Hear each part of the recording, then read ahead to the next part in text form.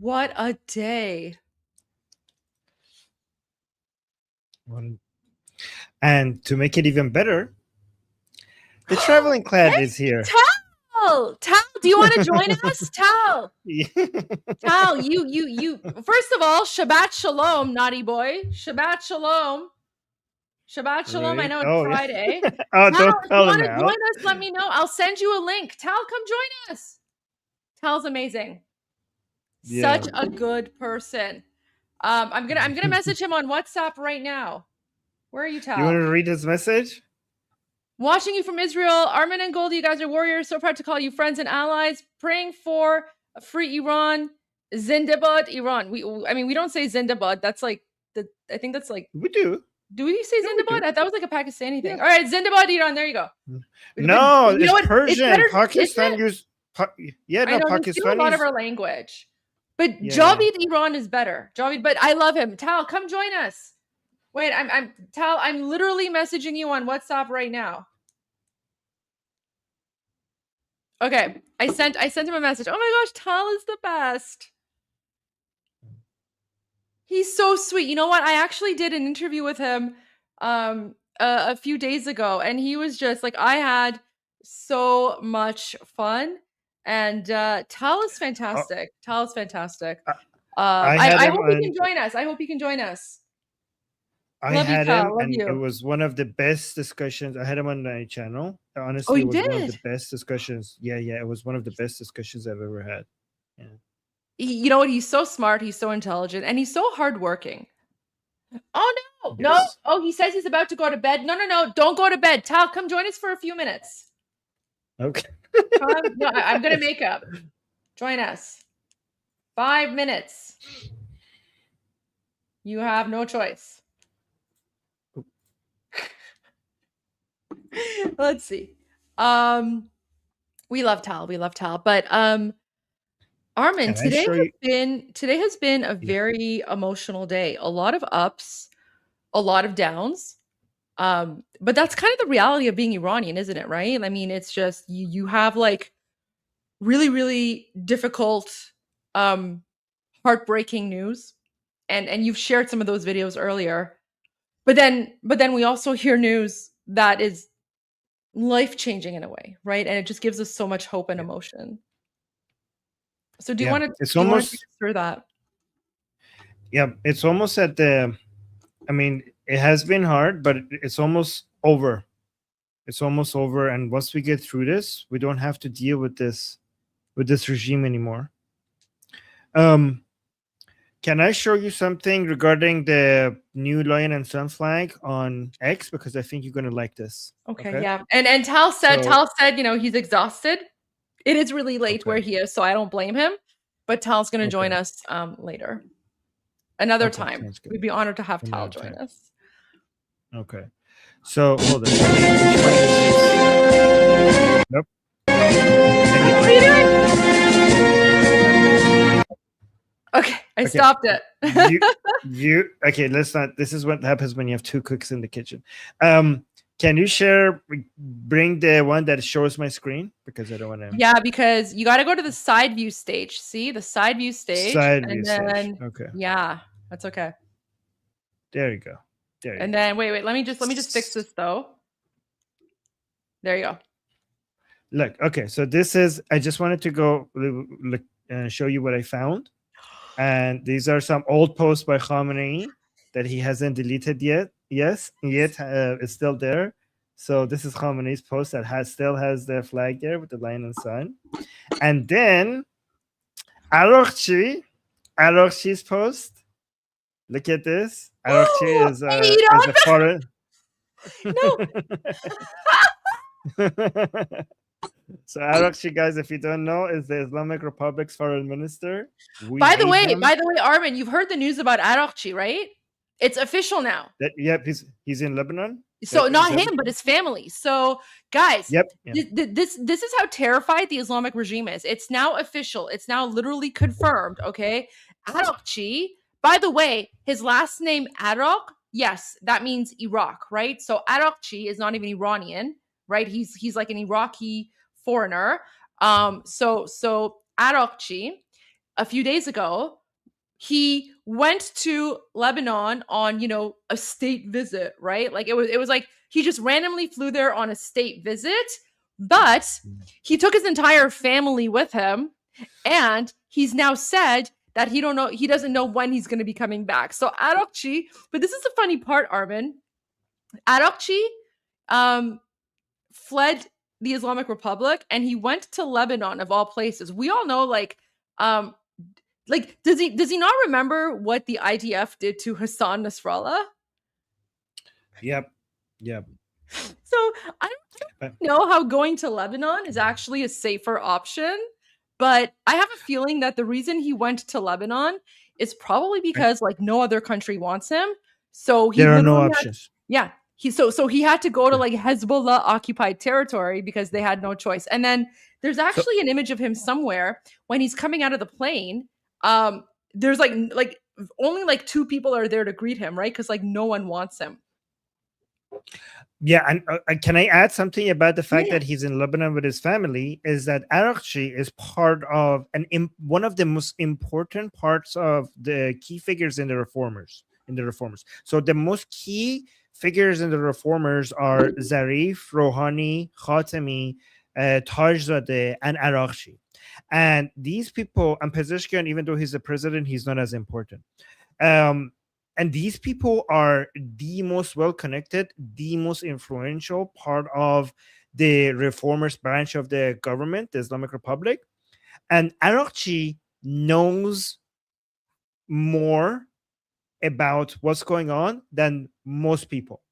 He is very well connected. So the fact that Arokchi has run away to Lebanon before others should be a really good sign, because he knows things that other people don't. So he's the foreign affairs minister, right? Yeah, but that's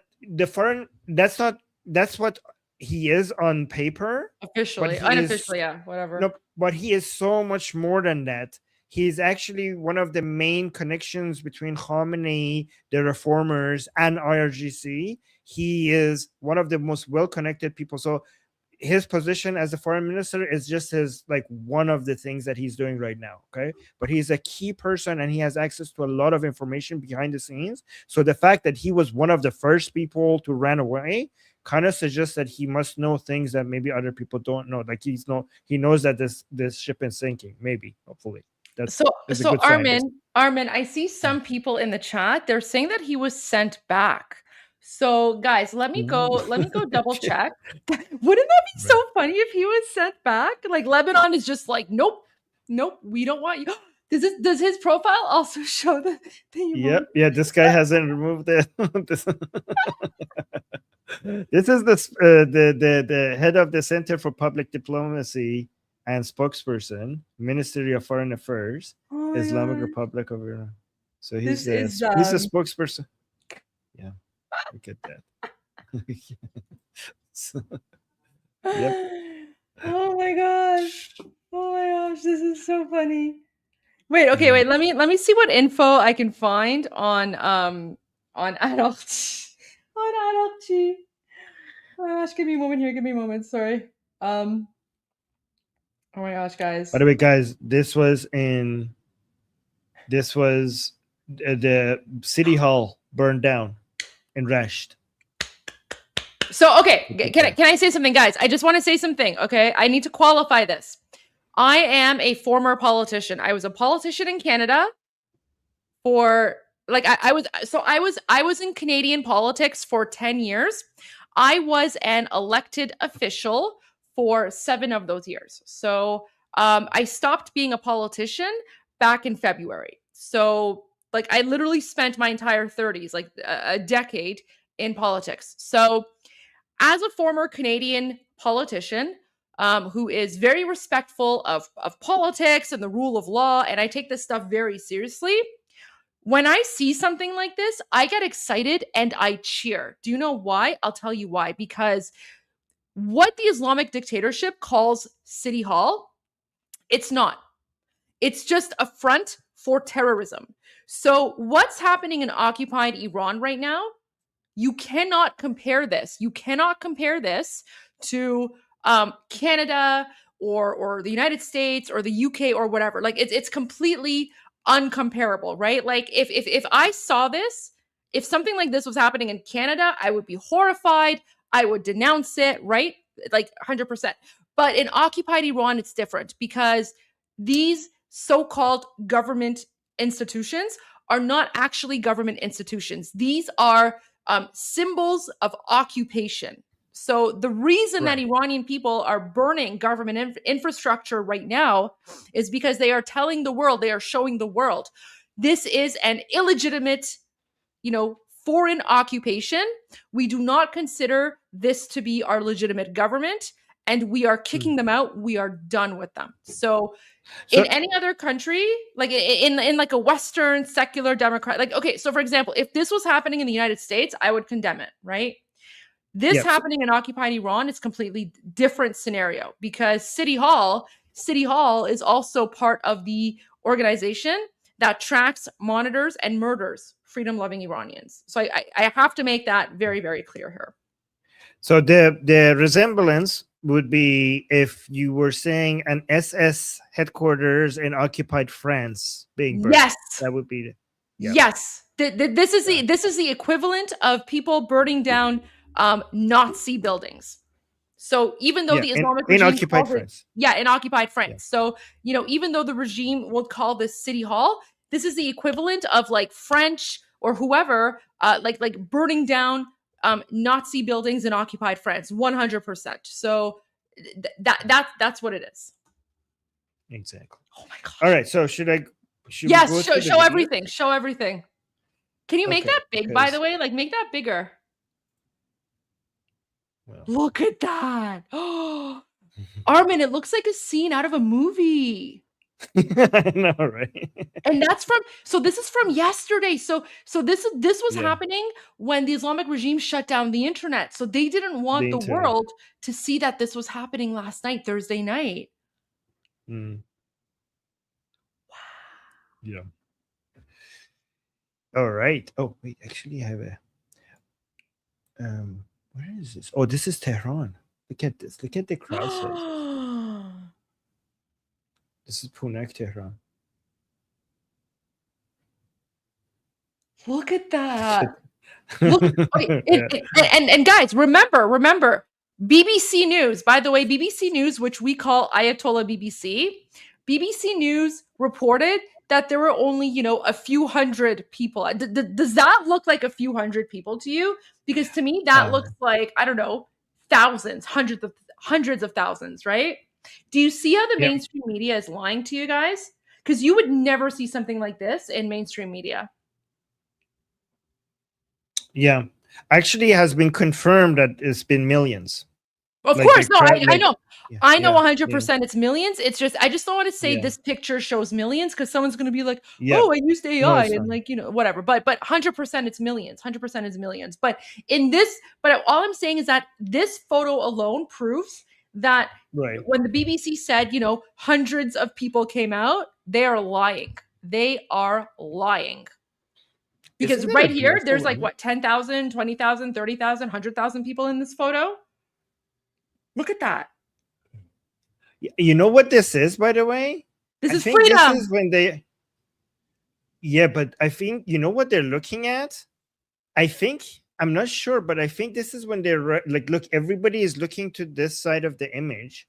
I think this might be when they were raising the lion and sun flag and the crowd were looking up at it and cheering it. Look like everybody's like, you can see this guy is this guy is pointing at it, this guy is recording it. Like if you look at this woman down here, she's like kind of like praising it. You see this? Like this person is, they're all looking up. They're all looking up excited.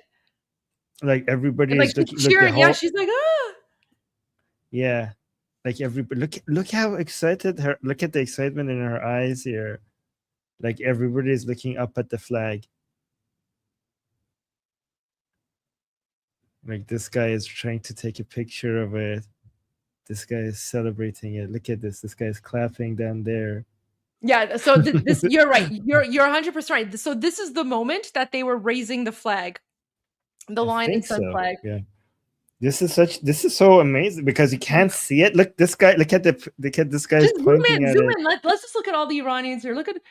He's pointing. Like, people can't believe it. Yeah. Like, this is amazing, guys. This is what Iranians have been fighting for. And look, do you see?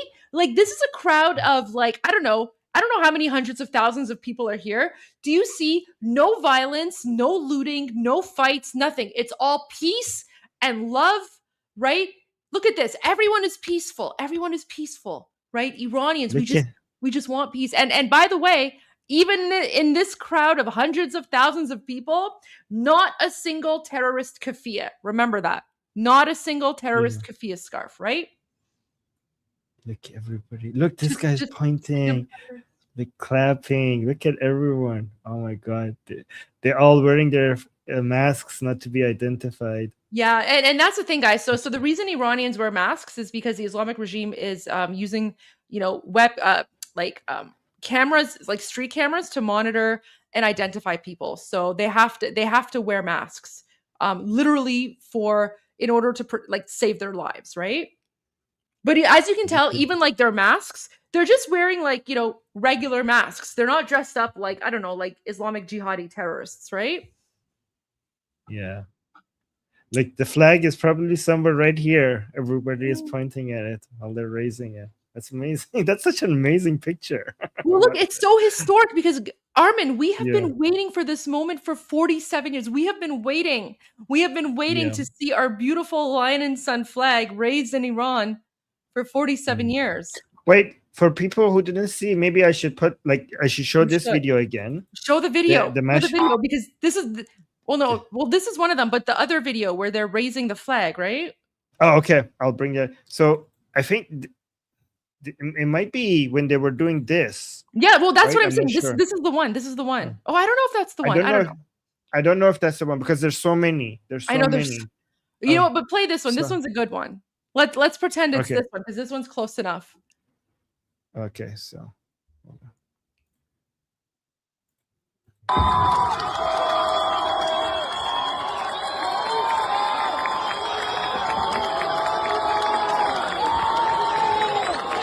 This is the part of it that I like the most because there's this person at the bottom who wants the guy to lower the flag so she could kiss it, and he lowers it.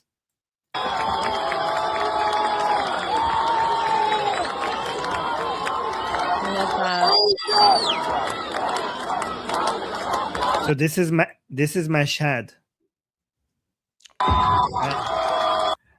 And then there was this one. This one was from earlier today, and this was really iconic.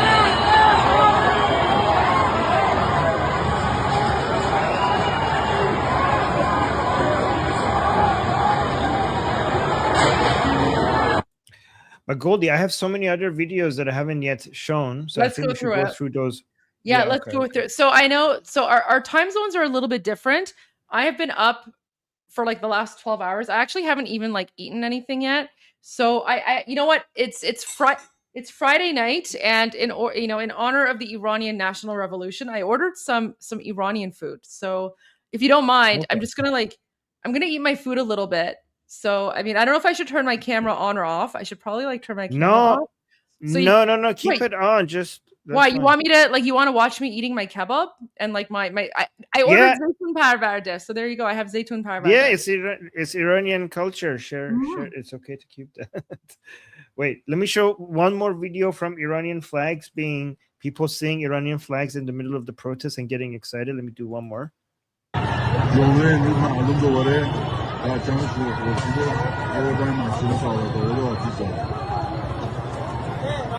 So he's the cameraman is saying today on Friday people came out and they brought out the lion and sun flag and they burned the mosque. They burned down the mosque and they brought in the lion and sun flag, and also they burned down the mosque. Yes. Wait, you know what? Can we show all the pictures of Iranians burning down mosques?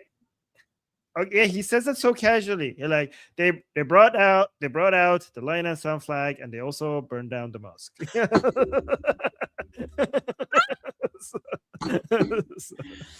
You know what? Can I just say? I feel vindicated because the National Council of Canadian Muslims accused me of Islamophobia for the crime of speaking out against radical Islam. And also they accused me of Islamophobia for the crime of, speaking with Tommy Robinson to raise awareness about occupied Iran. And, all that happened to me. And then, there was like this whole big thing like 2 years ago, oh, Goldie's Islamophobe, whatever. Meanwhile, I'm sitting there and I'm thinking, really? Because I'm the PG-13 version of what Iranians and occupied Iran are like. And you know what's interesting, Armin?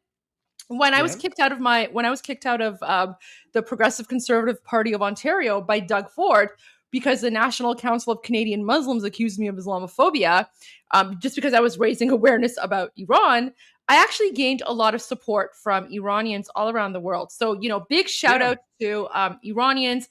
Also, a big shout out to the Canadians who, we're number one Islamophobes in the world. We Iranians are proudly number one Islamophobes in the planet. I know Indians want to claim that, but you're second place. Okay? Iran is the Islamophobia capital of the world. Number one. But here's the thing. When all of that was happening, and I got a lot of support from Iranians, but I'm sitting there and I'm like, really? Because I've actually been incredibly politically correct. Because these people have no idea what Iranians are actually like, right? So I was like the PG-13 version. I was politically correct. And now let's play this video of this Iranian just casually saying, oh, here's the lion and sun flag. And by the way, we're burning down mosques. So guys, this is what I mean. I told you, this is an anti-Islam, anti-Sharia law, anti-Islamic Republic revolution. And Iranians are now burning down mosques. And so I'll show you a famous burned down mosque after we do with this, after I show this video. Okay, so let's listen to this. Look how excited people get when they see the flag. They just go to it when they see it, because there's not that many people have the. It's illegal in Iran to have this flag, and when a few people have it, people just it's treason. People actually move towards it because they. And again, reminder. Some of these people have never seen the real flag of Iran up so close. So this is for most people in Iran, when they see a lion and sun flag, this is the first time that they're touching it. This is the first time that they're seeing it, and that's why they're so excited. It's almost like seeing legend come to life. It's like seeing a symbol from legend come to life, right? So it's just again, this is why symbols are so important, and the lion and sun flag so important. Oh, wait, Harris Sultan is in the chat. Does Harris want to join us? Harris, do you want to join us? Here's his chat, super chat. Thank you. You want to read that? No swearing, Harris. No swearing. This is a professional news channel now. So I had to put Armin in this place too. Oh, hey, no, don't. Okay, saying, come on, guys, bring this effing regime down. Armin, I know Elon turned Starlink on for Iran, but how can Starlink work without the receivers? Iranian people have. He doesn't know the update. Harris, we have hundreds. We have hundreds of thousands of receivers inside Iran. We do. So it has been confirmed. People have smuggled them in. Yes. And Harris, I sent you a message on WhatsApp. Come join us for a bit. We would be honored to have you with us. Yeah, come. Harris has been a huge advocate for Iran. You know what, Armin? We have to campaign for Harris and make sure that when Iran is free, he gets an honorary Iranian citizenship. Harris, you're one of us. Yes. I mean, Pakistan's national anthem is in Persian. Did you know that? Yeah. As in the name Pakistan is Persian. Yeah, true. Actually, it means the land of the pure. Is he coming? I don't know. I messaged him on WhatsApp, and then he started. I'm calling you out, Harris, because I messaged you on WhatsApp, and then you started typing, and then you stopped. So I'm calling you out in front of our over 10,000 viewers right now. You're gonna make people not want to give us super chats anymore because you were trying to force Tal to come in, and now I know, but you know what? It's honestly, Armin, it's just really cool to see like all these amazing and famous, support. like YouTube podcasters who are all watching. They're supporting us. They're sending love. So I just want to show love and support. So. Guys, our friends, message me. Oh, by the way, guys, I have some exciting news for you all. Emily Schrader is going to join us tomorrow. Yes, Emily Schrader is going to join us tomorrow for a little bit. Tal can't. Tal was exhausted. Poor guy. He's going to bed. So Tal's already in bed. Emily Schrader is going to join us tomorrow. And let's see who else we can get to join us. I have some bad news. Oh, no. Regarding guests, should I say? Regarding guest appearances. Sure. Oh, is that okay? Okay, fine. It's bad news. So I just got a message from Prince Reza Pahlavi's main advisor, number one right-hand man. Nagu. You can just email me that or like message me that on WhatsApp or whatever. So that's fine. Okay. But maybe later. Okay, I'll tell you later. Okay, so should I share this video? That's not bad news because like we already know like he's super super busy, so that's fine. But he is responding, so that's pretty good. He's responding. Of course. So yeah. Okay, I sent Harris the link, and Harris is like, okay, for 5 minutes only, but we're gonna keep him longer. Yeah. Okay. so wait, I shouldn't play this until he shows up, right? Because I don't want to cut through halfway in the middle, right? Or should I show it? You just say, yeah. I mean, you can play it, and we can wait. How long is the video? It's 55 seconds. Okay, so play it, and then we'll play it again. Play it, and then we'll get Harris's reaction after. Okay. We could save the mosque burning video from when Harris came. Okay, so you know what? Okay. Wait, no, he's here. He's here. Ah! Hey. All right. Hey guys. Hello. Hi. Put us all. Look at the background. Look at the background. Wait, what's your background? I'm on holiday. You're on holiday. I'm at Bondi Beach. I'm at Bondi Beach. Look at that. Look at the view. Oh, beautiful weather. It's actually 40 degrees right now. Like I wasn't wearing a shirt on, so I just put a shirt on for you guys because I was like, okay, you know what? I can't really hold it off any longer because I think it was last week, Goldie, when you asked me to come, and I was like, like I was on holiday at that time too, so like I'm going back in a couple of days. Wait, Goldie, can you make us? Can you make us bigger? Let me figure out how to make this bigger. Okay. I can do that. No. Oh, there you go. No. There you go. But I also want to make. I just want to make us bigger. Sorry, I'm not like a techie person here. Look at that. It's 40 degrees right now. This is about as big as it gets. No, here, like this. I think you want to see that. Like that? Okay. I think you want to see that. That's Bondi Beach in all its glory, right there. We want to see your face, Harris. Oh, guys, my face is cool. Guys, we have our first guest appearance on the Iran Revolution live stream. I've been following that. It's been exactly 14 days, 2 weeks, 13 days since the protest started. And I've been asking Armin constantly for updates because I know Armin is always, he tries to keep his feet on the ground and has been saying every time these protests erupt, he always says that, look, we don't know, it might fizzle out, it might topple the regime, we don't know. But I think this time, all of you guys, even Armin, I can see it in his eyes, he is more hopeful than ever before. And I think I would just look again. I don't know how many of these news stories that come out like on social media. I don't follow mainstream news anymore. You just never get the truth anymore. But I was just seeing some people saying Sana Ibrahimi, Iyal. I don't know. Maybe Goldie, you said it too. That the second largest city, Mashhad, has now fallen or something, or the regime has lost control over it. So I don't know. What do you guys think? Is it going to happen? Is it going to happen this time? Because it has to happen. Has to happen. That's it. This regime has run its course. No? We cannot afford not to let it happen because if this wave dies out, then we're going to have a wave of executions because of this wave.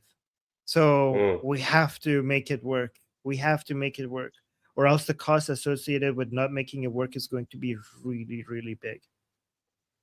I was listening to someone saying that they've arrested 2,000 people and killed about 2 dozen people. Is that right?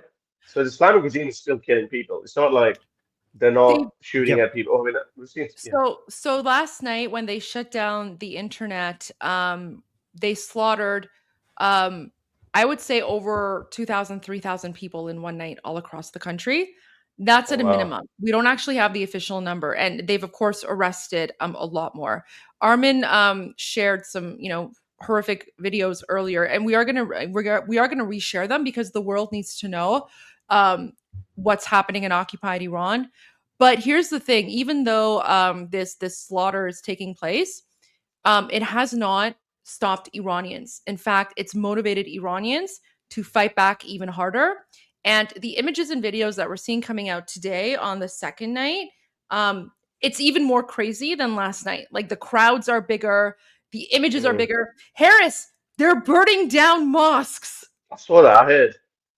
So we were waiting for you to come because we wanted your reaction because Iranians, they're casually like walking by and they're like, here's the lion and sun flag. Oh, by the way, we're burning down a mosque. So they're the biggest Iranians are the biggest Islamophobes. Number one in the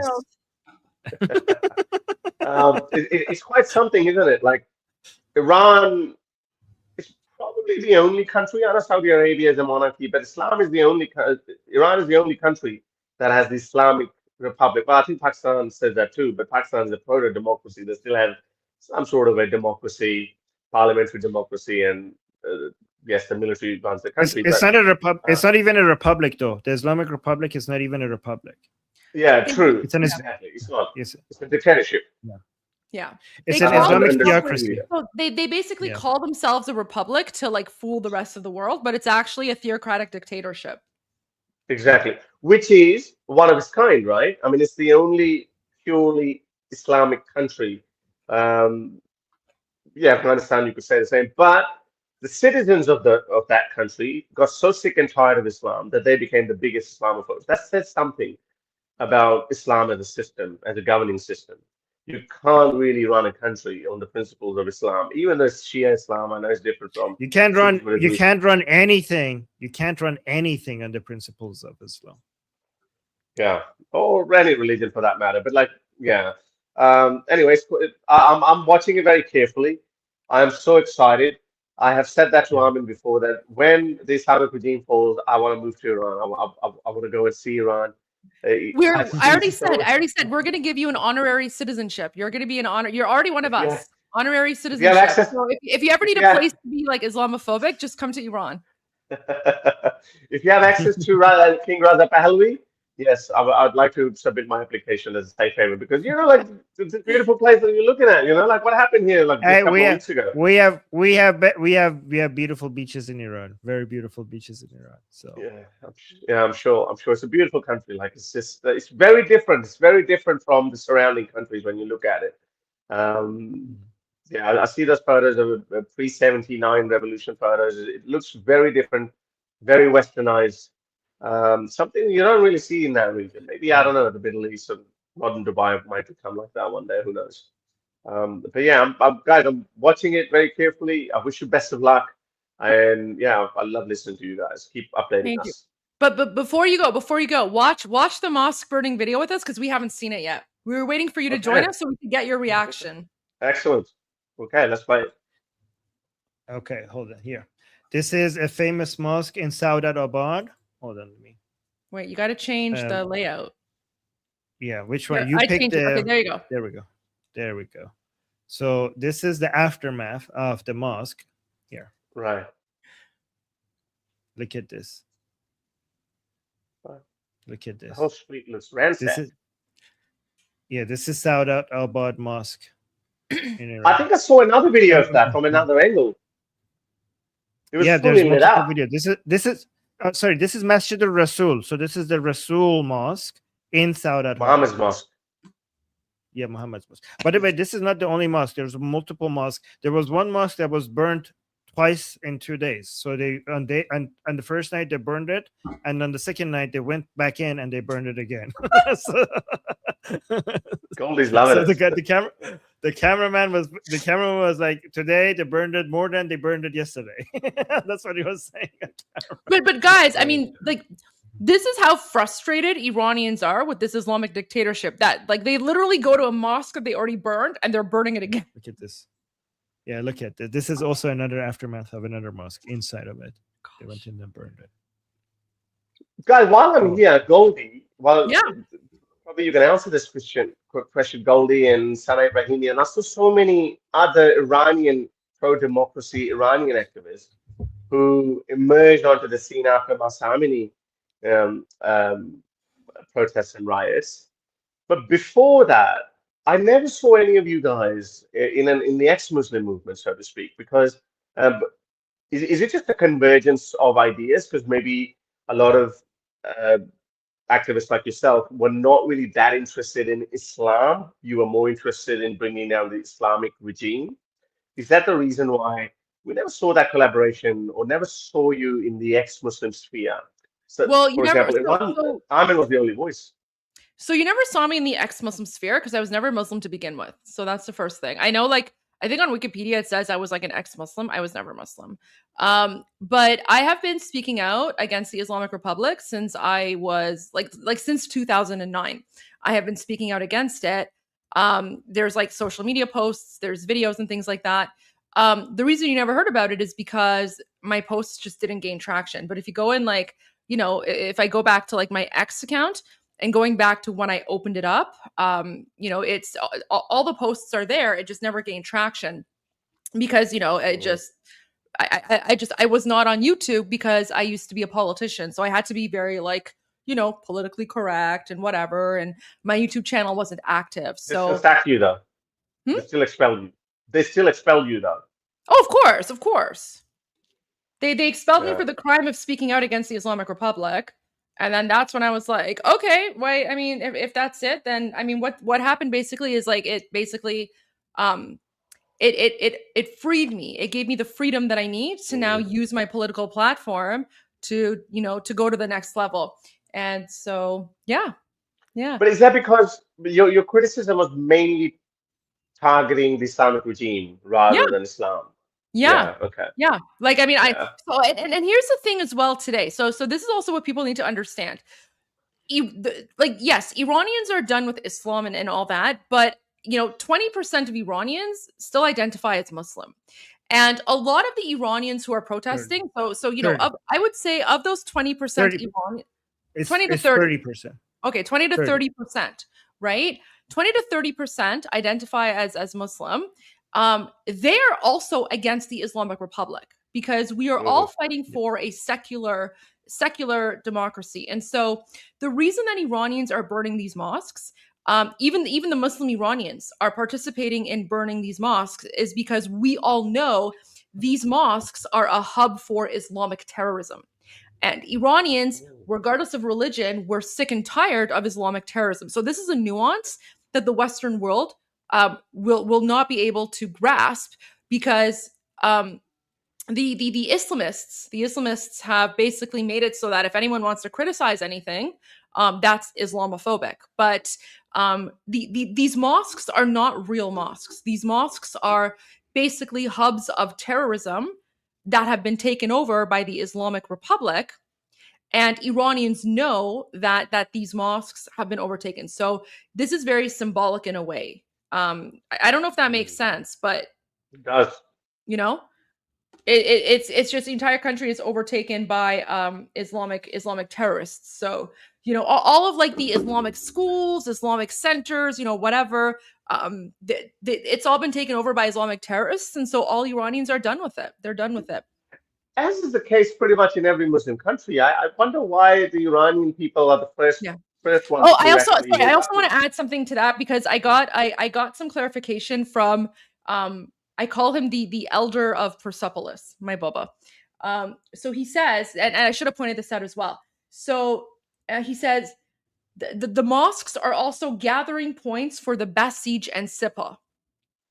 Right? So the Basij and Sipa, they are sorry, something in my throat.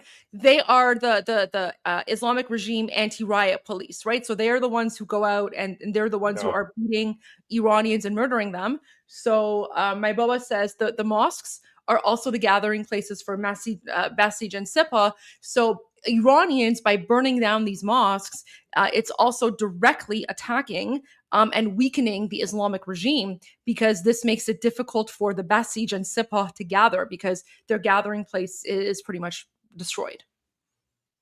I mean, you wanted to say something. Yeah. Yeah, I was just going to say that Masjid al-Rasul specifically was one of the major gatherings for, Basij.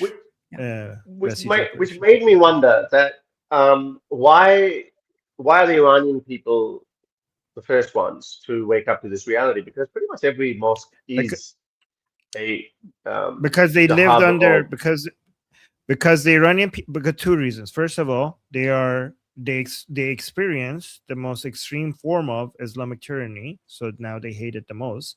But two, because we have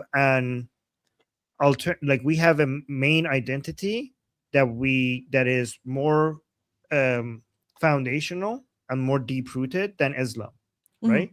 And this is why Iranians actually have changed religions quite a couple of times in history, because their main identity is not religious based. Their main identity is Iranian, and Iranians have a very, very strong national identity. Yeah, so yeah, exactly, and that's why when, for example, if you're I don't know, maybe like if you're in Pakistan, if Islam has become such an important part of your identity that there's no alternative, it's hard to take that away from somebody when there's nothing else to provide. But when Iranians, when they get rid of their Islam, they have their Iranian identity, which they feel like they're really emotionally tied to it. That's already there. So you're not becoming, there's not a gap there. There's not it's not a vacuum left. They already have that to rely on. We have a lot of Iranian legends. We have a lot of history. We have a lot of people that we respect in our and so there's a lot of alternatives to religion based on our ancient Iranian history and poetry and the people and the legends that we rely on. So there's no gap there if we just get rid of Islam. Yeah, very interesting, because I guess that also takes away this usual typical coping mechanism that Muslims have, that, oh, it's not Islam that's bad, it's the government, or it's this and that. Whereas you can't really employ that coping mechanism in Iran, because, hang on, the regime itself is Islamic. So everything that we see, if everything is falling apart, then it must be Islam because the regime is Islamic. Whereas in a country like Pakistan, they always say that, oh, it's our government, because they have Anglo laws, they're following British style democracy. We're not a truly Islamic country. That's why the reason why we are a failure is because we're not following Islam to the T. That's the reason why we're falling apart. But I guess that can't be applied in the case of Iran. Yep. I mean, here's the thing: Islam might come in different forms, but they all suck. Okay, so people this is the version. This is not the correct version of Islam. That is the correct version of Islam. There's a chant that I cannot say right now that the Iranian people use because Goldie doesn't let me use swear words here. But it's basically not on Iran Revolution Live, because we have a lot of people watching. I'm not. Okay. And we, you know what? You know what's something we also have a lot of children watching, because this is also historical, and I know a lot of parents want their children to watch and learn as well, because what we are sharing you don't see anywhere else. No mainstream media is broadcasting this, so no swear words. Well done, Goldie. So can I use right. Can I use right. Listen, I'm telling you, I was a politician. No, wait, hold on. I know what I mean. But poop, you said poop is okay for the alternative. So only if you're only because you were translating something. So go ahead, you can say that. So there's an Iranian chant that says, "I poop on your Islam, and I also poop on the other Islam that you say is the real Islam and not the other Islam." So that's a chant that Iranian people say, "I poop on both of them." The real one and the not real one. all of it. Yes, exactly. That's fascinating. So yeah, when a country has a civilizational awakening at that level, like they just want to completely throw away an ideology. I don't think this is why I understand why you always said that we may not be successful in this episode, but it's going to happen. The regime is eventually going to fall because you could see that this is what was brewing beneath the surface. Yeah. Oh, but by the way, can I just? By the way, Harris, I just want to add something because you said something. I just want to make sure that people understand this because a lot of people say that Iran was ruined because of Islam. That is not complete. Okay, Iran was ruined in the past 47 years because of Islam and leftism, right? And I don't know which one has been more destructive. Like the Marxist ideas that started the 1979 Islamic Revolution was dictated the Islamic Republic's economic policies. And even though I am a proud Islamophobe, I have to admit that in many cases, those Marxist ideas that survived the 1979 revolution and dictated the economic policies of the Islamic Republic did more harm to Iran than even the Islamic part of the Islamic Republic. If I actually had to calculate, I would actually say that leftist ideology cost us more than the Islamic ideology, even though they both have been very destructive. Which is the reason why, I don't know how true that is, Visegrad reported it, that the UAE just cancelled scholarships for students going to the UK for higher education, the UAE government, because they're saying that they could get radicalized with Islamic doctrine. Yeah, and that's because the radical jihadi trash from the Middle East is basically being like it's going to Canada and the UK and Europe. So like Canada, I can say this confidently, Canada has pretty much become the trash can of the Middle East because every single like Islamic jihadi savage who's being expelled from, more rational, normal Middle Eastern countries, they're going to Canada or UK or US or wherever, and they're taking advantage of the, freedom of association, freedom of press, freedom of speech to promote their jihadi ideology. By the way, so I need to add something. By the way, we need to wrap this up as well in the next 30 seconds because I want to go to some breaking news. We're seeing some new videos coming out of Iran. Just one point. Because Harris, this is why on day 2 of this revolution, Iranian university students, which are supposed to be more leftist, on this round of revolution, they were chanting on campus, "Death to the 3 corruptions, the mullahs, the leftists, and the MEK," while other university students around the world were chanting free Palestine. Our university students were chanting "Death to the 3 corruptions, the mullahs, the leftists, and the MEK." They were also saying no to Gaza, no to Lebanon, or no to Gaza, no to Philistine, my life for Iran. So they were also chanting no to Palestine. Yeah. All right, guys, I wish you best of luck. I am keeping an eye on what's happening, and I am just waiting for the day when the Islamic regime falls. Thank you, Harris. Enjoy your vacation. Harris, we will never forget. We will never forget that all of these years, the Iranian people were fighting against the regime. You always use all your resources to support us, and we will never forget that. No worries. Thanks, mate. Thanks, guys. We will party in a free Tehran, Harris. Our treat. Absolutely. Thank you. Javid Shah. Javid Shah. Love that. Oh my gosh, he's amazing. He's amazing. Okay, Armin, I want to go to, so I know you have some videos, but I want to go to my live stream because there are some videos and images that have just come out. Maybe you have them, but you've been sharing a lot of videos. It's my turn to share a few videos, please. So, let me pull this up here.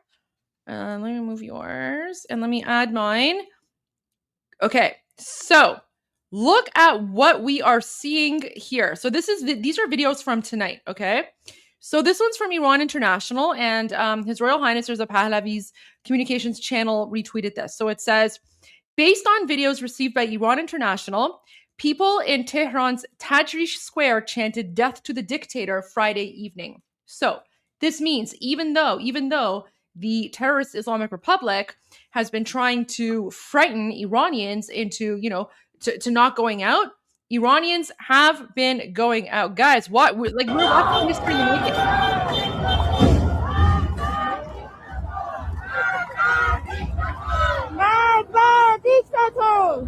Guys, they're saying "Mag bad dictator," which means death to the dictator. For those of you who watched our live stream earlier this morning, if you recall, the chief prosecutor of Tehran, of the Islamic Republic, said that anyone who goes out, they're considered an enemy of Allah and they will be executed.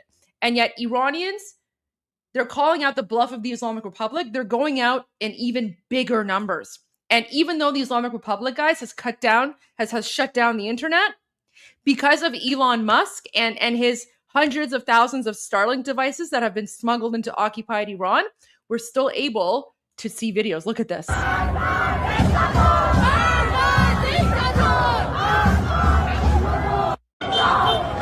Look at that. Okay. Oh, it just updated. What's this one? Okay, no, that was one.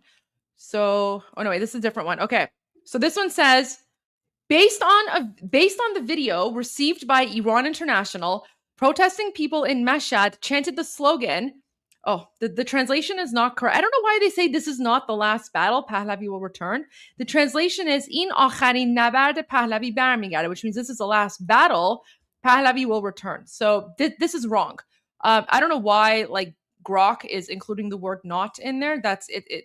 It's literally "this is the last battle." But sometimes the translation from Persian to English doesn't work out well. Anyway, and then they say, so Iranians are chanting, "This is a final battle. Pahlavi will return." And in this video, the lighting of the fire by the people is also evident.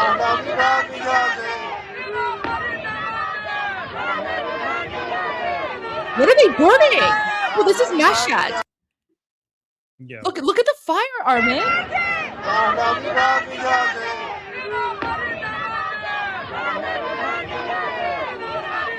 Wow.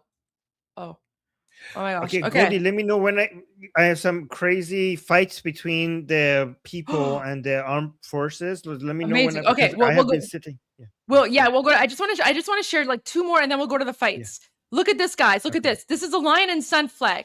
Okay, this is a lion and sun flag. Let me make this a bit bigger. This? A lot of these are homemade, guys. I saw somebody send me a video on how they make it, because there's not that many places that you could just go buy a lion and sun flag inside Iran. Yeah, and the thing is, there's no credit cards, right? So it's not like Iranians can buy this from Amazon and smuggle it in. It's like a totalitarian. They do have online stores, but you can't buy these online. That's the thing. Right? Yeah, it's illegal. It's illegal. He even says Jom'e 19 Deyma. So Jom'e is Friday, and then 19 Deyma, that translates to January. What is it? January 8? January 9? I don't even know the day right now. What? Wait, I think today's what? January 9. Okay, yeah. Sorry, days are blurry. I can't believe it's Friday. So he says Jom'e 19 Deyma, which means Friday, January 9. Okay, look at this. They're going out. They're waving. And he's got the crown flag.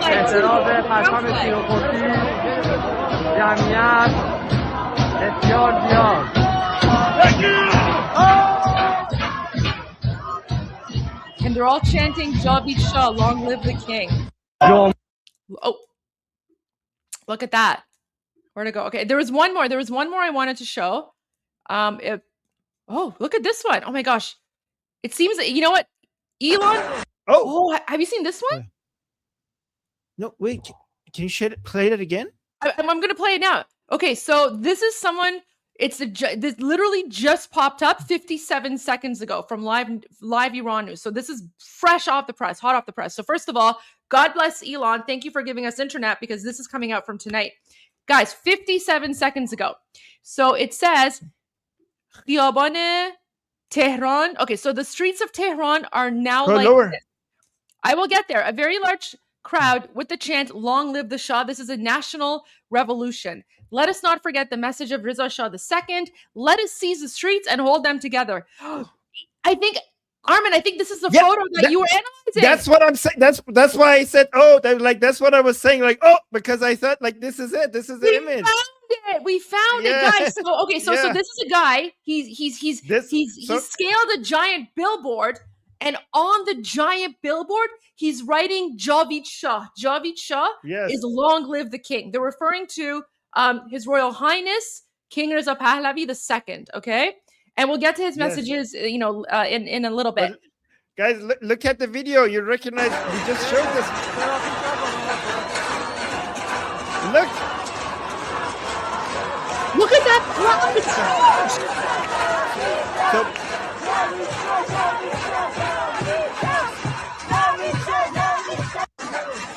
So Goldie, pause it. That's this image, guys. Now we know what they were looking at. That's this. We thought it was a flag. They're looking at the billboard.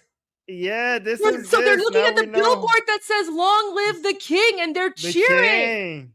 Yeah, look at this. Now we know what they were pointing at, and they were taking pictures at, and they were celebrating. So amazing! Yeah, we were wondering which flag is it? Guys, I'm so glad that it just showed. Yeah, and I'm so glad it was you almost missed it. It would just popped on your feed right that second. So now we could make the connection. What a coincidence! Listen, I'm telling you, I have the best feed. I have the best feed. You just never let me play it. I've had my feed ready to go for 3 days, but it's okay. But you also have really good videos. But your videos are important. Yeah. Okay, we made the connection. Guys, watch this. Yeah. I've never seen anything like this. How big is this crowd? Hundreds of thousands? Look at this.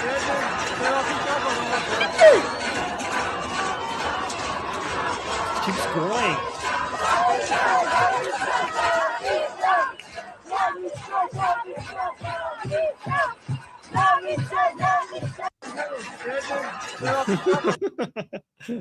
Can you send me that video? Because now we can make the connection. If you just hard. Yeah. Oh, there we go. Thank you. Repost it. Well, I'll send it to you. I'll send it to you on WhatsApp right now, so you have it here. Let me. Okay, thank you. Where's your? Because I don't want to repost it yet, because I want to repost it when I can provide some context. But I'm telling you guys, anyone looking at my X account right now, they're probably wondering why the heck isn't Goldie or anyone on Instagram or Facebook? They're why the heck isn't Goldie reposting it? That's because I'm doing the live stream instead, and I don't have time to repost. But okay, look at this one. This is the final battle. Pahlavi will return. Look at this. Wait. Look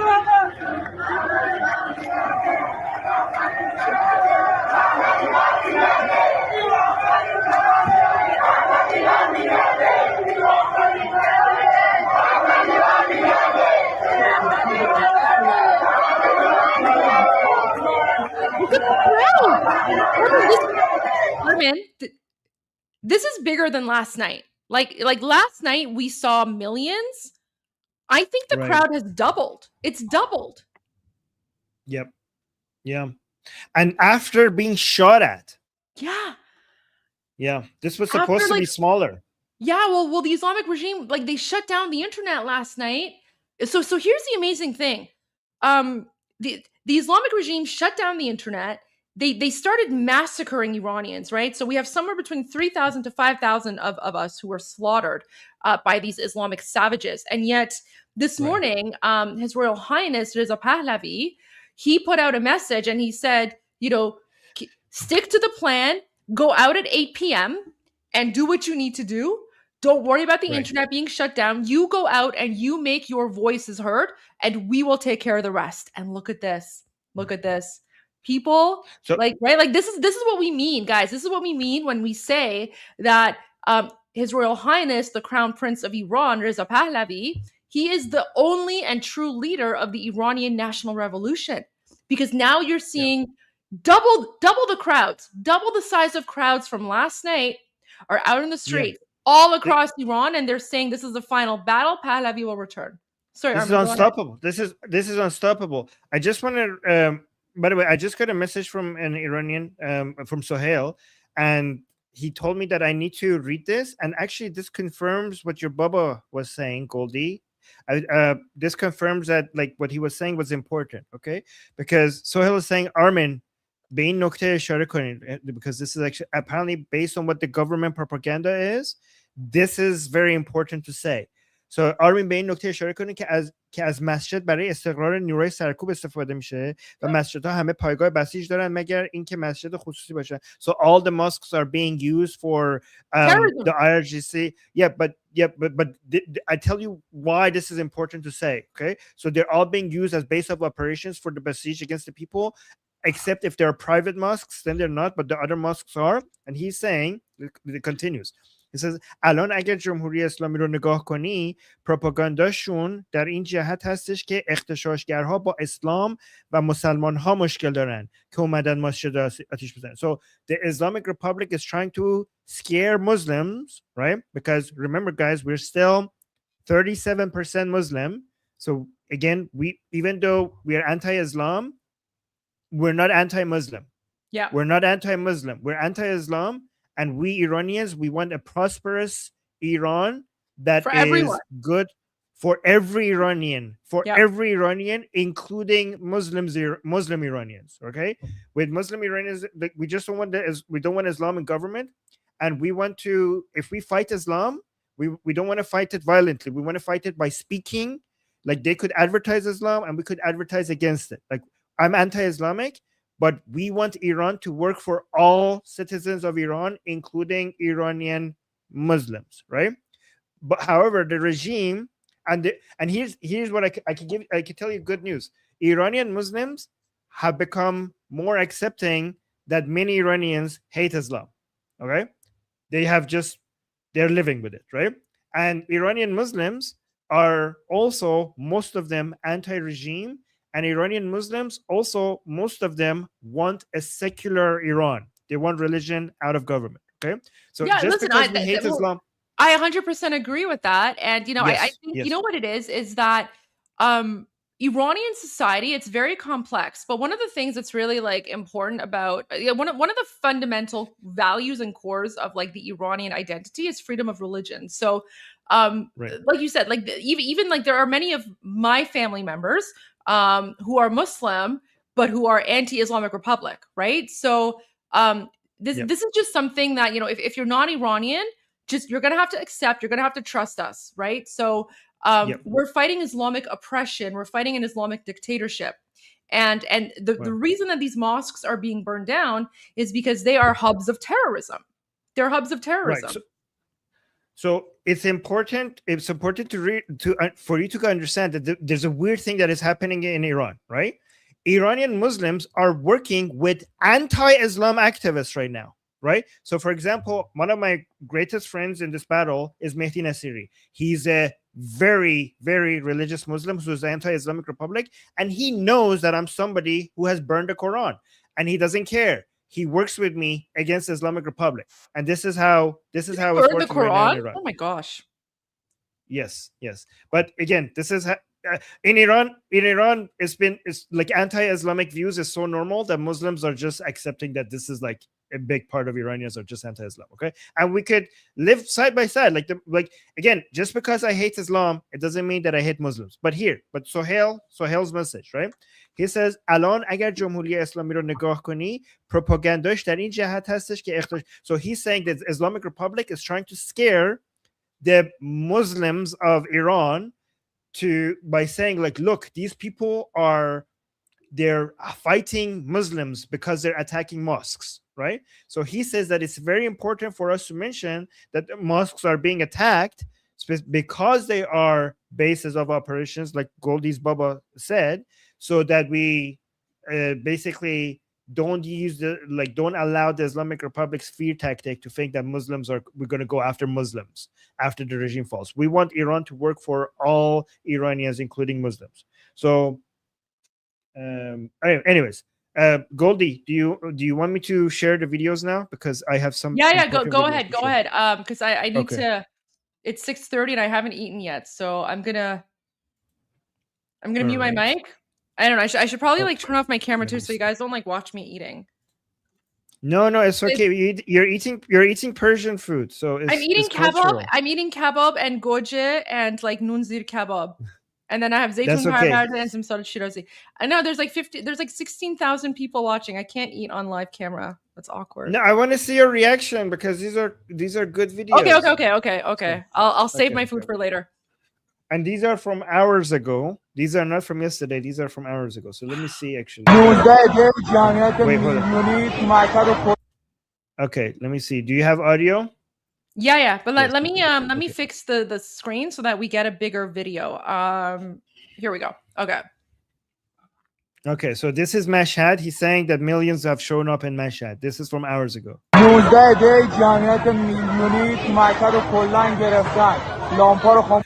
He's saying that they have taken all over Mashhad. All over Mashhad has been taken over by the people. So he's saying that the government has turned off the lights so that you cannot see the how big the crowd is, but you can still see how big the crowd is. Well, remember they shut off the lights in Tehran last night, remember? Yeah, but this cameraman is claiming that the reason they shut down the lights is so that you can't see, that the cameras cannot show. Yeah. I know. Well, I'm saying that's what they did in Tehran last night too. So now the Islamic Republic is trying the same strategy around the country, but it's not working.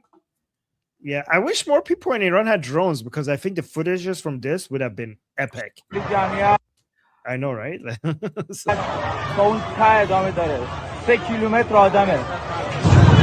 He's saying there's it goes on for 3 kilometers and it's just all. Oh, this is Vakilabad Mashhad, and it's like there's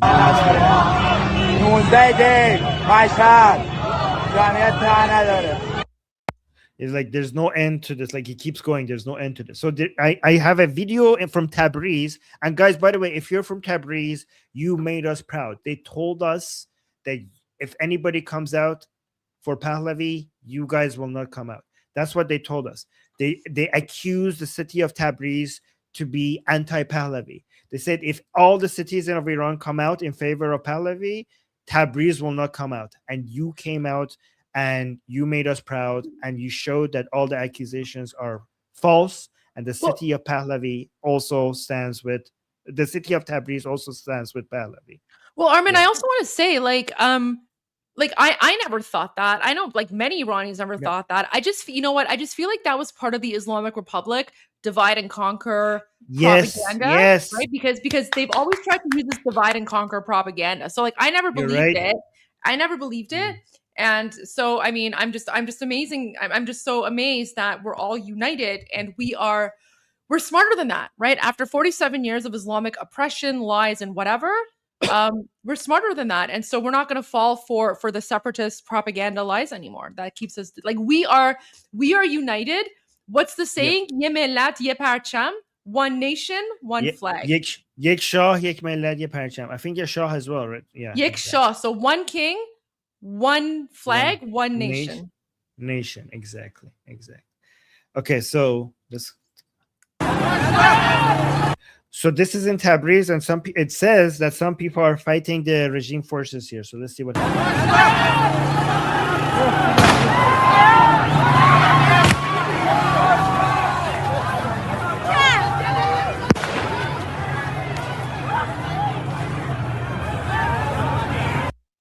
So those are gunshots. Holy shit! Yeah. Didn't know. They're shooting into the streets. I mean, well, here's the thing: the violence is still ongoing. The Islamic Republic's not going to go down with the fight. That's why we really need President Trump to step in, because they're not going to go down without a fight, and Iranian people are unarmed. You know, and the previous protests, when you hear gunshot, people would be running away. But look at this. Like, you hear gunshots and people are not really running away.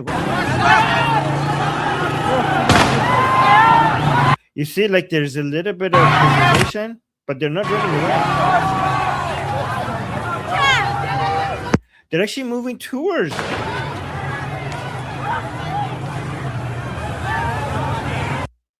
Amazing. So let's go to this other video from Shariati Boulevard, Sabah. Hold on.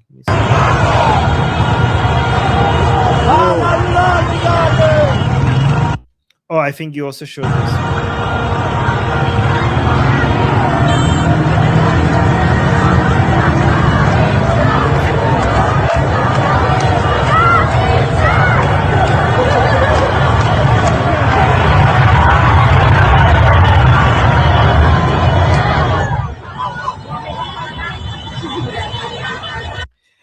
Okay, I have another one from Tehran.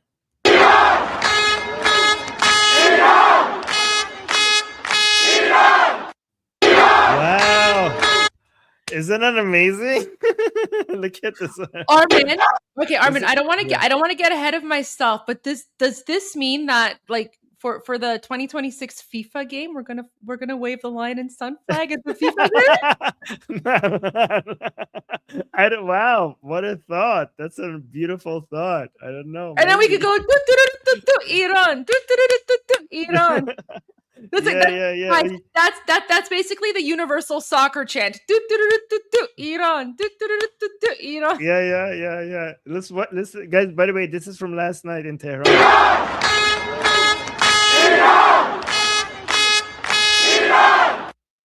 Oh my God, look how proud these people are for standing for their country and defending it. That's amazing. This is what I mean. This is what I mean when I say that this is a fight between Iran and Islam, right? Like Iranians are literally fighting for their identity, their existence, their flag. We are fighting for our civilization and our culture. Because look at this, look at this. The rallying cry, is Iran. Iran, yeah. All right, so let's go to Jannat Abad, which is of the west side of Tehran.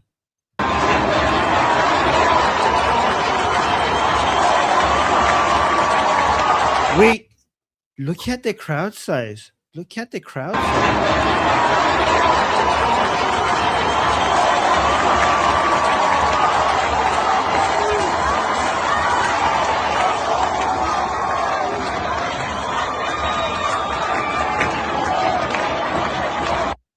Amazing. Armin. So I was wrong. I was wrong when I said that the crowd size has doubled. Armin, the crowd size is like tripled, quadrupled. It's like 10 times bigger.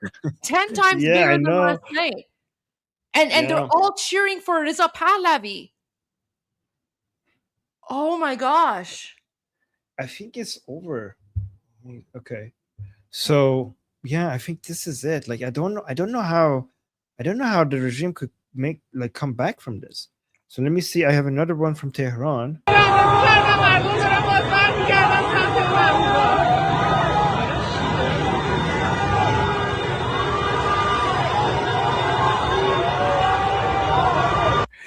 Guys, all of these are just from a few hours ago, and the videos I'm showing you, these are ahead of Iran International Manato. So some of the videos that I'm showing hasn't even been yet released on Iran International Manato.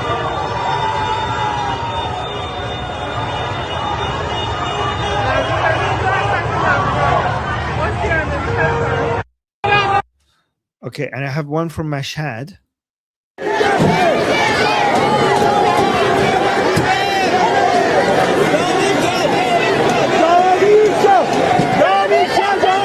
Look at the size of that crowd. Look, Goldie, look how far it goes. All as far as the eye could see. Look at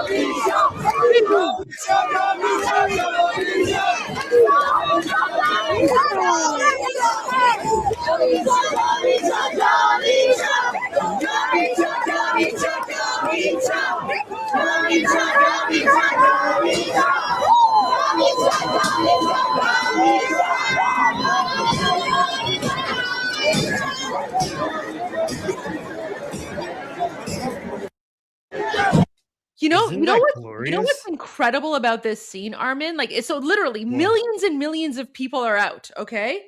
And yet no looting, no violence. no, like, nothing like that. Like, Iranians aren't destroying regular infrastructure, right? They're only going after the Islamic regime government, signs and the symbols, regime. right? Yes, yes. So they're going after, like, Islamic regime buildings. They're literally going after the signs of oppression, right? So the Islamic regime banners, all that. But look, it's a crowd of millions, and no fighting, no violence, no looting, no burning of, private property or nothing like that. I've never seen a revolution that is so peaceful and yet so violent at the same time. The violence comes from the Islamic dictators, right? The violence comes from the Muslim savages who are slaughtering Iranians. But when you look at the videos of Iranians, millions and millions of Iranians are in the streets from all over the country. No violence. Right. It's just you can feel the love and the joy and the pride in their voice. Yeah, actually, I'm going to make a point about the looting because it's very on point. But before we lose the super chat, I want to really appreciate this because it's from Afghanistan. And she's saying, gosh, the awareness of Iranians will spread all around its neighboring countries. I'm so excited. Javid Shah, Amazral Khai from Afghanistan. I just wanted to say thank you so much. And I hope you're right. And I hope Afghanistan will one day be free as well. I hope. Don't worry. When Iran is free, we're coming after Afghanistan next. We're going to work together to free our cousins, because Iranians and Afghanis, we have a shared history as well. So we're going to come liberate you as well. Don't worry. Yes. And also they don't get to use their proper flag either right now. So I hope they get to use one day. Yeah. Also with regards to the looting, you're so on point, because the stores that they did actually loot, which was IRGC stores, they looted it and they didn't take the looting with them home. They just released it into the streets. Okay, so we should find that video. We should find that video later and play that as well, because that is so true. Yeah. Yes. So Sohail, if you're watching, I don't know, I think he might have went to sleep now.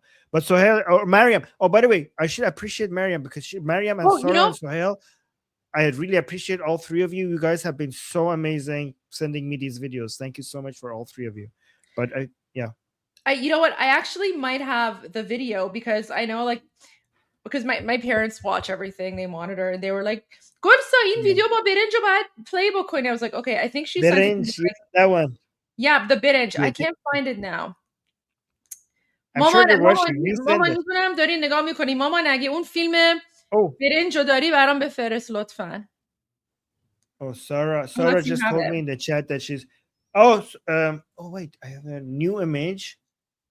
So Sarah is looking for it as well. Thank you, Sarah. And Sohail just sent me something, and I thought it's going to be that looting video, but it's something almost as good. So here. But before we go to that, can we this is becoming a trend. By the way, for people who don't know what this is now becoming a trend for Iranian women these days to burn a picture of Khamenei and light a cigarette with it. So this is one. And this one, here's another. I don't condone smoking, by the way. Smoking is bad for you. So no smoking. And here's another one. So this is becoming a major trend right now. You take a picture of Khomeini. This is Khomeini, not Khamenei. This is Khomeini.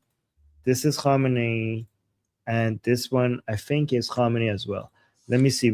I just got a message, so I think it might be from Mariam just sent me a new video, but it's not that one, but I will check. ببین واقعا حیف کاغذ که کاغذ رو اینجوری خراب میکنن با عکس اون آشغالا. Yes, true. Okay, so should we go to more videos while we wait for somebody to send Can we just play this one more time? Because I just want people to see. You're seeing millions of Iranians in the street. Everyone's peaceful. You can feel the love and the joy in the air. And by the way, not a single terrorist keffiyeh scarf. Not a single terrorist keffiyeh scarf. I want to point that out. Yeah, but can I mention that the keffiyeh scarf is only terrorists when it's been used by the Palestinian cause people, because Tal Oran has educated us. It's from Iraq. I know it's from Iraq. Yeah, it's part of it. Yeah, it was from. Apparently, they stole it from the just like Iraqi. Yeah. Just like everything else. Yeah, I know. But I'm saying so like they've appropriated it and they've turned it into a terrorist symbol, unfortunately. Yeah, exactly. Okay, Mariam, thank you. I will show this. Mariam telling me it's a really good video, but let's actually play this one more time.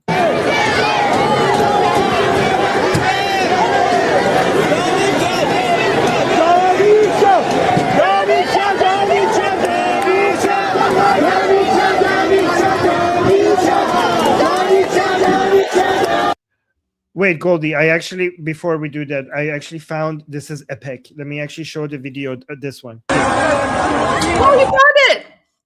Yes, so share the story here. So this was the looting, but what kind of looting was this? So people went and looted stores owned by RGC, right? Owned by RGC, but to make sure that you know that they're not robbing, they're looting to take it home. They're not stealing, right? They just released it all into the street. So this was an attack on IRGC stores, not stealing and taking it home. And you can see the captions. Yeah. I just want to say this also shows that these demonstrations, it's not about the economy. It's not about the hunger, right? Because if this was about the economy or people being poor or whatever, they would have, like Armin said, they would have been looting stores and taking it all home for themselves. But even though people are literally starving, and even though people are living below the poverty line, right? It's more important for them to show the world what this revolution is about. And it was about getting rid of the Islamic Republic. Exactly. And the caption says, "In انقلاب گرسنگان نیست. این قیام ملی مردم ایران است." So he's saying this is not a revolution of the hungry. This is a national uprising of the Iranian people. And there's a کیسه های برنج اهدایی افق کوروش. Okay, so basically these are rice. They're basically throwing the rice in the air into the streets. Okay, so watch it.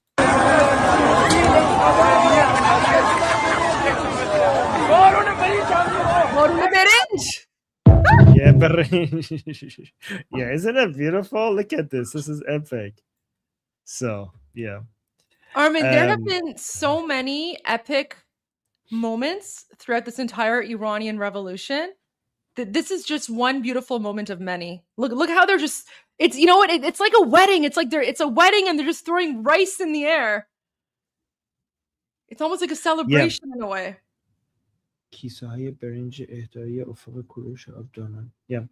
Yeah. So basically it says that this is not the revolution of the hungry. That's what it's saying. All right. So anyway, the picture of it, look at this. This is going to be a historic image. Hold on, where is it? Yeah, this one. Look at that. Isn't that beautiful?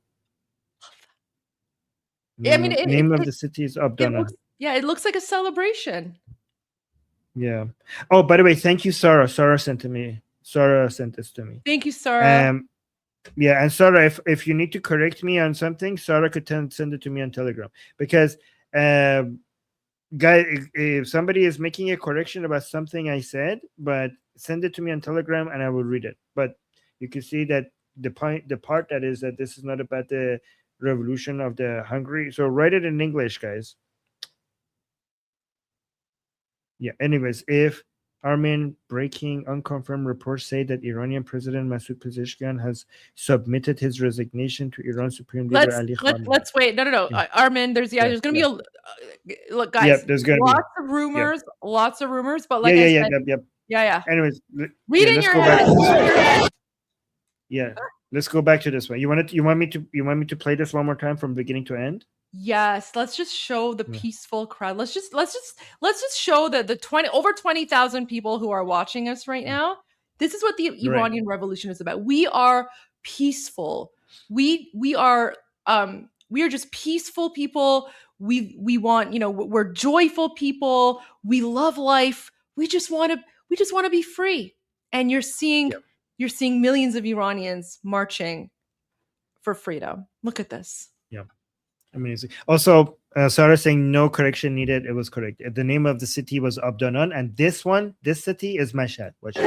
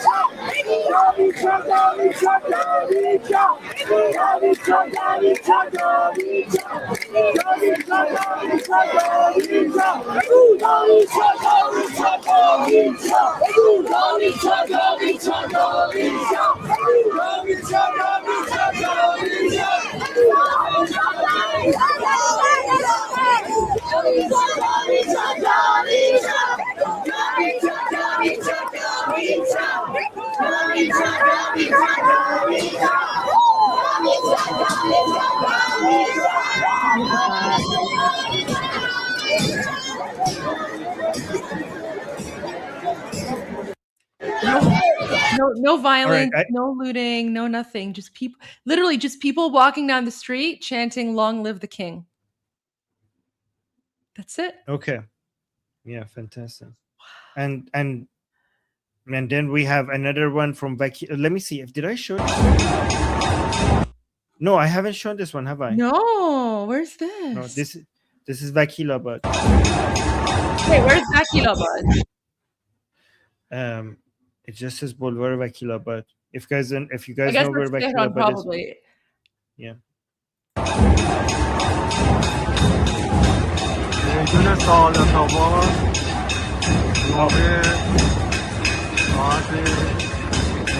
Sorry, it's Saudarabad.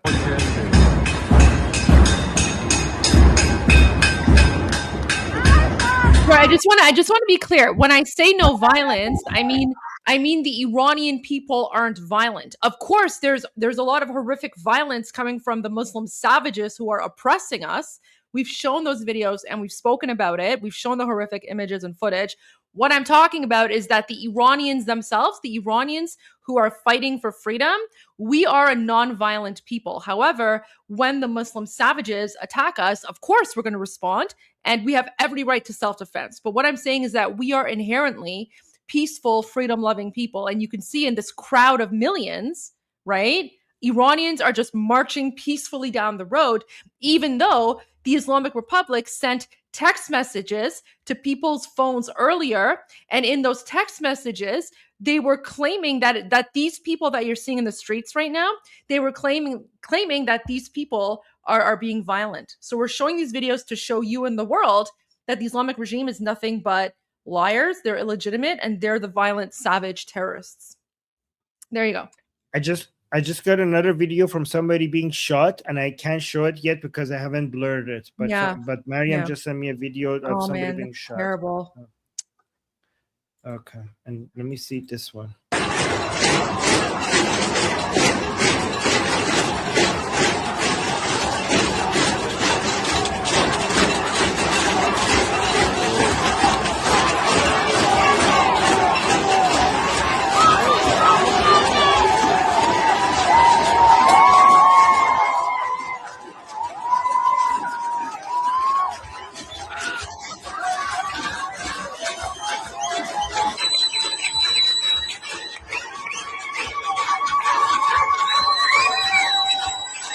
It's a party.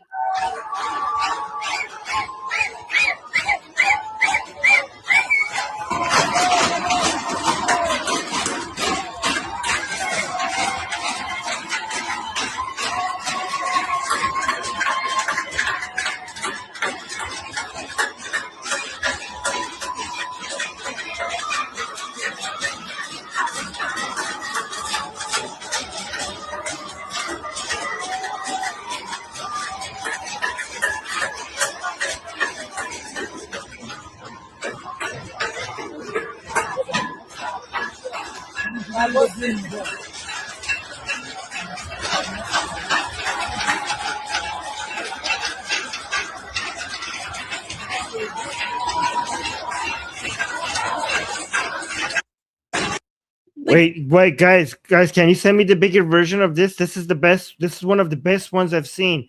Can you send me the bigger version of this? Oh my God, this was like something out of a movie. What the hell? That was beautiful. Guys, Mariam, for those who are asking for the date, it says in Persian, 19 day. So this is from Friday, January 9. This just happened a few hours ago.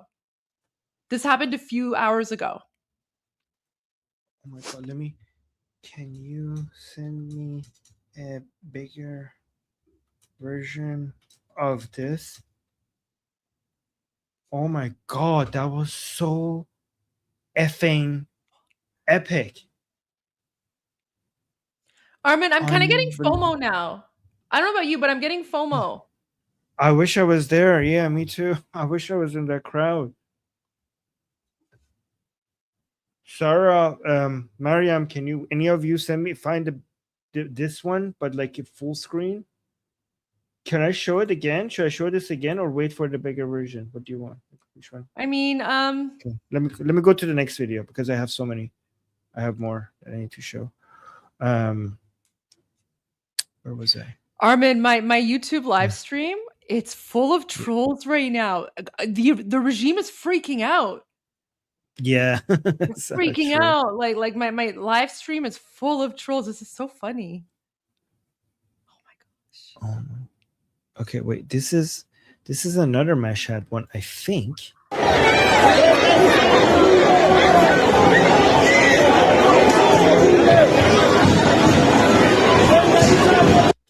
You see Goldie, you see it goes all the way there. Yeah, exactly. This is what we have been waiting for so long. And guys, let me be very clear. The only reason that this is happening is because it was the Crown Prince of Iran in exile, His Royal Highness Reza Pahlavi. He said to the Iranian people, as the leader of the Iranian revolution, I'm asking you to go out in the streets at 8 p.m. and demonstrate. And he said, go out in the streets in the millions and show the world who you want. Show the world what you want. So the fact that you are seeing this crowd of tens of millions of Iranians around the country, they're coming out there because every single person in this crowd, they have put their faith and trust in His Royal Highness Reza Pahlavi, because he is the leader of the Iranian revolution and he is the only person that Iranians trust. So keep in mind, we are seeing this because of Reza Pahlavi. He is the only one who could liberate Iran. Yep. And every second we're getting closer and closer. Yeah, exactly. So watch this. Look, it goes all the way from this end and it also goes all the way from the other end.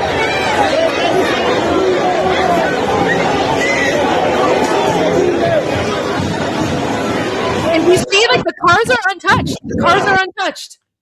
A crowd of millions walking by and the cars are untouched, right? Because everyone's peaceful. Yep.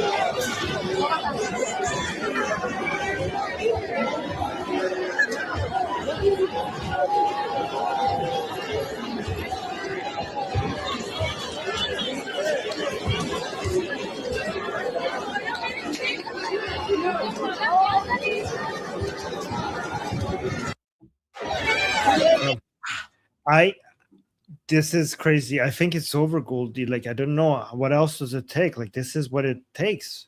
This is what it takes. It's not over. It's not over until it's over. We're very close. Yep. We're very close. This is the beginning. Exactly. I think this is the beginning of the end. I think this is the beginning of the end, but we have not crossed the finish line. If anything, now is the time to push and fight even harder, because Armin, I'm going to tell you something right now. The most dangerous time, and I say this as a former international trade lawyer and also as a former politician, the most dangerous time in any sort of revolution is that transitional phase, that uncertainty, right? Yes, yeah. Where one government falls, or in this case the terrorist regime falls, and then there's a period of uncertainty where the international world is like, oh my gosh, what's going on, until a new government comes in. So even though the Islamic regime is falling, it's not over yet, because this upcoming period of uncertainty, right? You're going to have the reformists try to come in. You're going to have the MEK try to come in. You're going to have all of that. So the fight is not over. This is just part one of the fight. But if anything, now we have to mobilize even more, and we have to be on guard even more, because as soon as the regime falls, it's going to be up to us and all Iranians pretty much to make sure that the voice of Iranians is being heard, and that the demand of these tens of millions of Iranians who are out in the streets right now, it's our responsibility to make sure that the world hears their voices and that the world knows exactly who and what they want. Because you know what? The communists and the Islamists and the progressives, they stole our country from us in 1979. We are not going to let them. We're not going to let them steal this counter revolution from us. We are not going to let them steal our liberation from us. So we have to push even harder. Like Armin, you and I, we have to be like on guard even more. Yep. Yeah, exactly. And you're right. This is, by the way, Goldie, I think this battle is going to continue for years, because even after we go through the transition period, because Iran is going to be a secular democracy, our enemies are going to try to use the democratic process to try to, and the freedom of speech that we give them, to try to come back. So yeah, well, that's where you and I differ. That's where you and I differ. And I think communism and Islamism should be banned. But let's save that debate for when Iran is free and we have a functioning government. Right. Yes. Well, it needs to be banned from the government. I think it just needs to be banned completely. Yeah. Okay.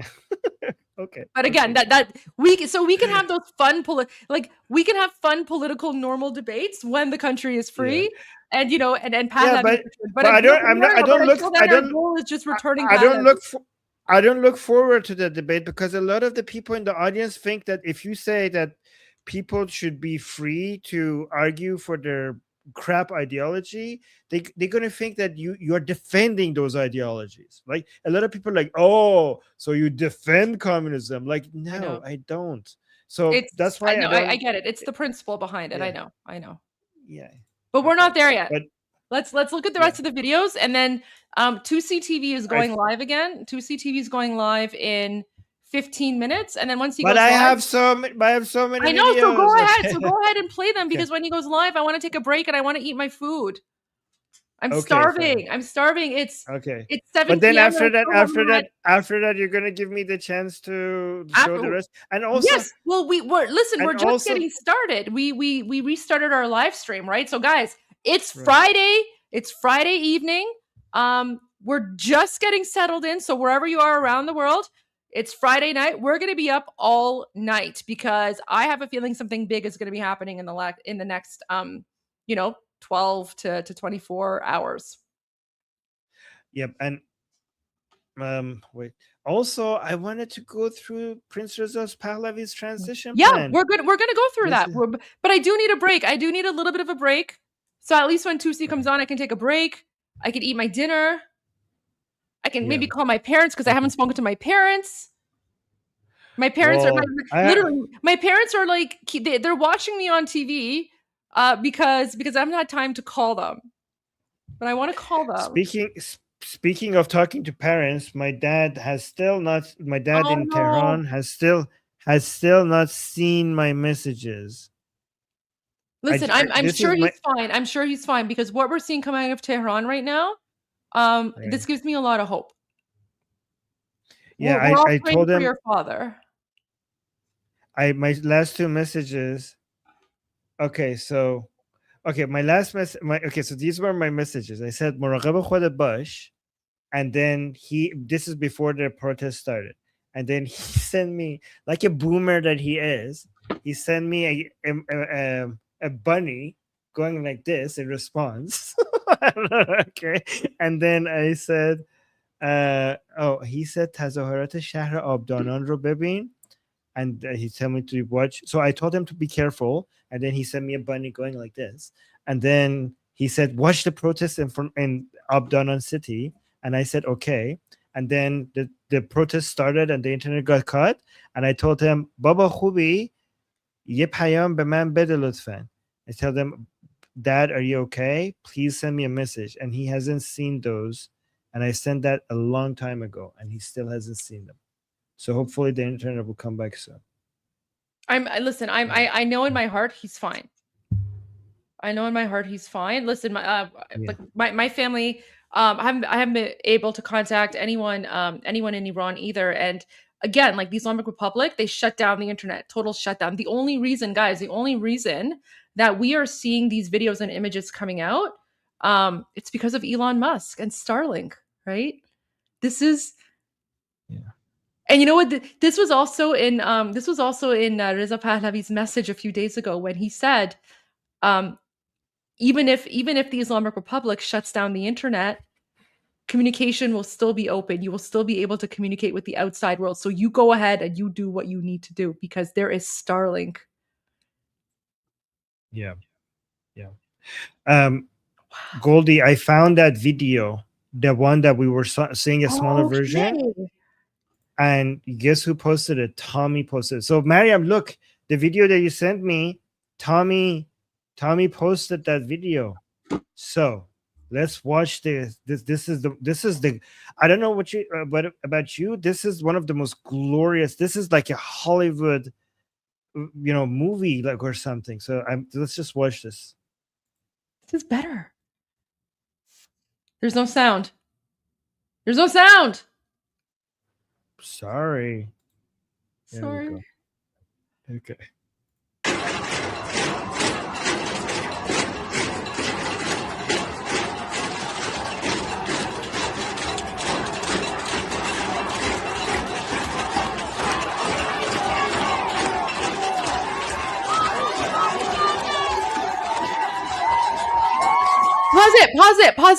Pause it. So guys, so all like these millions of Iranians right now, they're here and they're chanting, this is the final battle, Pahlavi will return. They're all chanting and dancing around the fire. They're saying this is the final battle, Pahlavi will return.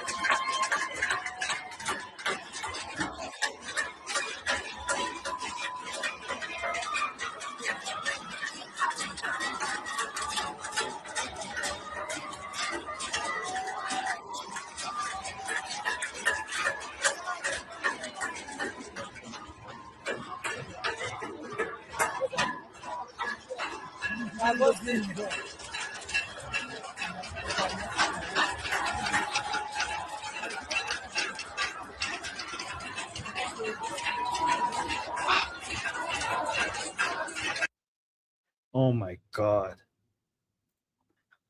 This is intense. Anyways, that was intense. Oh, Tommy, the real hero. Tommy, we love you. You know what? Tommy has always been amazing ever since I spoke with him a few years ago, and I kind of we spoke about Iran and the fight that Iranians have. He has been a staunch advocate, and look at him using his platform to raise awareness. Yeah. Oh my gosh. He's also another one who's going to get, you know what? It's funny. I was actually speaking with him. I was speaking with Tommy a few days ago, and I said to him, when Iran is free, you might have to claim asylum in our country. We'll give you an honorary citizenship because, you'll feel right at home amongst us Iranians. So, yeah. What a great person. We love Tommy. Yeah, we do. Wait, did I show this one? I've missed my spot. Okay. Ooh, yeah, I haven't shown this one. Where is this one?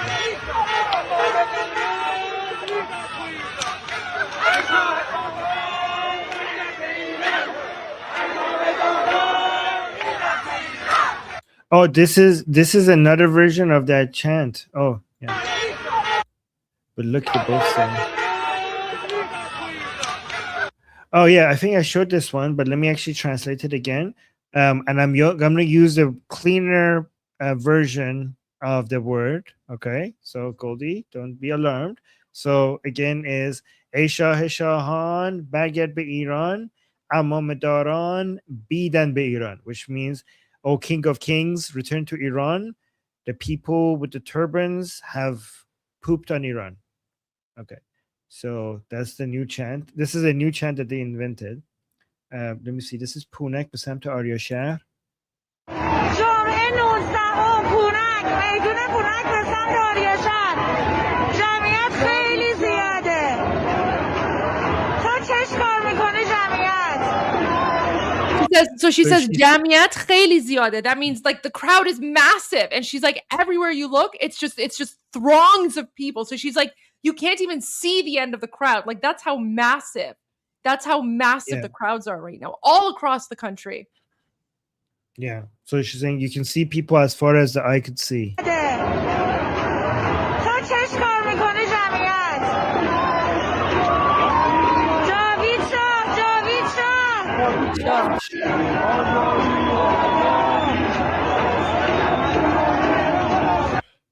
And then I have another one. I think this is Yes.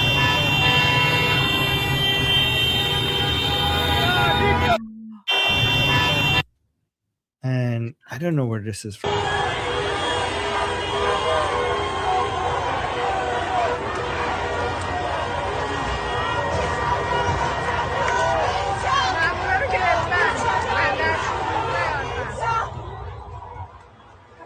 Okay. I do want to show this one more time because I never get tired of it. Oh my god, this one is iconic. This is iconic. Yeah. This is this is better than a Hollywood movie, guys. Yeah. Yeah. And for people who are new here, he's holding the lion and sun flag of Iran, which is illegal in Iran. It's treason. Exactly like and he's holding. Yeah, exactly. Like that one. Exactly. So.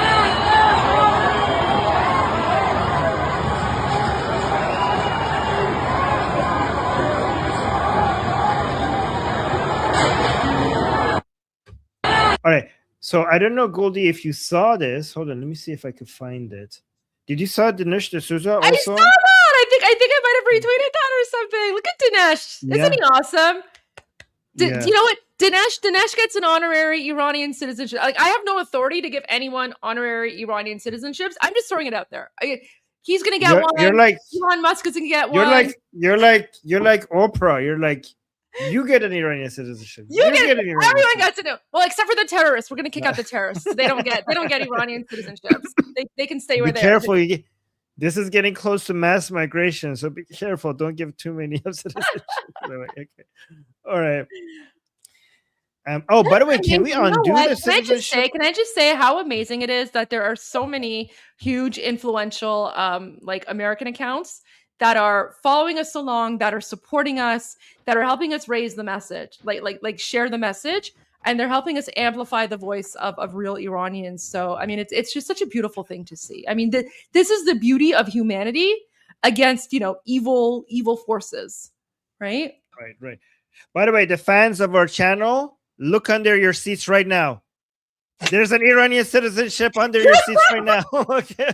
Right. No, we should have said flag. You get an Iranian flag. You get everyone gets an Iranian flag. That's what it should have been. Fine. Flag. Okay. Fine. Could you imagine? That would be so funny. You know what? I wish we could do that, but unfortunately we can't. Right. Wait, but listen, you guys get Iranian flag emojis on X because Elon Musk changed the logo. I actually have that photo. Armin, I have that screenshot pinned to my X profile right now of us with our Iranian flags and then the Iranian flag emoji. You got it pinned? Oh my God. It's pinned to the top of my profile. Okay, that's amazing. Yeah, I want to go check that. But let's actually read this. Danish D'Souza saying, can you explain to people what this was? Because this was yesterday when we found out that the Islamic Republic was playing Tucker Carlson, or Tucker Carlson, as I like to say. They were playing dubbed Tucker Carlson propaganda. And then we freaked out because we couldn't believe it. We couldn't believe this was like the Islamic regime's black swan moment. Instead of playing Russian ballet, they were playing Tucker Carlson. Yeah, and we were look at the shock sound from Goldie. They're airing on look at you. You're like Islamic Republic's TV. They're airing live stream. Show that. Okay. They're translating it in real time in Persian. That's where I said the F word and I shouldn't have, right? That's how shocked I was. Guys, so when I tell you that Tucker Carlson is Islamic regime propaganda, look at this. The Islamic Republic is now taking, right? They're taking. You're speechless. You're taking his garbage interviews and they're translating it because this is propaganda.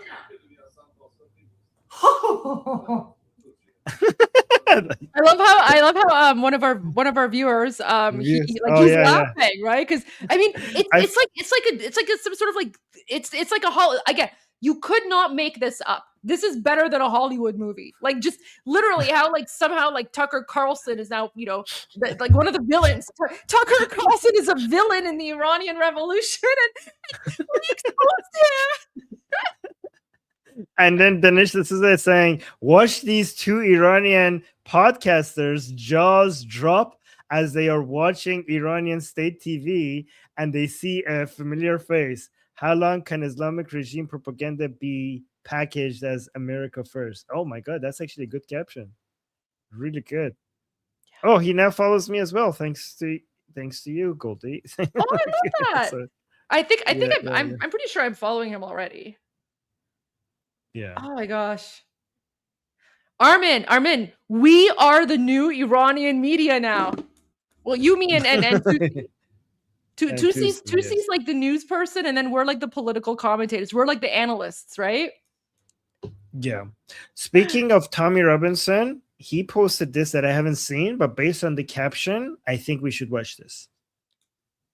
So look, this is why the Free Palestine Brigade is silent on the Iranian people's fight for freedom. So let's go for it. She's pretty. Okay, hold on. Let me tell you why all these pro-Palestine, all these pro-human rights people are silent right now. Because 90% of the people supporting Palestine are Muslims. And they're only supporting them because Palestinians are Muslim. So the one reason why they're not supporting my people is because the country is being controlled by Islamic Republic. So the leaders are Muslims. So for them to support the Iranians would have to go against the Islamic Republic, which means they would have to go against their religion. So they're silent. So it's not about human rights anymore. This is about religion. Because us Iranians, we were never Muslims to begin with. Islam was forced on us. Because when the Arabs invaded our country, stole everything, assaulted our women, I don't want to say the word, but you know what they did. It was more than an assault. They forced Islam onto us. We were never Muslims to begin with. We are the descendants of Cyrus. Can I just say, I'm so proud. I'm so proud of our Iranian Gen Z, right? Our Iranian Gen Z, they're Gen V, V for victory. Because guys, you think we're brutal when it comes to what we think about religion? Gen V, they don't hold back. They don't hold back. And then when this is done, I want to go to 2CTV because he has someone from King Reza Pahlavi's team on his podcast. So okay, but I just want to also remind people, like, look at Iranian women. Like, we look at because when look at what she says. Beautiful. Okay, I want to go to 2CTV. Okay. But we'll come back to this after because he's going to be interviewing the prince. So I want to get to that. And okay, FLP was also. Oh, sorry, not FLP. Someone from the prince's team. Yeah. Hold on. I also think that FLP was telling us that there's something that from Tommy Robinson that we should share. So we should come back to that later. Yes, absolutely. We will. 100%. Okay. Okay, guys, I'm going to take a quick break to eat and we'll be back.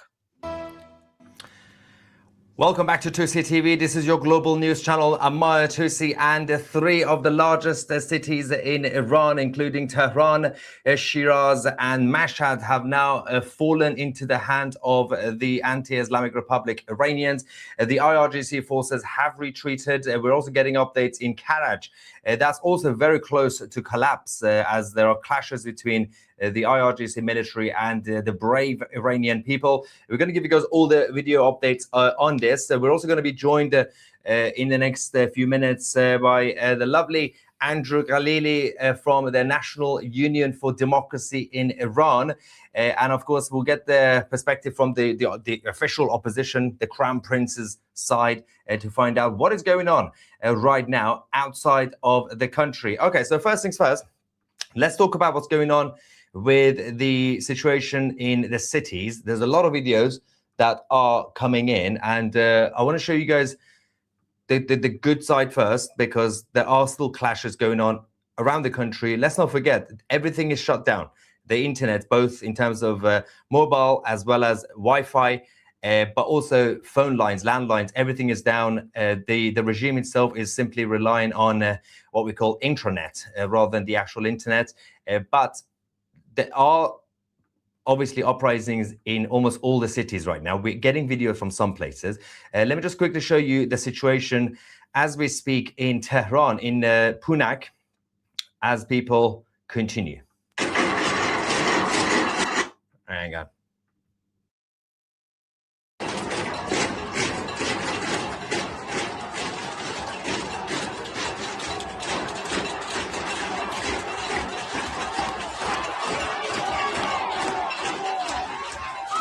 Day 13. Day 13, they're not going anywhere. Despite the massacre that started last night, the regime need plan B at this point.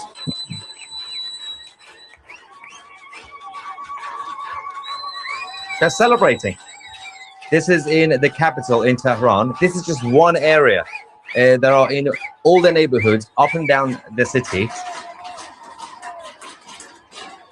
As you guys know, if you've been following this channel, this morning, after what happened last night, I was slightly nervous. I was slightly worried about what's going to happen, mostly because we didn't have direct connection to communicate with people inside Iran. We didn't know what's going on. I thought this could be a defeat potentially, but I was wrong, luckily. Now, I'm going to go to our special guest shortly to find out what is going on outside of the country as well. Look at this craziness.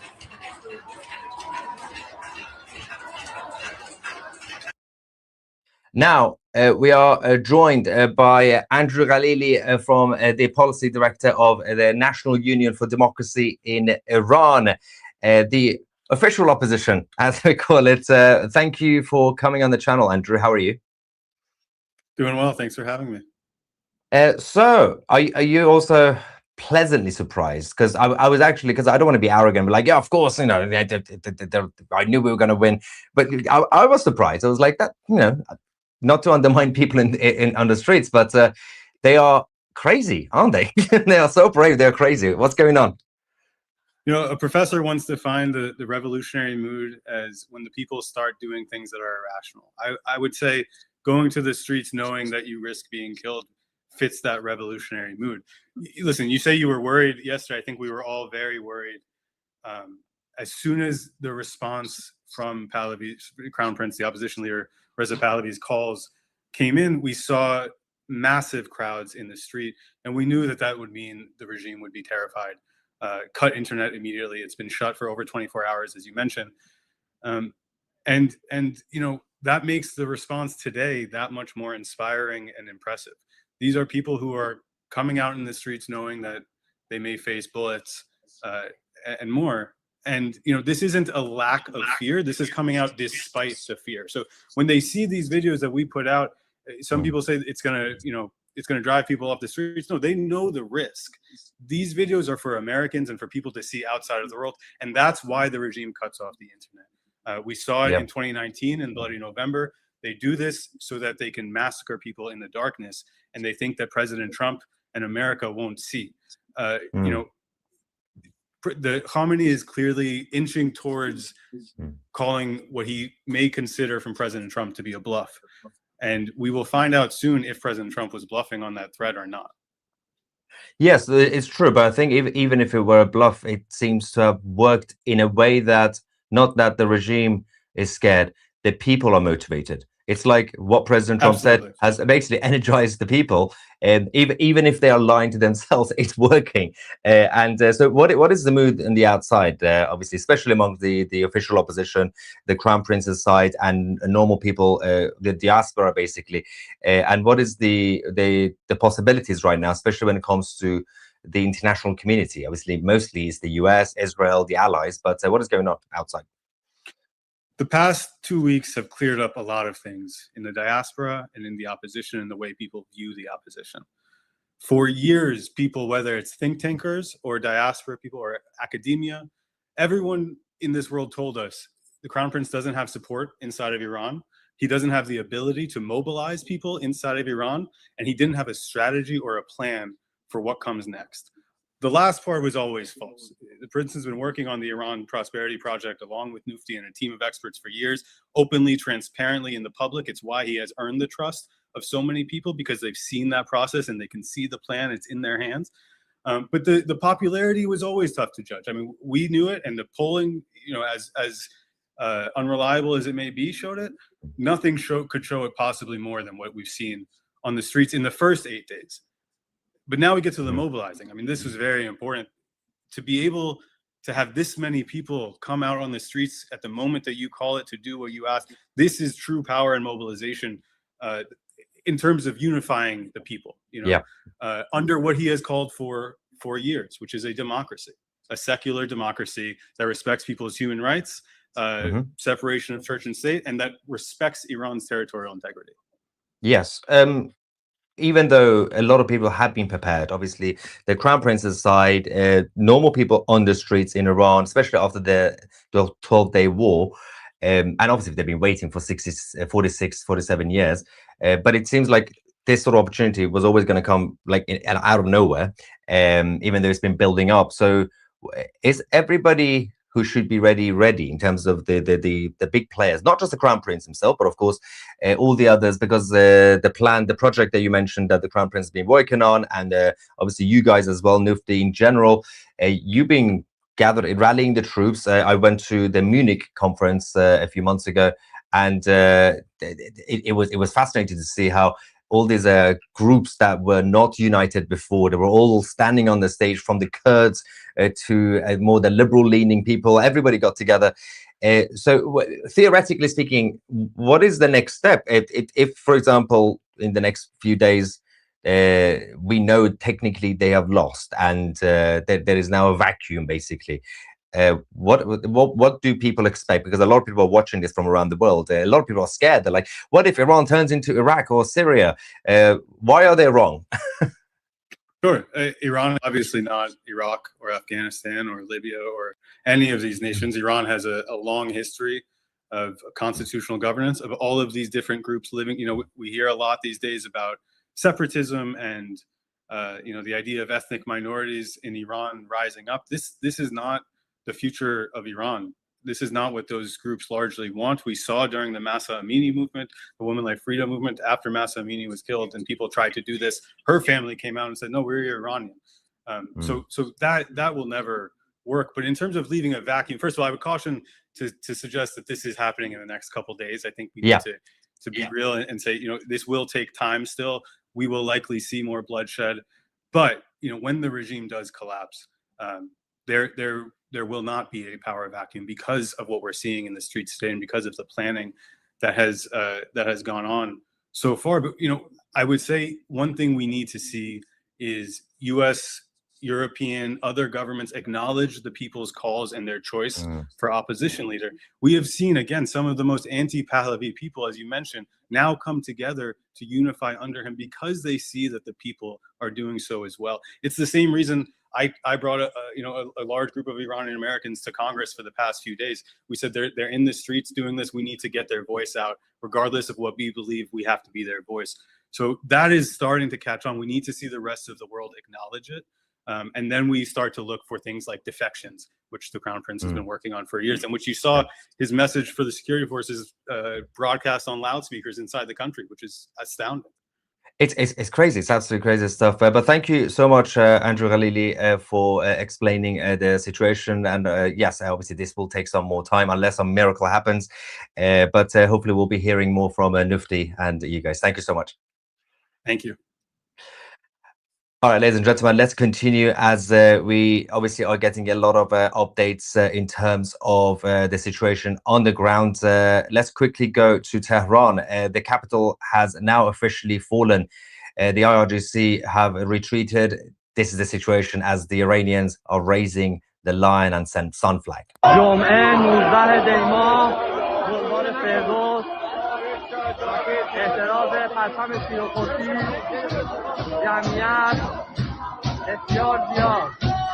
This is crazy stuff happening right now in the capital of Iran. As I said, so far, Tehran, Mashhad, which is the second largest city, and Shiraz, where the Shiraz wine comes from, all three have now fallen from the control of the Islamic Revolutionary Guard Corps. In Karaj, we are hearing a number of examples of clashes between the IRGC military and the Iranian patriots. We will talk about that as well, but let's stay with the capital quickly. More flags, real flags of Iran are being raised. They have total control right now on the streets. This is, I believe, this is in Mashhad, actually. Yes, this is in Mashhad, the second largest city. Now, also, I did mention, obviously, to Andrew, I might have also said it the previous live stream, I was slightly worried. I was like, well, not because I didn't believe that the Iranian people are not going to be brave today, because we didn't have any connection. The whole internet was down. I have access to some people with Starlink, which is good.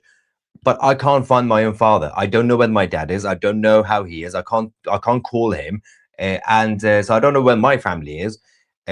So I didn't know how to feel about what are they feeling right now, this morning, after what happened last night. So because of the uncertainty, I was like, well, what if you create all these scenarios in your head? What if? But obviously, yeah. These guys have gone crazy. More people are out tonight than even last night, because last night, day 12, was the most insane night because the Crown Prince called upon the Iranian people to come out at 8 p.m. local time. Tonight, again, 8 p.m. local time, people out in Mashhad. The person who sent this footage said the security forces shot 2 people in front of us tonight, but everybody fought back.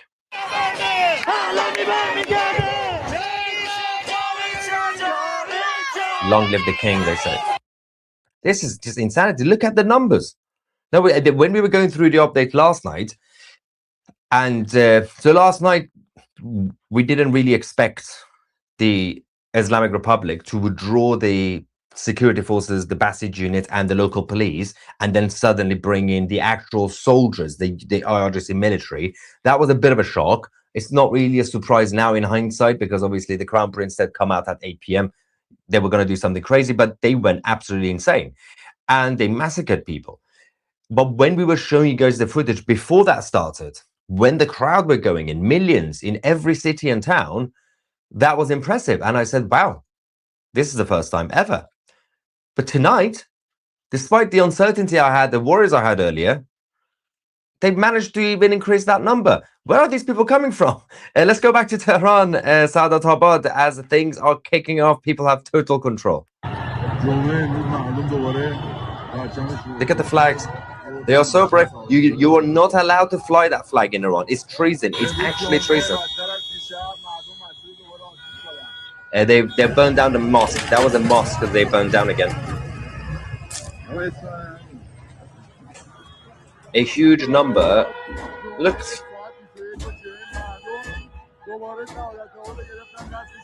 Saadat Abad in Tehran.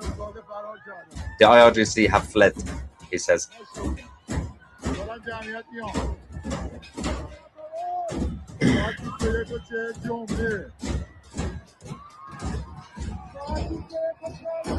Wow.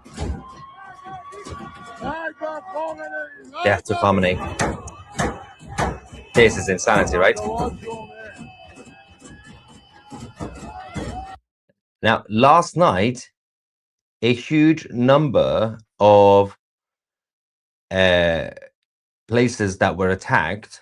There were government buildings, there were IRGC bases, police stations. We had a number of mosques, Islamic seminaries and all that, the Islamic buildings. And I thought genuinely last night, I was like, well, they hit everything now. But no, there was still some left. Tonight, they're hitting more mosques, more government buildings, more IRGC bases. For the record, you need to remember that these Islamic centers, the Islamic buildings, are not necessarily religious in that sense. And these are bases. Inside mosques, underneath mosques, they have equipment, they have resources, they got their food and drinks. For the IRGC, they've got their weapons. Everything is in these buildings. They are their headquarters. These are their bases. And that's why people have been targeting them as well. But in the Dolat Street, or the government street, basically, if you translate it in Tehran, people saying, oh, good king of Iran, return to Iran. I will try to translate this. Let's go.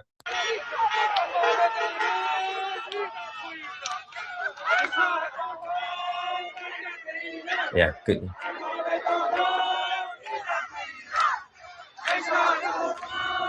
Yeah, a good king return to Iran. The turban wearers, the Ayatollahs, they are messing around in Iran. They are basically effing things up in Iran. That's the translation.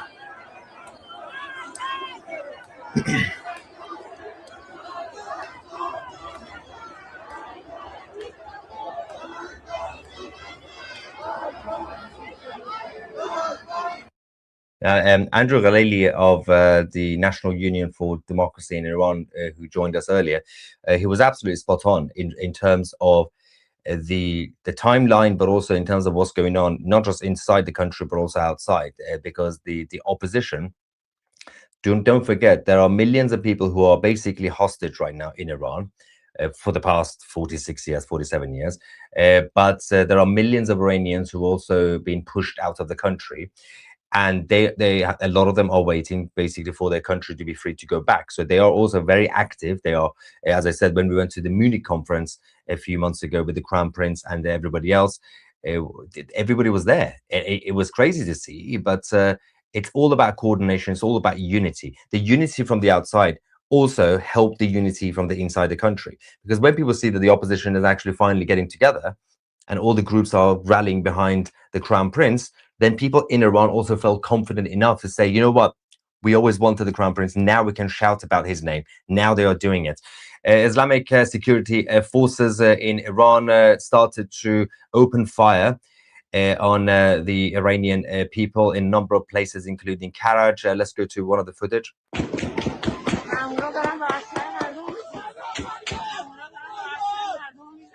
People still out.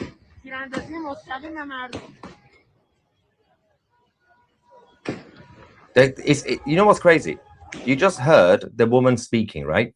You might not understand what she's saying. She's basically saying the security are now shooting at people, right? She's describing what is happening. It's happening right next to her. People are basically moving away.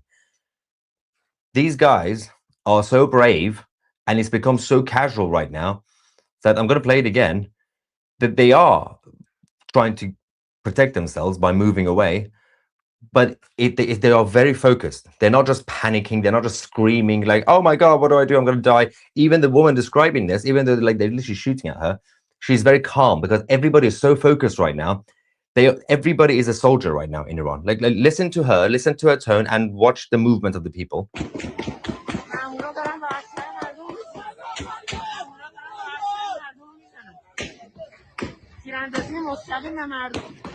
Yeah, they're shooting at people. And then everyone's like slowly walk very fast away from the danger. In Mashhad, the second largest city, millions are out. Let's not forget, Mashhad is basically the hometown of Ali Khamenei, and his second base is basically in Mashhad. But this is what's going on tonight.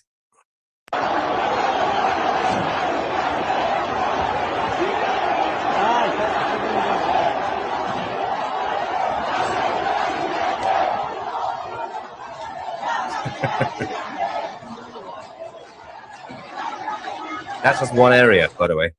That's just one corner. And obviously, every institution or building linked to the Islamic occupation is being targeted, including the banks that are linked to the IRGC and Sepah themselves in Shiraz. Let's not forget about Shiraz. That's also fallen from the control of the IRGC. The banks have been destroyed. There we go. That's one.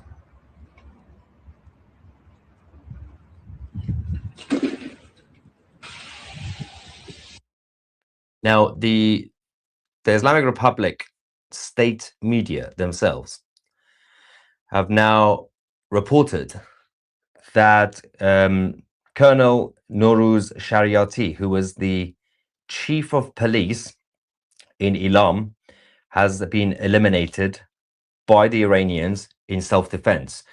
The chief of police himself was one of the thugs who, on the ground, with the rest of the thugs, were attacking the Iranian people, and of course they had to defend themselves.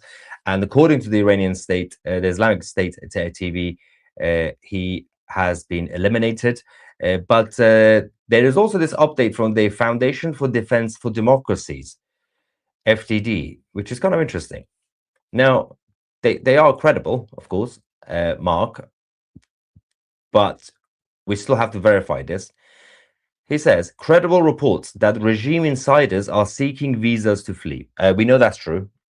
The French also confirmed this. Accelerating capital flights, a long-standing trend. I don't think they've done that yet, but maybe they are. And reaching out to Reza Pahlavi, the Crown Prince, and Western governments to hedge and cut deals to save themselves. The rats are abandoning Khamenei and his regime.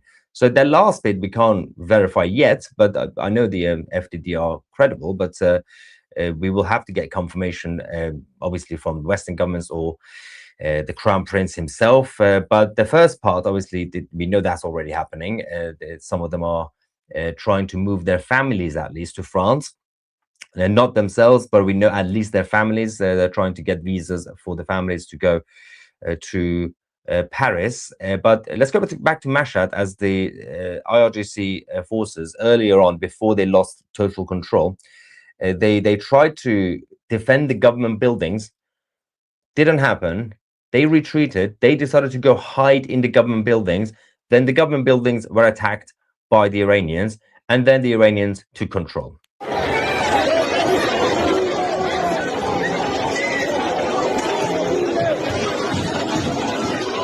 There's so many people. That's just in one area in Mashhad, one city.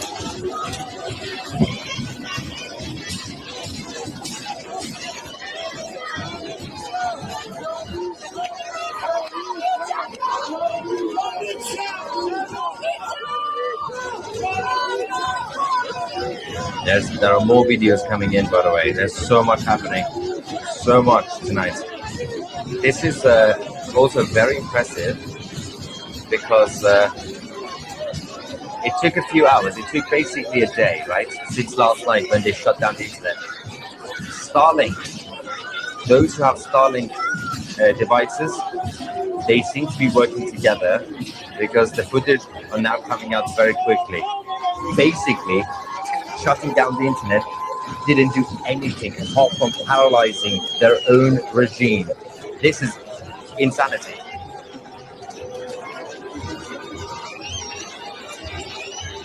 There's so many people still coming. It's bigger than Tommy Robinson's rallies in London.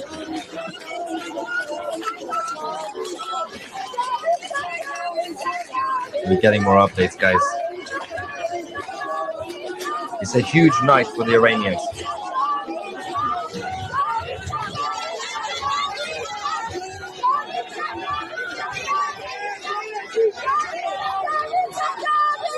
We have an update from Anonymous. Anonymous, the group, the hacking group, are now targeting Ali Khamenei. I'm going to read the statement shortly. Look at that. Things are on fire. The whole city. There's too many of them. So many of them that even with IRGC military soldiers, you can't stop them. You can shoot a few, but they are overwhelming everybody. Every time the IRGC try to target them, they just run towards them. It's like the Roman days, or like Spartan, basically. Although the Spartans were the bad guys, the Persians were the good guys. Don't listen to the Hollywood propaganda. The Anonymous, the hackers group, says that in response to a brutal crackdown marked by mass killings of protesters and the silencing of communications, Anonymous has now launched Operation Iran. The message to the regime has been sent: expect us. And this is the picture they've posted now. Anonymous is now going for Ali Khamenei. We haven't heard from Anonymous for a long time. I forgot they existed at this point, but for once, they're doing something useful, these guys. Anyway, flags of the Islamic Republic are being removed and being replaced by the actual true flag of Iran.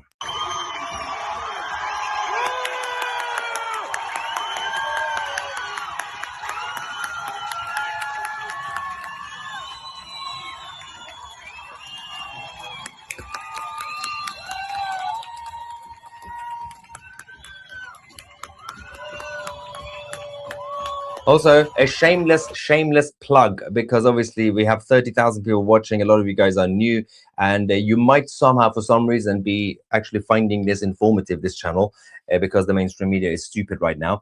We are staying as it is. We will continue to be your geopolitical news channel. So subscribe to the channel. But if you want to get more out of this and support our team at TCTV, the best thing you can do is to become a member of 2CTV Plus. But if you do it now, limited offer, we have the promo code Iran. I know, original, right? You will get 50% off annual memberships of 2CTV Plus. All you have to do is visit 2c.tv or just find the link in the description. The code is Iran. You go on obviously the sign up form, scroll to the bottom, just put it in the box, coupon code, 50% off annual memberships, not monthly. That's the best way to support our team, but also get access to our streaming service, which has the documentaries, original series, exclusive interviews, including one with the Crown Prince Reza Pahlavi, and the podcast and many other things as well. Just check out the website for yourself and also get the app. Anyway, going back to the craziness in the capital, Jannat-Abad. Insane crowd, huge crowd, brave, patriotic crowd. Just wait for it. The camera is going to pan to the right. Look at that. Look at that. Look at that. There's more. There's more. There's more. There's more. And to the left, to the left, to the... This is crazy. So many people out in Tehran. You would think that the two places that the regime would feel the urgency to protect for themselves is Tehran and Mashhad. Literally the main two cities, because for them, Mashhad is very important, is the second base for the Islamic Republic. It's the holy Shia city, right? And something's happening.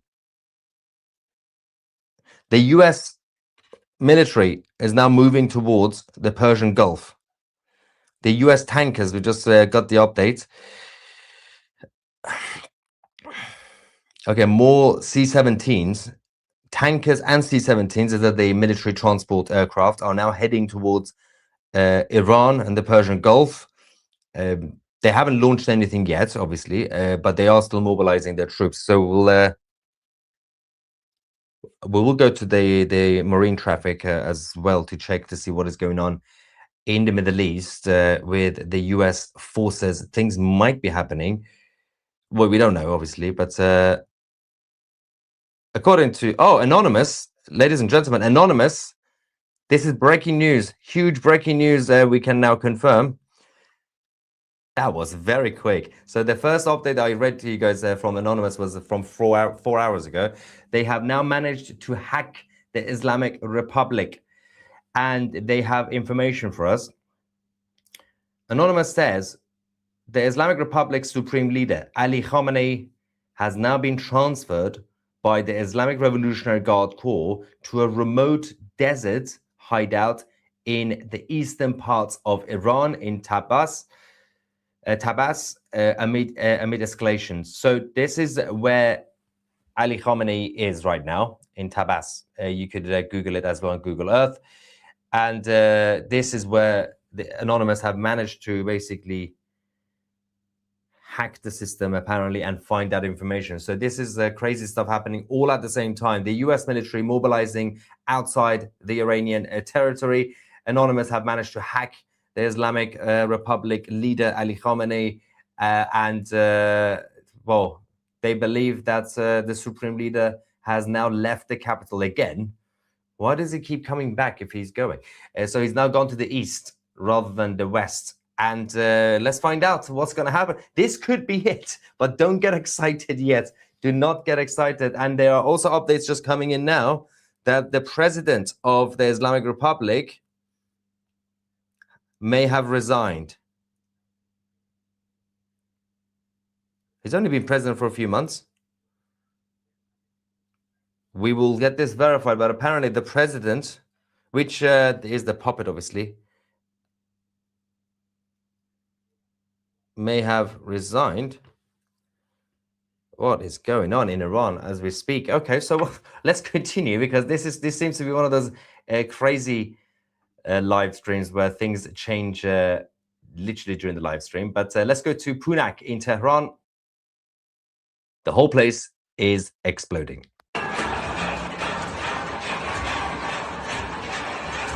Wow.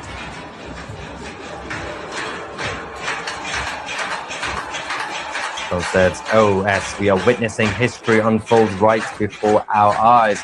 No, do you know what you're witnessing? The revolution is not being televised. Not this time. The revolution is being streamed live on CCTV.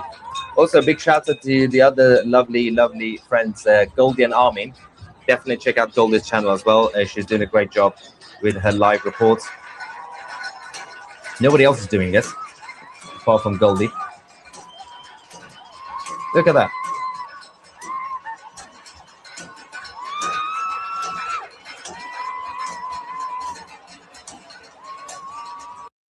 Someone says, what time is it in Iran? So it's about 1 a.m. UK.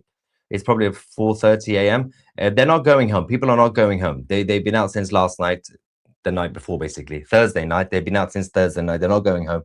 Yazd.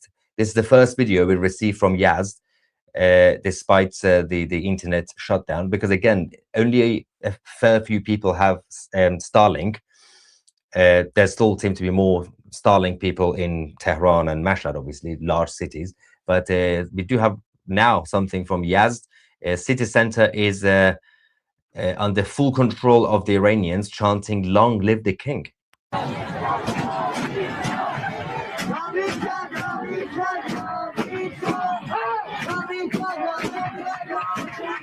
Okay, so that's normal. Yep, it's just a casual Saturday, right? Is it Saturday? It's Saturday now. Yeah.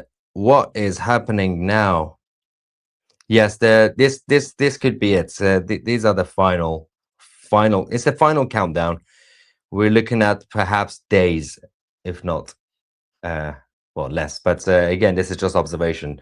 Luckily, people from Iran are currently not watching this. I don't want them to get complacent. The fight hasn't finished, guys. There are battles that you've been winning, massive victories. The war continues until the regime goes, until the Crown Prince set foot on the ground. The plane lands, he gets out, all the flowers, music, everybody comes. Justin Bieber, I don't know, probably. So, I don't know why Justin Bieber. Anyway, let's go to the capital again, Tehran, the latest video that we've just received.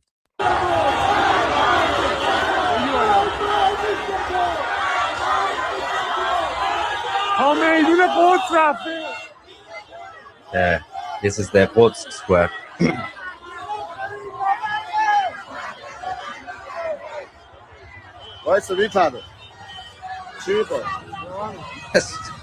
They're just not going anywhere. This is crazy, guys.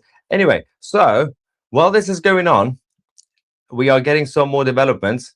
I need to get this confirmed. So what I'm going to have to do, it's time. It is time. You know what time it is? While I check and verify the latest information for you guys, you're going to listen to the two revolutionary songs. The first one is going to be the first one, which I've been playing for the past 2 weeks. The song with the lyrics, "This is the final battle." Pahlavi is returning, and then we're going to go to the second one. The second one, luckily, has English subtitles. Let's go.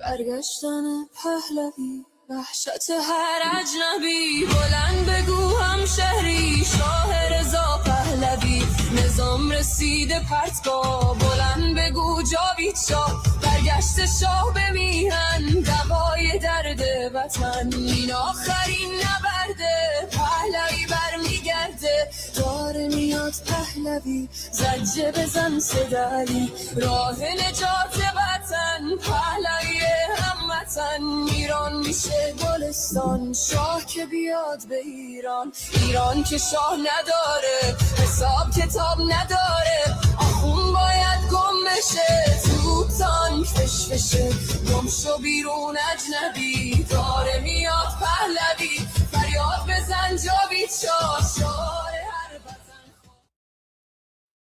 Okay, we're back because there is a situation in Tehran, the capital. Oh, look at that smile. In the capital, the Iranian people have managed to build barricades blocking all the roads, the main roads and motorways, major highways, and completely paralyzed the mobilization of the IRGC military. That's why they have full control of the situation. Let's go to Tehran.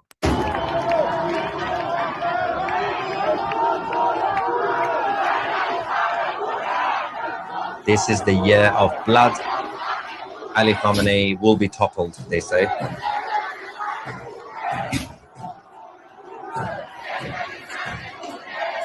Wow. This is the end. Crazy scenes coming up. Ready for this? Watch. We showed this. We already showed this, guys. Those of you who are watching us, we saw this. Thanks to Armin. Yeah. Long live the king.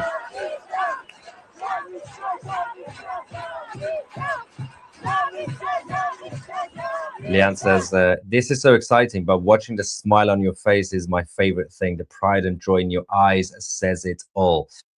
I'm trying to be very, very cautious about this, but I can't help it. This is just crazy stuff. This has never happened. 46 years, 47 years, actually. Never happened. Not like this. There have been attempts. But something else is happening right now. They have now destroyed successfully their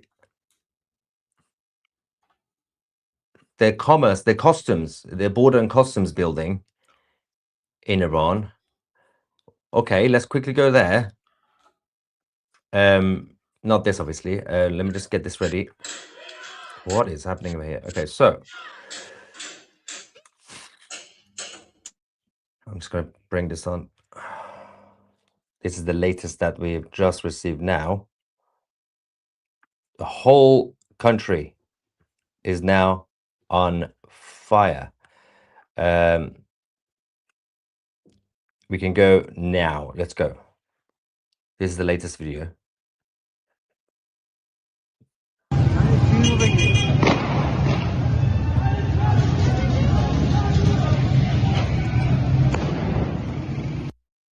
Okay.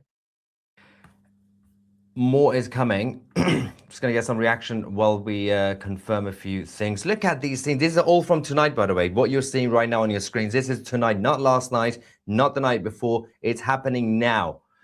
All right. So someone says, your hair is almost as good as a John Stamos.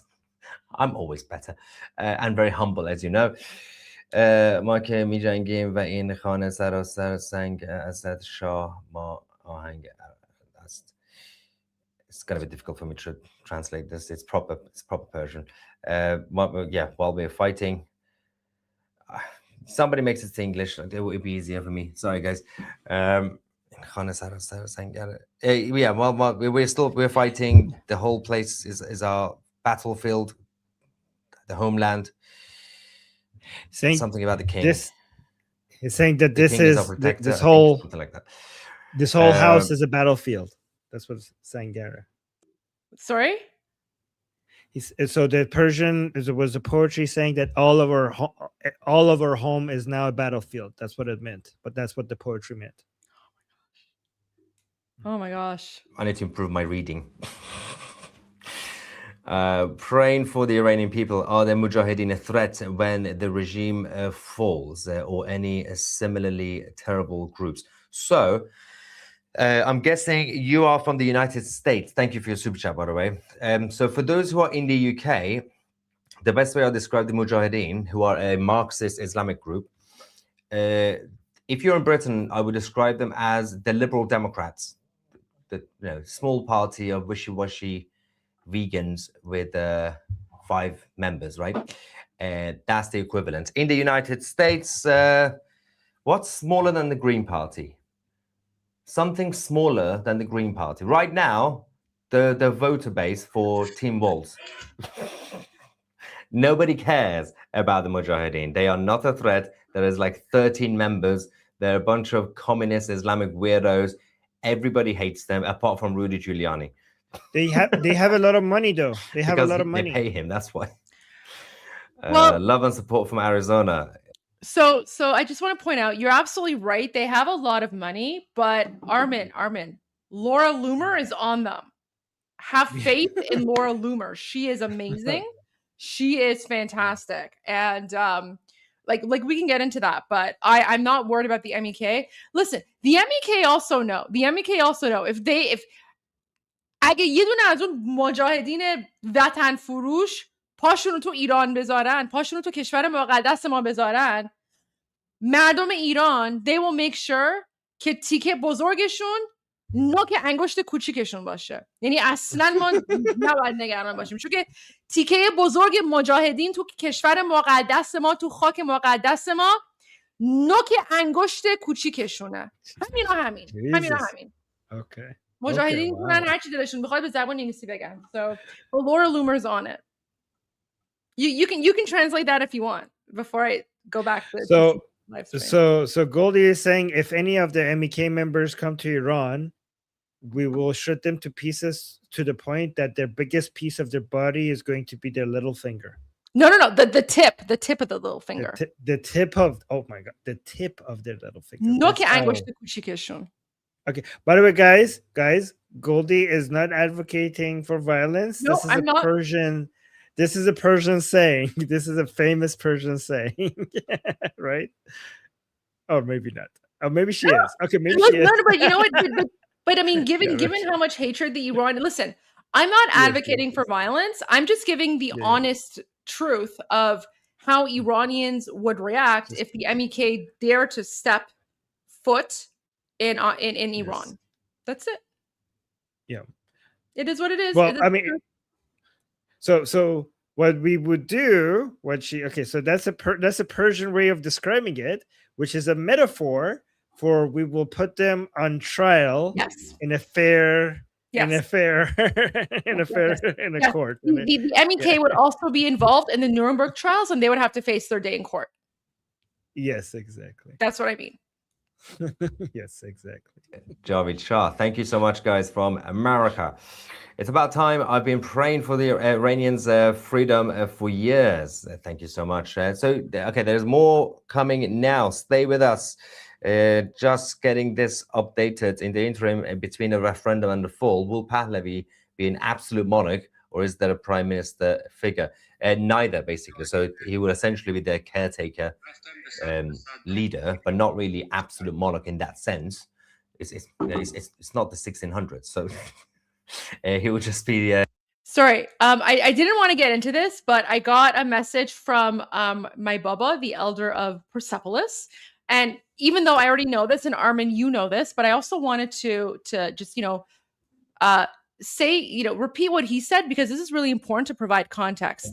During the Iran-Iraq war in the 1980s, the MEK took the side of Iraq. So the MEK actually sided with Saddam Hussein, and the MEK murdered Iranians in the Iran-Iraq war. So we Iranians, we do not forgive, we do not forget. And this is why we Iranians actually despise the MEK more than the Islamic regime itself. So we do not forgive, we do not forget. So to the MEK,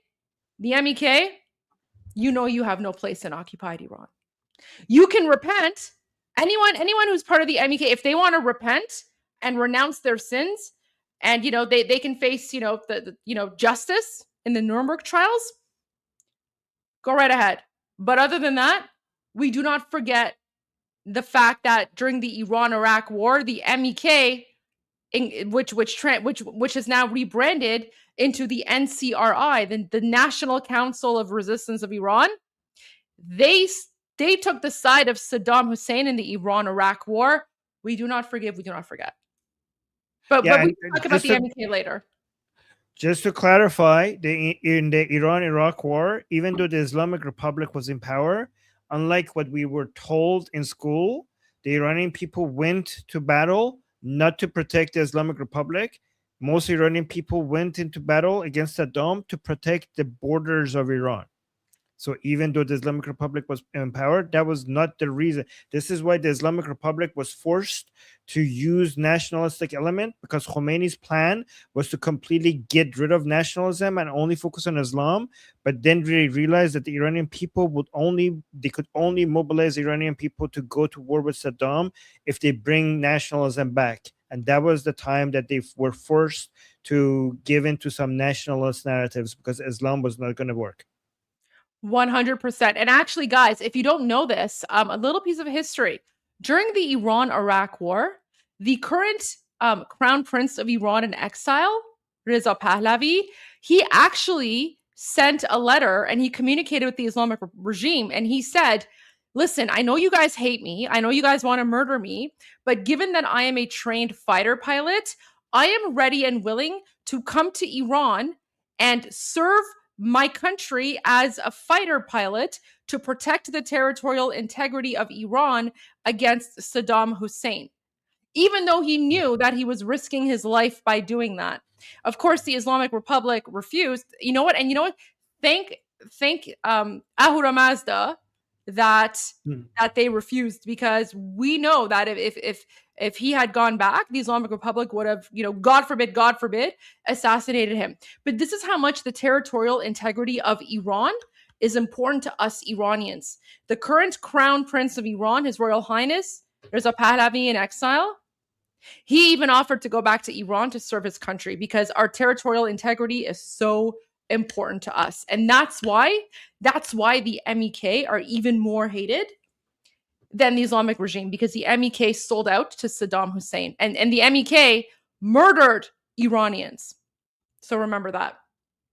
And guys, we have a lot more history lessons. We're going to take it piece by piece, but there you go. There you go. Just a little fun fact for you guys. He will essentially be a bureaucrat, technically, and not in that sense, because he's also the father figure. The whole point of the head of state as well is it is to be the safety net constitutionally to protect the land, to protect the people, not necessarily do politics. You have to be above politics, above party politics, focus on the constitution, focus on the land, focus on the well-being of the population. And so apparently they are now destroying the IRGC's, again, obviously, IRGC's equipments, their vehicles, their transportation tools, and everything that they have. Next video, that's just coming from Tehran parts, the eastern parts of Tehran. And let's see what is going on over there. What? Give me a second, guys. Okay, yeah. All right, we got it coming. Let's go. Not ready yet. It's coming. This is what's going on in the capital right now.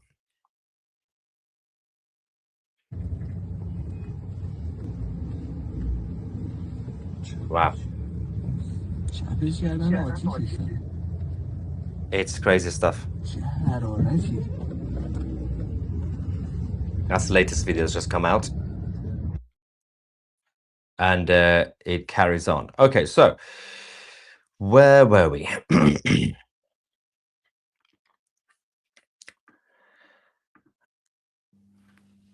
Watching you in Australia, and thank God for the channel, the only one I trust. I hope all people in Iran are safe. But obviously, there's been a lot of patriots who've been become casualties. A lot of them have been injured. Some have lost their lives, but they still fight back. Trump doesn't bluff. Ali is crapping his pants. Well, that's why he's now gone to a desert, a remote desert in the eastern parts of the country. It's embarrassing. What a baby. Mate, can you please check Neo's latest post? Okay, what's she saying? Hang on. What's going on with Neo? Well, what am I doing? If you see what I'm doing on the computer, I'm literally just randomly going on different websites. Why can't I type as a normal person? Okay, what is she saying? Well, the one about the BBC, that's the latest post. Can you clarify what post you're talking about? Goldie. Because the latest post from Neo is Khamenei being mentioned. Wait, let me pause it. Sorry, I'm like catching up with all my messages. We can stop the live stream if we want to go back. Because I have because I want to show some things. Yeah. Okay, so let's end this. Sorry, I've been like dealing with messages for like the last 45 minutes because I'm keeping. But okay, yeah. So let's continue. You let's go to your videos and show us everything because it's guys, it's crazy what's happening right now. So the first video I want to show you is it needs this picture as a reminder for people, right? So you can see this is now a new trend among Iranian women that they're burning Khamenei and Khomeini's picture and they're lighting their cigarettes while they do that. Okay, and this one was the first one that started it, right? So I just wanted to show you that I now have the video of that first image. Oh my gosh, you have the video. Okay, wait. Before you play it, let me change the layout. Okay, there you go. So now you can like maximize it and it's full screen. Okay. Okay, so this is the video of that first image. So let's watch the video.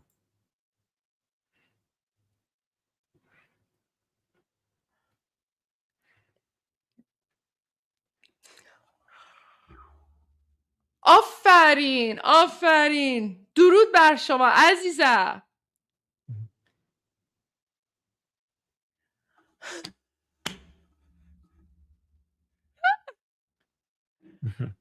So that was that. Okay. First of all, okay, And, so I just want to make it clear.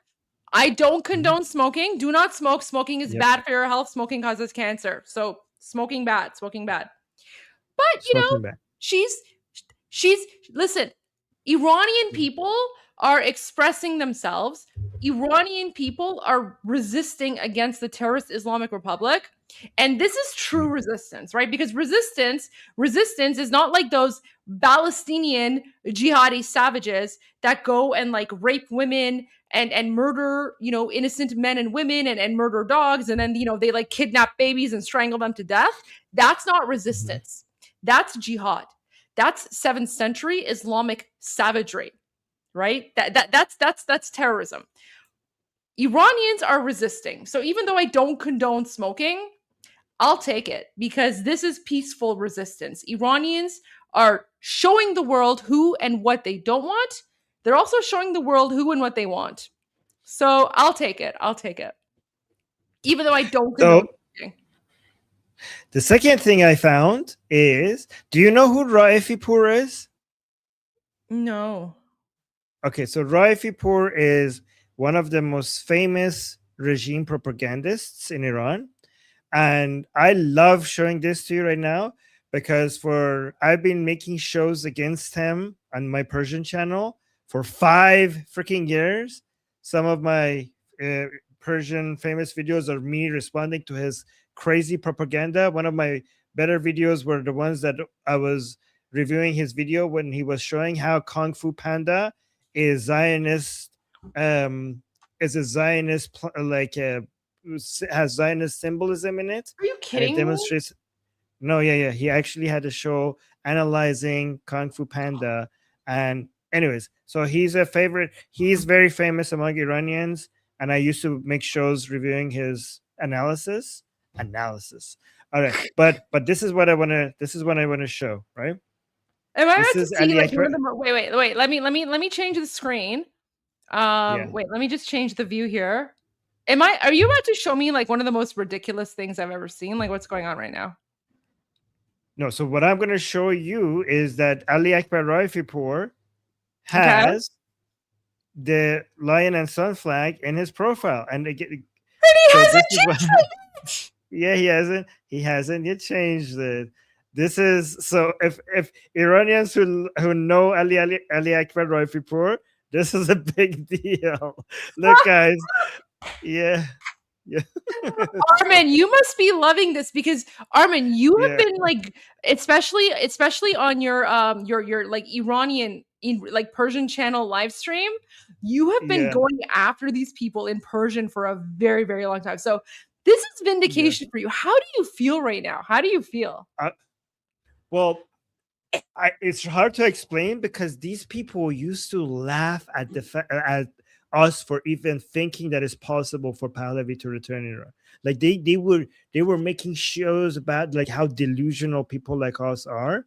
Okay, and I can't just wait to see like how right now I'm too busy on the English side, but once I go back on the Persian side, I cannot. Oh my God, I cannot wait to tear a new one for every single one of these, because we're going to spend years laughing at these people and going and looking at all the videos that they created against us and ridiculing us for thinking that Iran will be free, that Pahlavi will return. So we are going to forever, for decades to come, we're going to remind all Iranians about how idiotic these people were and how right we were about all the things that we said will happen eventually did happen. So I cannot wait for us to go back to, after the revolution, to go back to the Persian side and start just responding to all, like go find all of the videos that they made making fun of Pahlavi. Even now, by the way, Goldie, even now, I was watching, like there was a clip from Sada Sima that they were making fun, like in the middle of the revolution. They're like, oh, like this is what Sada Sima said. Sada Sima said, like, oh, have you heard there's an invitation to a circus? Like, what do you mean invitation to a circus? And the other host was saying, like, oh, this, like, you know this clown, Reza Pahlavi? And the other guy like, oh, you mean the husband of Yasemin Pahlavi, the woman who had like, and then they have like these disgusting like fake news that I'm not going to mention about. You're muted. It's all nonsense, but no, I get it because Yeah.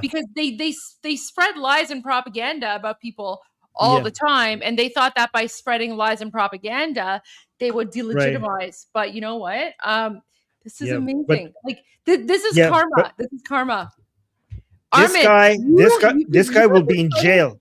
You have been fighting these people for years. You are going to, like, literally the rest of your life, you're just going to enjoy going after these people. And I can't wait. I actually do watch your live streams in Persian. My parents are a big fan of your Persian live streams. Oh yeah, they watch it. My mom gives me summaries of the things you do and say in Persian. So and they're huge fans. They're huge fans. I should send you the Kung Fu Panda analysis. Like can you share it now, and then we can just maybe translate? How long is the Kung Fu Panda thing? No, it's like I did like a 2-hour review of his analysis. So I'm gonna have to go find it. Hold on. Let me see. Oh my gosh, my sister is sending me more like images of like Iranian like Muslim terrorists. And you know what's so funny? It's like they had the Islamic terrorist crab flag by like the fake Palestinian flag. And now it's showing the lion and sun flag by the Palestinian flag. And I have screenshots of it. You want to see? Yeah. But look at this. Look at this. Okay, let's see the Kung Fu Panda thing. So this is a 2-hour stream, but look, the title, my title is a 2-hour one, so I cannot show it. But basically, he is arguing, this is where I review him. He's arguing that Hollywood is using Kung Fu Panda to fight the Mehdi, the Imam Mehdi of Shia Muslims. So I basically was reviewing his analysis. Yeah. So this is from 4 years ago. I was like analyzing his analysis 4 years ago. This reminds me of like that like imam who was like saying that SpongeBob SquarePants promotes like homosexuality or something. Did you ever see that one? That was like so weird. But like that's how like weird and messed up these people are. Golden. All right, you show this. Like, I should tell you off. Call. Yeah. Okay. Show this. I have to make like 3 seconds, but just show this because I'm going to be listening, but I have to make a really quick call. Okay, guys, this is from like 4 years ago. Hold on. I don't know if you want. So this is me doing a Persian live stream. Hold on. Let me show. به همه بگین صدا دارین یا نه؟ This is بگین که ما بتونیم شروع کنیم. Okay, this is 4 years ago. I'm not going to show you this. But like, look at this, guys. Like, he was analyzing this on like national TV, like in a serious show. Look, like they have their whole setup. Like, let me actually full screen this. Okay, so this was on national TV, in Iran, in Sedo Sima, like on a studio, in a serious studio, and they were talking about Kung Fu Panda, and like they were talking about Kung Fu Panda and how Kung Fu Panda is against the Mehdi, the Mehdi. They're like, oh my god! I wish you guys understood Persian so you could go watch this. It was hilarious. All right, you know what? Hilarious.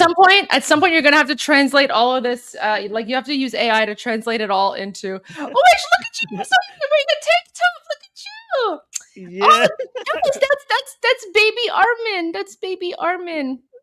That's 4 years ago. Yeah. Do you remember the baby? Do you remember the Baby Yoda song when what was it like? Baby Yoda came out, and then there was like a song. It was like Baby Yoda, baby Yoda. Do you remember that or no? No. All right, never mind. Okay, I'm not gonna get into it. But okay. there was a meme. So anyway, there's baby Armin. Baby Armin going after the terrorists 4 years ago. Okay. Terrorist. But Goldie, when you were on call, I was telling people, look how serious the studio is. That like this is on Sedo Sima, this is on national TV. Yeah, this is the same channel that was like sharing Tucker Carlson in Persian. Yeah. But look, like they have a very professional setting and expensive like studio and everything, and they're discussing Kung Fu Panda and how it includes propaganda against the Mehdi to come. Like seriously, like in this serious studio. Anyways, Armin, you're gonna have material for the rest of your life in exposing how insane, like literally how insane the Islamic dictatorship really is, right? Like the insanity. People do not understand how insane this Islamic dictatorship is. Take a screenshot of that, Armin. Take a screenshot because that's beautiful. Oh, yes, you're right. Your team should take a screenshot of that.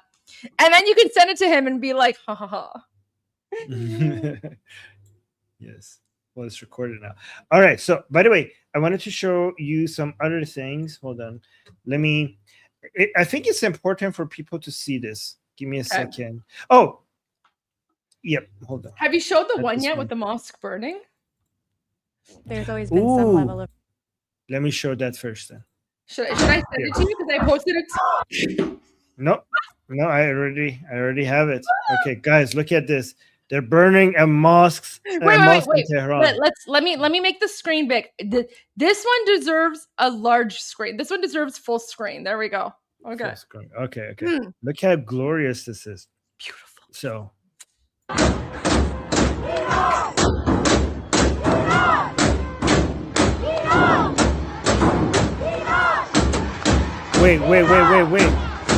Wait, Goldie, I didn't actually know that they're chanting Iran. You didn't know that? Come on. No, because I just saw the image. I was like, I haven't listened to it yet. There's nothing more poetic than Iranian people saying Iran right next to a burning mosque, a mosque that they just set on fire. This is the most poetic thing I've ever seen. There's nothing more Iranian than burning a mosque. But go on. Sorry. Did you not see my Iranian here video from a few days ago when I said that we're in the I said we're literally in the middle of the Islamic Revolution and it's Iran versus Islam. Iran versus Islam. Yes. I called it a few days ago, and now millions of Iranians are burning this mosque down while they're chanting Iran. Yes. I'm telling you guys, you follow me, you get the correct political analysis. And it might be early, but I'm never wrong. Never wrong. And now millions of Iranians are burning down this Islamic mosque while they're chanting Iran. I told you guys, Iran is not. We're not a Muslim country. We're Iranian. Yeah. Okay. So let's watch this one more time. From the beginning.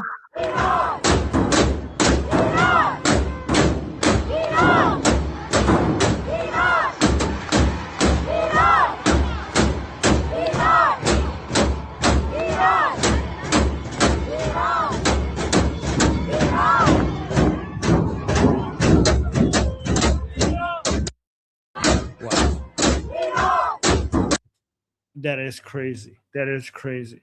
You know, maybe what I would like to do, Armin, is why don't I don't usually like to promote my own videos, but I think this is important. I'd like to play my two most recent Iranian here videos, because both of those videos pretty much summarize what's happening right now.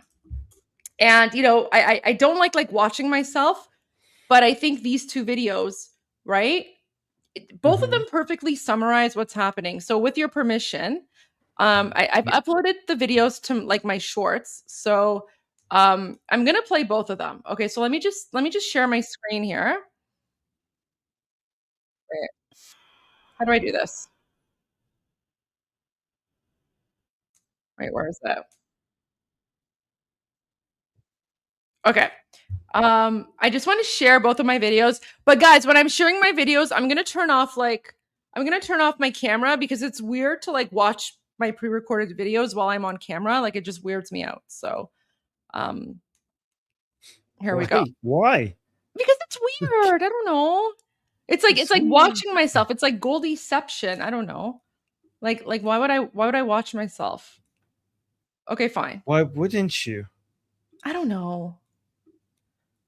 Okay, all right. And these videos that I actually shared, wait, I got to remove this one. I want to go back to the mosque in a moment, but I just want to give you guys some context. So there's my face. Okay. So this is the one that I posted. I think this was like last week. Okay, this is last week I posted this. Just listen to this one here. Iranian here with another pro tip for anyone who's not from the Middle East. In order to understand why Iranians are fighting against the Islamic Republic and want their Shah to return, there are 3 facts that you just have to accept. Number 1, Iran is not a Muslim country, and prior to 1979, we were a modern, secular, westernizing nation. Number 2, the 1979 Islamic Revolution, or as I like to call it, the Islamic coup d'etat, was not an organic movement. It was orchestrated by communists and Islamists, and it was funded and supported by Western nations. And number 3, the Shah of Iran was not a dictator. In fact, the Shah of Iran was protecting Iranians from Islamists and communists. Unfortunately, everyone in the West has just dealt with the historical revisionism that's been put out there by communists and Islamists to justify taking over Iran in 1979 and turn it into an Islamic hellhole governed by Sharia law. So if you're wondering why Iranians are taking to the streets and protesting against Islam, wanting to overthrow the Islamic Republic, and calling for the return of the Shah, the current king in exile, His Royal Highness Reza Pahlavi.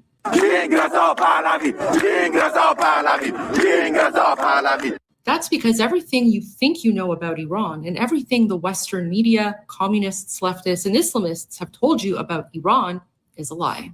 And now you know. So that was my first video that I posted. I like your signature at the very end. That's like. Really and now nice. You know, yeah. Guys. That's why.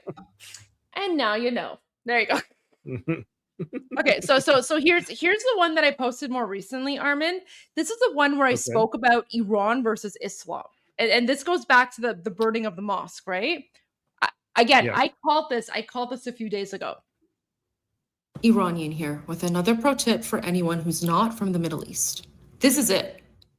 I'm calling it. This is it. We are in the middle of the Iranian Revolution. After 47 years of Islamic oppression by those terrorist Ayatollahs, this is it. Iranians are rising up. Iranians are fighting back.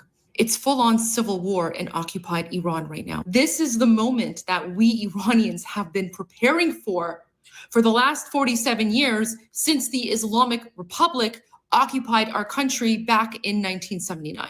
Iranians are fighting back against Islam. They're fighting back against the Islamic Republic. They're fighting back against Sharia law. It's literally Iran versus Islam. It's absolute chaos in the country right now, but Iranians are fighting back.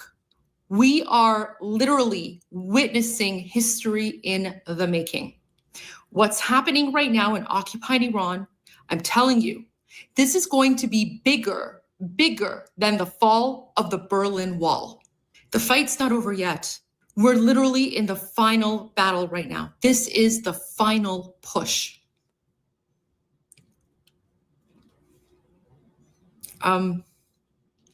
Pray for Iran. Pray for Iranians. We're literally fighting for our existence right now because it's now or never. And now you know. Iranian here with a. There you go. You know, that was so on point and very powerful, and I love the part that you got emotional. You mentioned that it's bigger than the fall of the Berlin Wall. That part really resonated with me because I think, and I also think you would agree, that this doesn't end with Iran.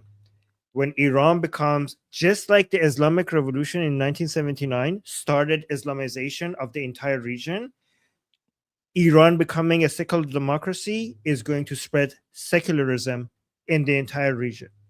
I think we're going to impact the entire Middle East. It's not just going to stop at the borders of Iran. Listen, this is going to free Iraq because Iraq is also occupied by Islamic terrorists, right? This is going to free Iraq. This is going to help stabilize Syria. This is going to free Lebanon.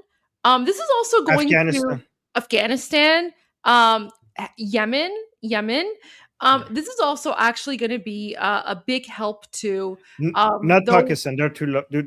I wasn't going to say Pakistan. I was going to say I was gonna say those, you know, and you know, I have to be honest. There are certain, you know, Palestinians who are fighting just because they want to be free.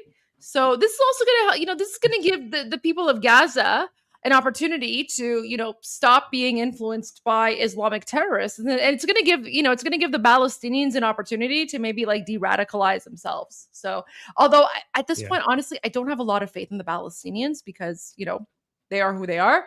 There is no such thing as a Palestinian. I didn't say Palestinian. I said yes, Palestinian. Palestine. Yeah. Because you know they're as real as Palestine. But anyway, yeah. By the way, guys, I know somebody saying Pakistan needs time. I know. Okay, I know. It's just, the problem with Pakistan is that they're also inbreeding, so the IQ level is dropping. So I don't know if we could fix that.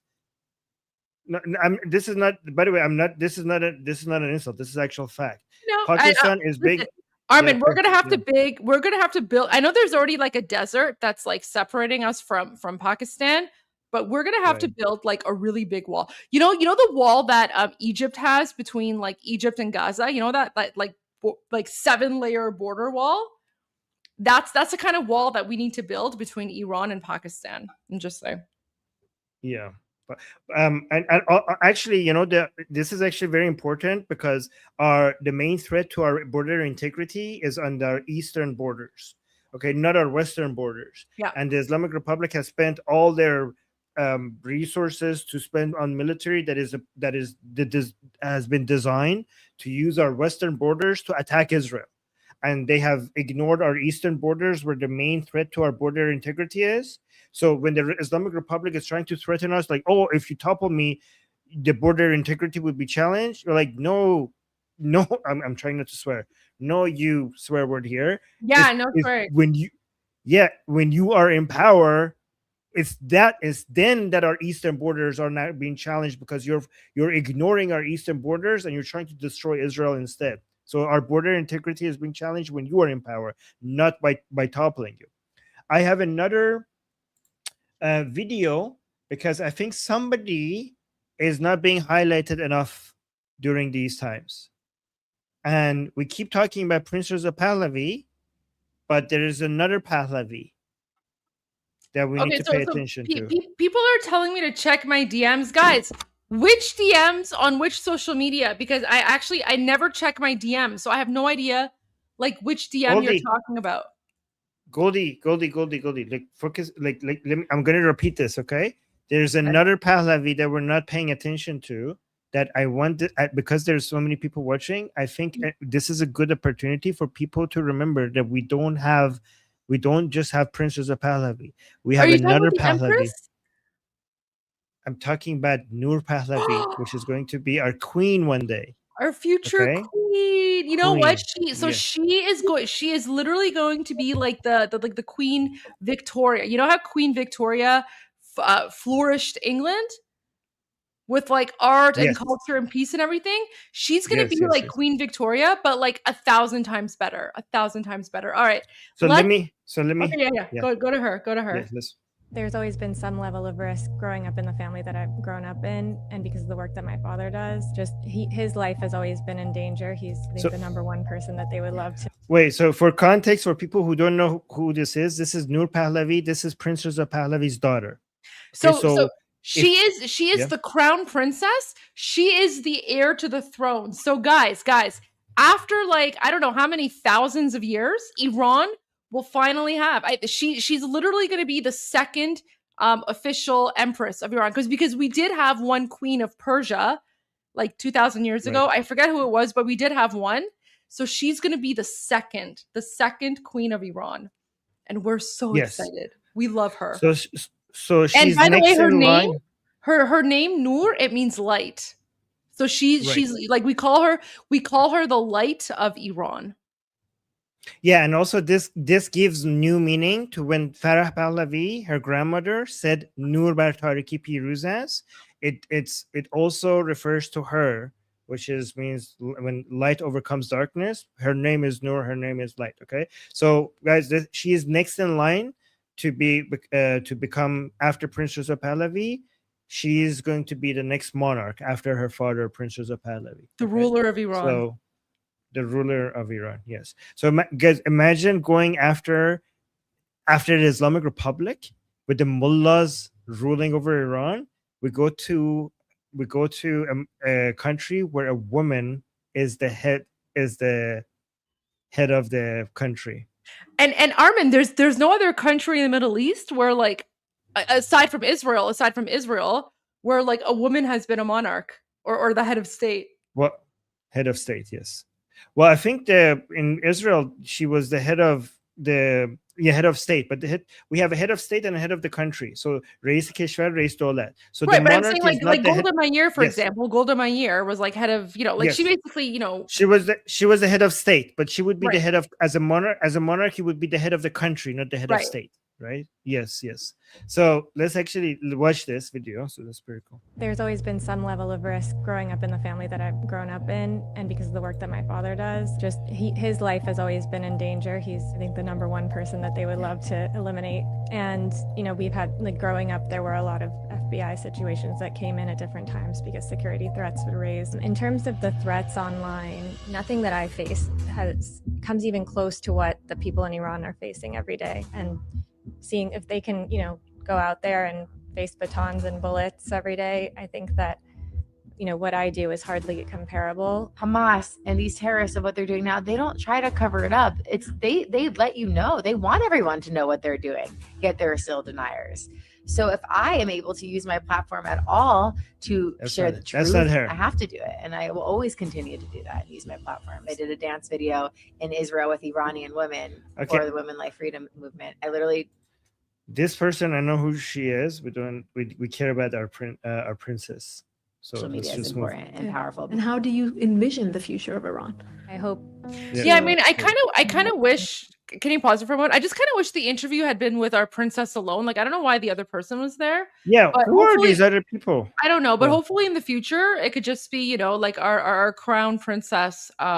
Just feature her because we love her, we support her, and we cannot wait. But like she's the light of Iran. She's the light of Iran.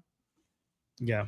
Effort and support for the people inside to feel like their struggle isn't forgotten just because the media might not be giving it the attention it deserves. I think that's very important to me, is keeping their voice alive and making sure that it's heard on this side of the world. In the future, we've worked a lot on the Iran Prosperity Project, which is a roadmap to hit the ground running. By the way, she was responsible for part of it, the medical part of it. So she was involved in the Iran Prosperity Project because of her background in medicine. And making sure that it's heard on this side of the world. In the future, we've worked a lot on the Iran Prosperity Project, which is a roadmap to hit the ground running should the regime fall, so that it doesn't open a void for chaos. That to me has been an extremely interesting process. Every Iranian is almost like a founder of this new nation. Equality, dignity, justice all thrive. And that Iran is once again an active participant in the global economy as well. So, as painful as a lot of the things that we've gone through as a family have been, the fact that there is still work to be done has helped push everyone forward and stay focused on the goal, I think. You can reach people not just in Iran, not just in Israel, not just in the United States. You can reach people all around the world. I don't know who this other pretty. Maybe she's her friend. Yeah, well, you know what that is? That is actually a good friend of her because they're always together in their DMs, like in the stories that they share. So that's a good friend of hers. Okay. Let me see. I wanted to. I don't know if you. A little like what is this one?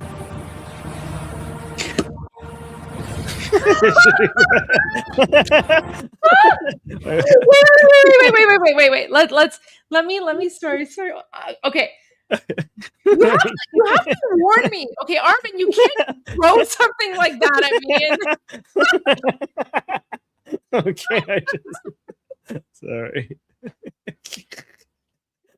Wait, let me make it smaller here. Come on. You can't just, guys, I'm telling you, there's so many AI memes out there right now. You guys have no idea. Yeah.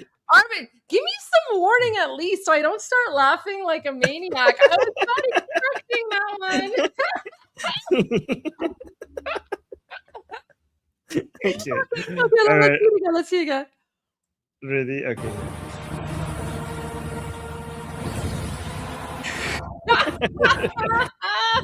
Okay. I love how the lion has a crown on his head too. Yeah, and I like how this. Look, you know what? Look at his head. He's like, why? Or like, so wait, what is he saying? What do you think he's saying, Inja? Khamenei. Like, این دیگه چیه؟ آره از این کجا دیگه اومده؟ چیه؟ No, Armin, he's saying استغفرالله. Look at the sun emoji. No, he's saying تو از کجا پیدا شد. That's it. تو از کجا اومدی؟ Oh my god. نه میگه تو no he says تو شیر ماملی. Haydar. No, it's like Haydar.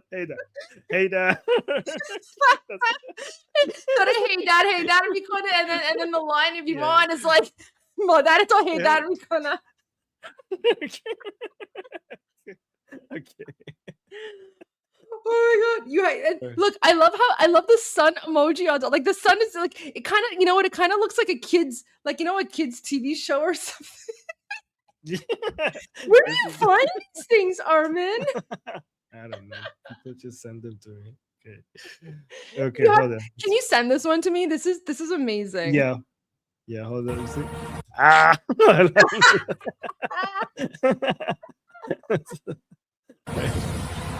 Oh my god, this is so good. Shouldn't be laughing. This is not. Listen. I'm a former politician. This is not politically correct for me to be laughing. Okay, it's not? Okay. Whatever. Listen, we've been waiting for this moment for 47 years. But again, the fight's not over. The fight's not over. But guys, you know what? Symbolism and imagery is so important. And stuff like this gives Iranians hope, right? This gives us hope. Yeah. But let me send this right now to you if you want to tweet it or something. Please. I'll retweet it at some point. Maybe not right now, but oh my gosh. Oh my god, I just saw the pictures you sent me. This is hilarious. Yeah, my sister is sending these to me. I knew you would like it.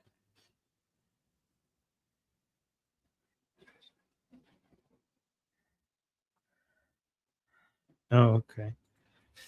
I like how we have the lion and the sun. The sun is very cartoonish. Oh my gosh, guys, the people in the comments saying Goldie and Noor, no, there's no way. Like, you know, guys, when it comes to like Iranian women, I'm telling you right now, like I'm a mid. I'm like a 5 when it comes to Iranian women, and then Noor Pahlavi is like a 10. So let's not compare. Let's not compare the two. Oh, come on. No. I'm being serious. No. I'm literally a mid because Iranian women are gorgeous, guys. I'm literally a mid.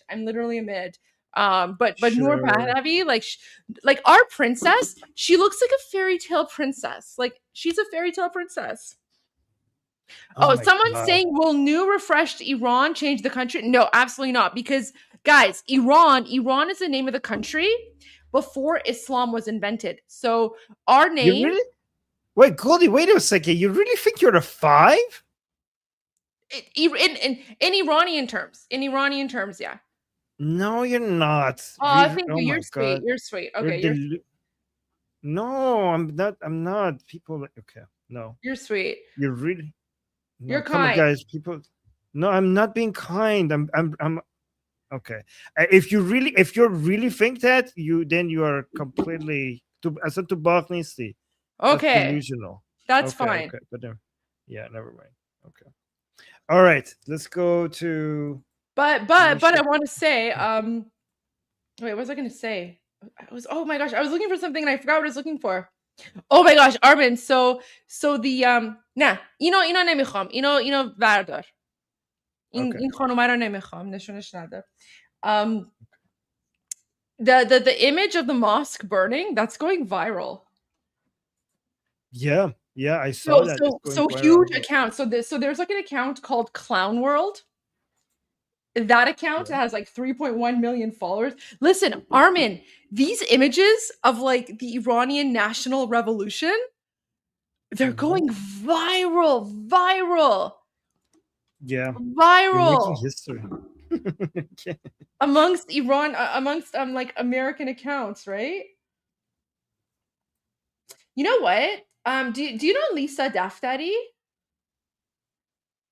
No, who's that? So she's the one who was interviewing Noor. Oh, you should be interviewing Noor. No, but Armin, I'm not like a journalist. I'm not like a media. Like, listen, I'm a political commentator. Like, I provide political analysis. The only reason that, like, you know, you don't need to be a. You're not media either. But listen, like, you don't need to be a journalist to interview. You don't need to be a journalist to interview people. Right? I don't know, but I'm not good at that stuff. Listen, the only reason that I'm doing this now is because we're in the middle of the Iranian revolution, and like, there's no one else. It's literally me, you, and Mahyar Tusi. That's it. So, you know, we just kind of fell into this role. But like, I'm like, this is not my thing. But wait, I wanna reach out to Lisa Daftari because she's messaging me on X. I don't think I have her number. Let me reach out to her because Lisa Daftari, she's another Iranian like journalist. She might be able to give us like maybe some news updates or something as well. But I don't know. Let's see if she's available because I do want to promote her because she's also doing great work as well. But okay. I need to. This is crazy. So Trump is in. I think this is in the White House meeting. Look at this. What the hell, Goldie? Look who's in the White House with Trump. I know. Laura Loomer tweeted that. Why is he? Is he the Islamic Republic representative? Listen.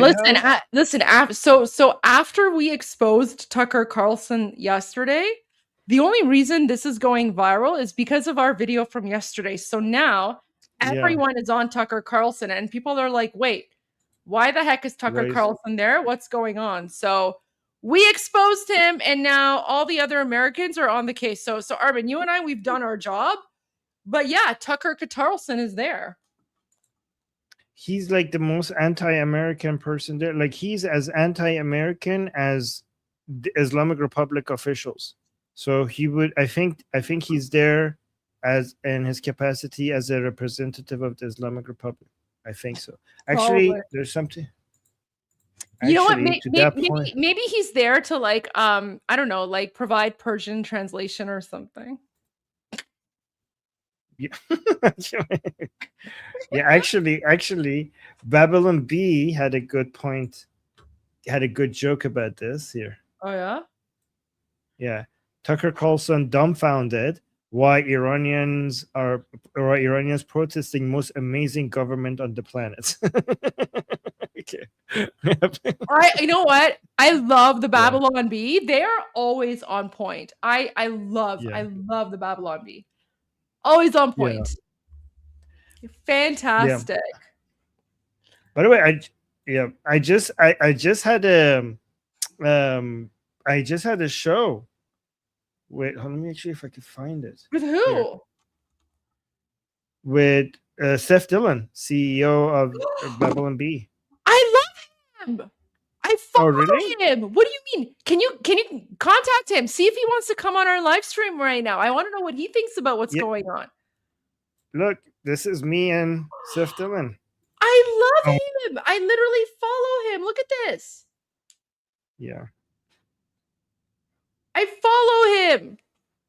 Oh, really? Okay. Yeah, do you have his contacts? Reach out to him. Why don't we get him on to give us you know what? Maybe we can get the American perspective from him on what's going on in Iran.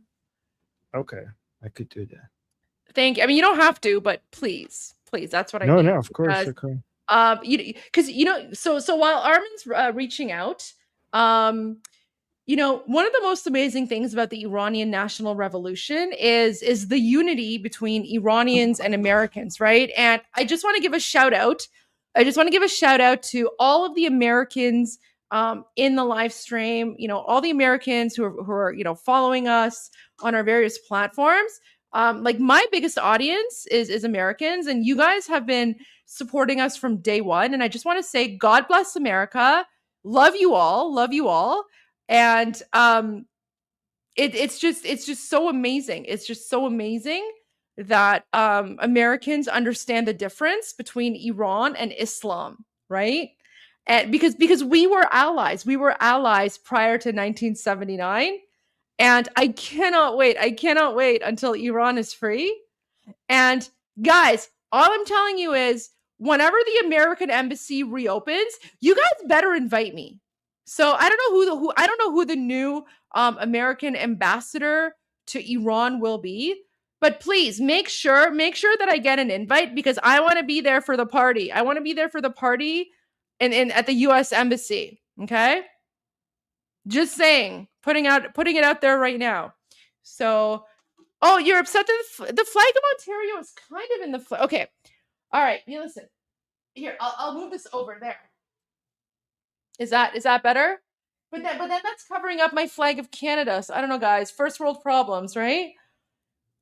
First world problems. There you go. Does that work? Okay, there you go. Now the flag of Ontario is also in the frame. Okay, guys. So I got Canada, Ontario, America. All right, guys. All right. Whoever the American ambassador to Iran is, just invite me to the embassy party. Okay. Invite me to the embassy party. Look at because we love America. We love America. Yeah. All right. Look at this glorious picture. This should be like everything all together. Honestly, Armin, there are so many images and photos of what's happening in occupied Iran. Every single one could basically be like a Hollywood movie, except honestly, like what we are witnessing right now, what we are experiencing, this is better than Hollywood. Like not even Hollywood could have predicted these scenes, right? Yeah. By the way, I received on my Persian channel, I received there's this person called Vafa. Yeah. Go for it, whatever you want. Okay, hold on. And there's this person that is anti-Pahlavi. His name is Vafa. Okay. And he tried to, like, in the middle, as soon as the revolution started on day one, he realized that his anti-Pahlavi videos are going to be used against him, and everything is going against what he predicted, right? So, and I have, by the way, Goldie, I don't know if you know, but in the past year, I have dedicated my Persian channel in going out and humiliating and attacking and analyzing and debunking all the anti-Pahlavi YouTube channels, right? So that's what I've been doing with my Persian YouTube channel in the past year. And on the Persian channel, I've become famous for that. So every time somebody, for example, made a content against Prince Reza Pahlavi. Oh, I know, because my mom told me about your video about Morad Vaisi. So yeah, we know. Yeah, no, but every time, no, Morad Vaisi is good. He has just like some small issues with him, but he's that's okay. That's fine. Yeah. I'm not complaining. No, I'm just saying. My mom keeps up with all the YouTube streamers, and she's actually one of your biggest fans. So. Oh, thank you. That's so sweet. So let me tell you. So like it was to the point where when people would make videos against Prince Reza Pahlavi in Persian, there would be some comments like "Armin is coming for you." Like people would predict, like even before I see the video, people would predict that this is going to be one of my shows responding to that because it's like an anti-Pahlavi video, right? That's how predictable we have become. Love like that. The fact that they were reliable they have become. So one of the main people that went against Pahlavi was this garbage of a human being called Wafa. Okay, and he on the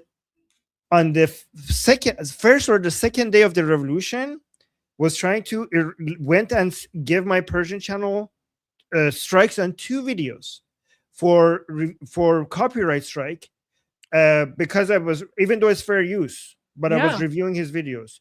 And imagine this, like look how disgusting these anti-Pahlavi people are. That word that starts with a K and ends with a Y. I can't say it. Oh my. Okay. Yeah. But right in the middle of imagine if all Iranians are thinking about the revolution, this revolution succeeding and Iran being free, and this person was focusing on taking down my Persian channel by giving me strike after strike. And I imagine everybody else was focusing on the revolution, and I had to do a counter notification to save my channel. Even though everybody was just talking about freeing Iran, I was like, I can't even go live on my channel talking about the revolution because this idiot is trying to take down my channel. So let's see actually what he says here, because I think but he looks so ugly. Okay, fine. Okay. Yeah, maybe no. Let's not show it because it's hal be ham zane. He's attacking Pahlavi, and I don't خیلی قیافش عوضیه اصلا بیخیال. ببین نگاه کن. I'm gonna say something. انقدر سعی کردن به پهلوی حمله بکنن، ولی ببین مردم ایران چه حماسه انجام دادن. You know, it doesn't matter. همه این حرومزاده‌های صیغه‌ای ببخشید حرومزاده‌های صیغه‌ای بچه صیغه‌ای انقدر بر علیه ایران حرف زدن، انقدر توهین کردن، انقدر سعی کردن که رژیم بمونه، نتونستند. مردم ایران پا شدند. So Armin, it doesn't matter. You can go after them later, but right now those people are literally irrelevant because over 80 million Iranians have spoken, and they have told the world who they want and what they want, and they want King Reza Pahlavi to return and transition the country from a totalitarian Islamic dictatorship into a functioning secular democracy. So you will have Armin, because I know you have been the jihadi hunter, right? You're like the jihadi hunter. You are. When the Islamic Revolution is over and when Pahlavi has returned, you will have more than enough time to go after these people. And I guarantee your channel is going to be huge because of that. So, we're not going to stop going after these people even after the revolution is successful, because these people and with their garbage ideologies are still going to be around. And we need to, for example, this guy is a Mossadeghi, which is one of the ideologies that basically. Yeah, he's a Mossadeghi. So we need to literally the biggest fake news in the world. Yeah, so we need to actually free Iran, but then our job is not over after, because then we need to protect Iran. It's not enough to just free Iran. Then we need to protect it against all the ideologies, because Iran was once free, and then it became unfree. So we need to make sure it doesn't happen again. Show me, what is it? No, it's just. So the video of the mosque of Iranians, the iconic video of Iranians burning down that mosque and chanting Iran. Yeah, it's gone viral. So it's literally this one American account. Let's bring it up. So this one American account called Daniel, he just retweeted, and he's got over 200,000 followers on X. So he retweeted it, and he's like, "Babe, wake up! They're burning down mosques in Tehran."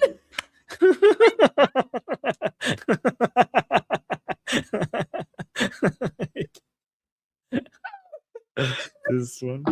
Armin, you know what I love about this? What? I have been saying forever that Iranians are not Muslim. And people were like, "Oh, she's lying. 99% of Iranians are Muslim." Right? And then now this look at this giant mosque is burning down.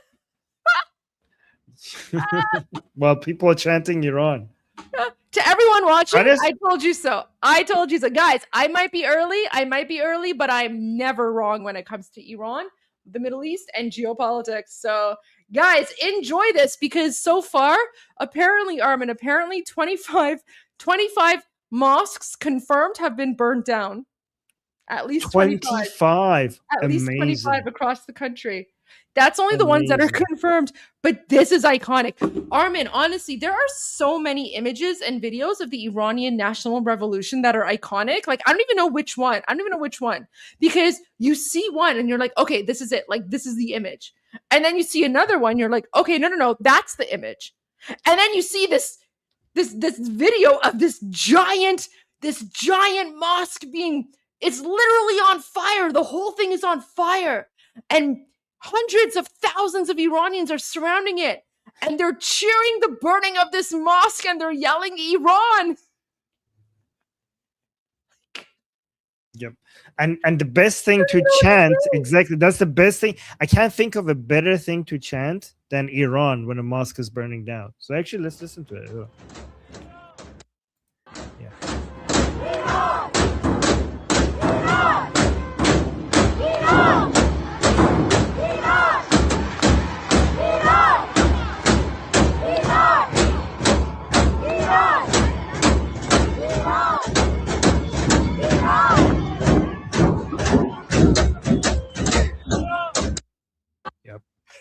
You know, when I was can we just put that on repeat? Like, you know what? Yeah. We could just play this on repeat for like the next 10 hours and I wouldn't get enough. You know, when I told you guys, you know what I want to do? I want to do what I told you so as well. When I told you guys for years on this channel, I told you that Iran is the Islamophobia capital of the world, that no country beats us at Islamophobia. Some of you were offended and you were saying like India is number one. Okay, not offended because you were pro-Islam. You were offended because you said that glory should go to India. Some of my Indian friends were like, no, Armin, we have you beat at that. But now you could claim second place. You could claim second place. I mean, do you have this on your record? You don't. So we win. I love you, my Indian friends, but we win. We love India. I've actually visited India, beautiful country. Right. Yeah. But I'm sorry. In this one, guys, but by the way, like I just want to say to Indians, after 1400 years of Islamic occupation, we are decolonizing from Islam. So this is 1400 years in the making. This is, and I said this like several years ago, right? When the Iranian national revolution happens, it's not just about overthrowing the Islamic Republic. It's about decolonizing. It's about 1400 years of Islamic decolonization. And that's what we're seeing right now. Perfectly said. Oh my gosh.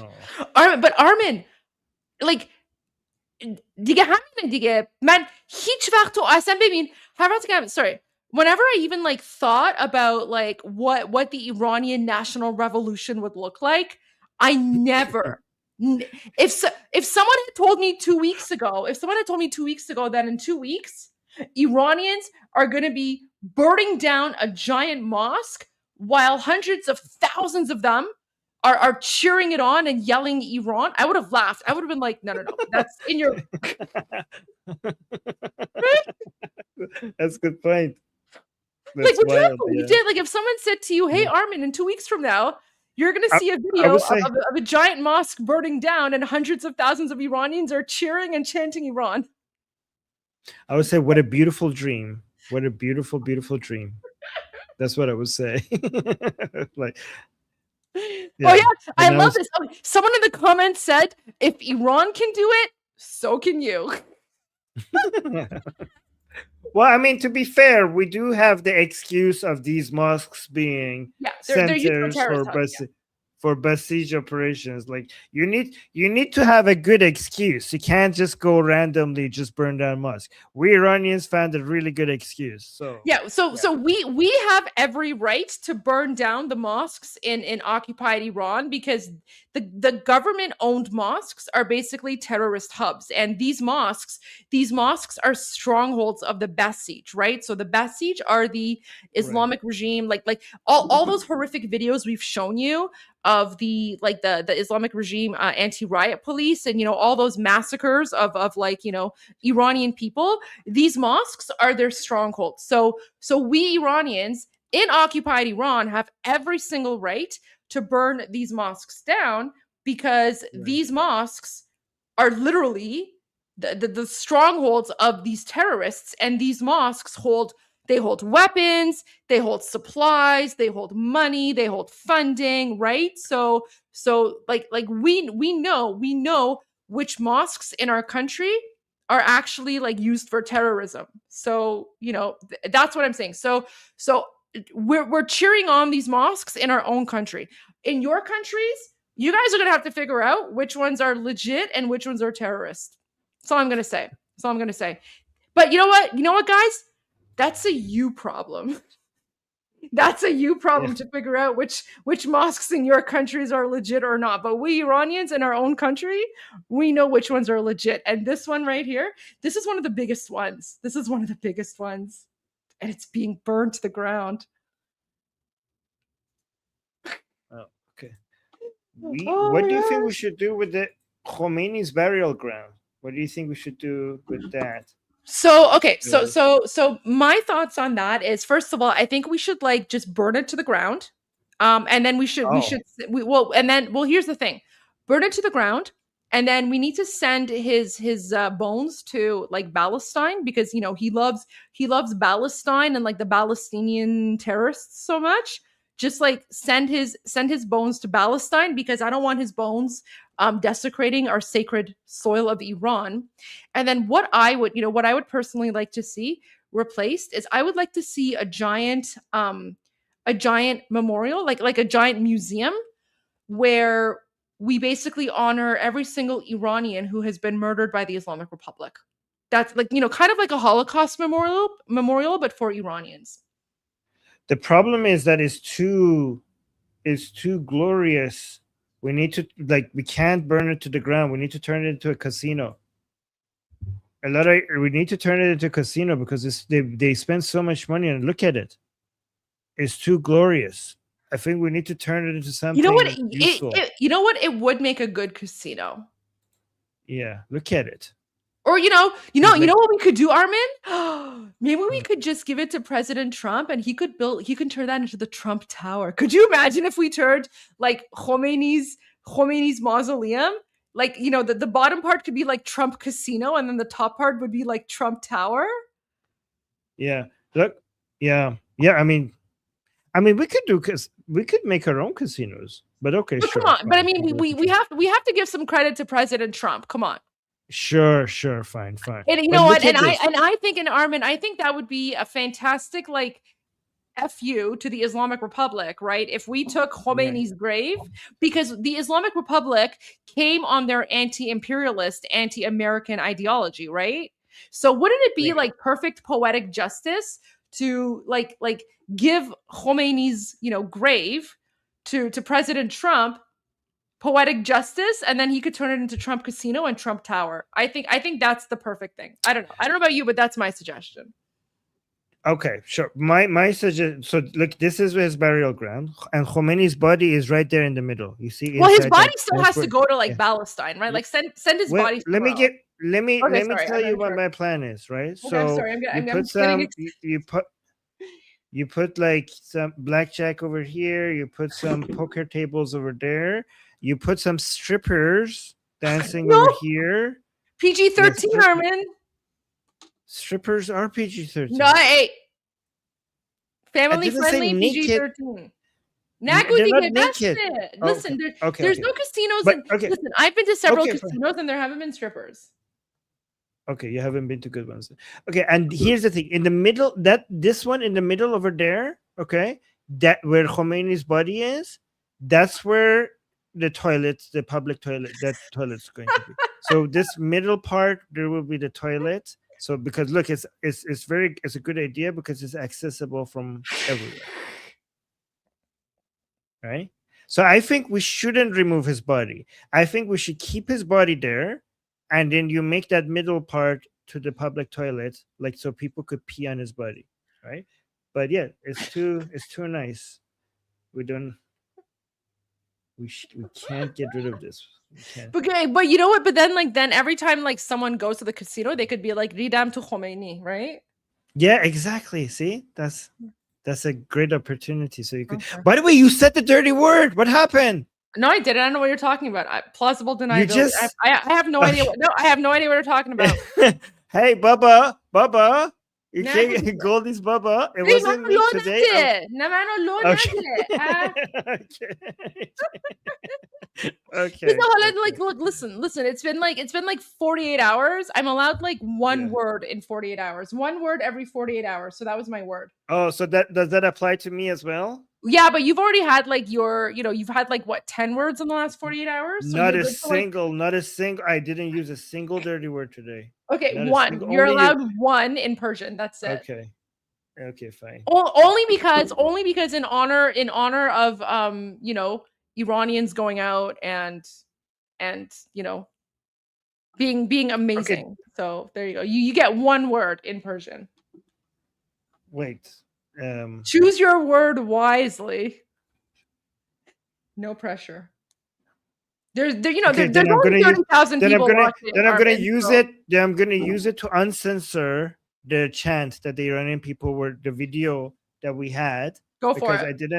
I didn't properly translate it because you said I can't use any dirty words, right? So now that I can use a dirty word, I'm going to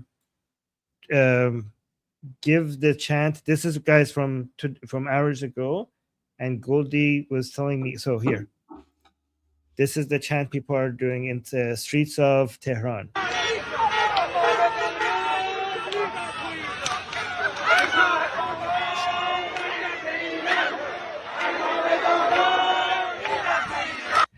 So the full complete version now is Ey Shah Shahan Bargard be Iran Amma Medaran Ridan be Iran, which means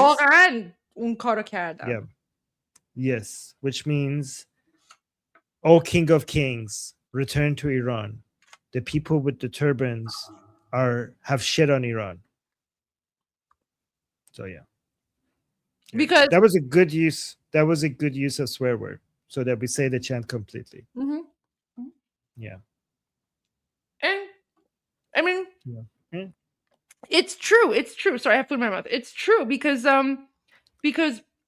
when they took over our country 47 years ago, they took our country back 47 years to, not at 47. They took our country back 1400 years to the 7th century. So they literally pooped on our country with their, 7th century jihadi Islamic ideology.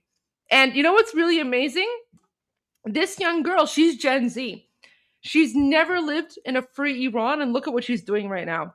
Iranian Gen Z, literally the bravest in the world. Yeah. Are we gonna do the IPP emergency plan today, or do you want to do it a different day? You know what? Why don't we do that tomorrow? Because there's a lot of videos to go through, and I'm sure you have a lot of videos and a lot of news as well. If you don't, like, my live stream is full of videos that I want to share. So yeah, how about we do your live stream a little bit more, because I think yeah. So let me just go to my live stream here, guys, and then that'll give Armin a chance to recharge, because we've both been going for quite a while. But Armin is a rock star. So Armin, if you need to take a break, go right ahead, okay? No, I don't think you've eaten anything either, have you? I had an apple, but I'm okay. Oh, why don't you take a break and go eat something? I want to see your feed. I want to see what you're going to show. So go get food and come back. Okay, fine. You know what? How about this, Armin? I'll wait for you. So what I'll do is no, I'm gonna watch it on my phone. No. Listen. Take your time. What I'm gonna do, because I want to replay my interview with Talk TV from earlier today, because my interview with Talk TV actually gives a really, really good summary of what's going on. And then I also kind of want to play the president.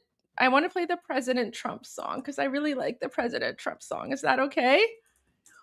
Well, okay. I'm gonna take a break for the. Yeah. So that gives you about 20 minutes. Okay. Okay. Sounds good. All right. So, guys. So I'm gonna play. So for those of you who haven't already seen it, I'm gonna play. My interview from earlier today. So this interview was from, what time is it now? So I literally did this interview 12 hours ago. Okay. 12 hours ago. I did it with British TV, and I actually had a lot of fun. I had a lot of fun with this one. So I'm just going to share this with you. I'm going to turn off my screen because it's weird for me to watch myself when I'm doing interviews. So there you go. I'm just going to turn off. Actually, I'm just going to make it full screen. How about that? I'll just make it full screen. That'll be easier. Wrong one. All right. There we go, guys. Enjoy this. And then we're going to play the Trump song, and that's going to give Armin some time to take a break. Gamari, human rights activist, former MP, speaks on these issues regularly. Goldie, good afternoon to you. Wait, let me go back. Let's get a word with Goldie Gamari, human rights activist, former MP, speaks on these issues regularly. Goldie, good afternoon to you. Good afternoon, Ian. Thank you so much for having me on. It's a pleasure. Nice to have you with us. So firstly, is this a protest or a revolution?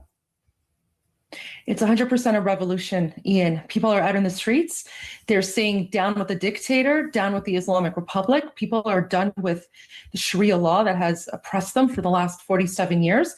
And they're also chanting, this is the final battle. Pahlavi will return. Of course, Pahlavi is a reference to the king of Iran, Reza Pahlavi, who's currently in exile right now. He has a transition plan to lead the country from a totalitarian Islamic dictatorship into a functioning secular democracy. And Iranians only trust him to lead them through that transition process. And this is the son of, right, that we're talking about here?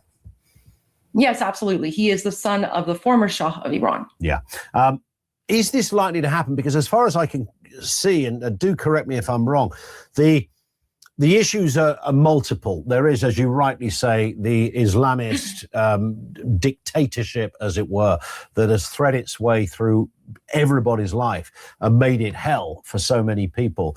But of course, and perhaps interconnected, I suppose intrinsically connected, are the economic issues, inflation and goodness knows what else. There is a real risk that whoever were to take over would still be faced with these fundamental problems. Oh, absolutely. So one of the things that we have to do is rebuild the country, because after 47 years, the Islamic dictatorship has essentially taken us back to the 7th century. Prior to 1979, Iran was a secularized, modernizing country that was slowly becoming like South Korea. It was becoming the South Korea of the Middle East, or even the Japan. But the Islamic dictatorship, they're a fundamentalist totalitarian regime. All they do is they basically stolen the money that should be going to the Iranian people, and they spend it on terrorism, not just in the Middle East, but around the world.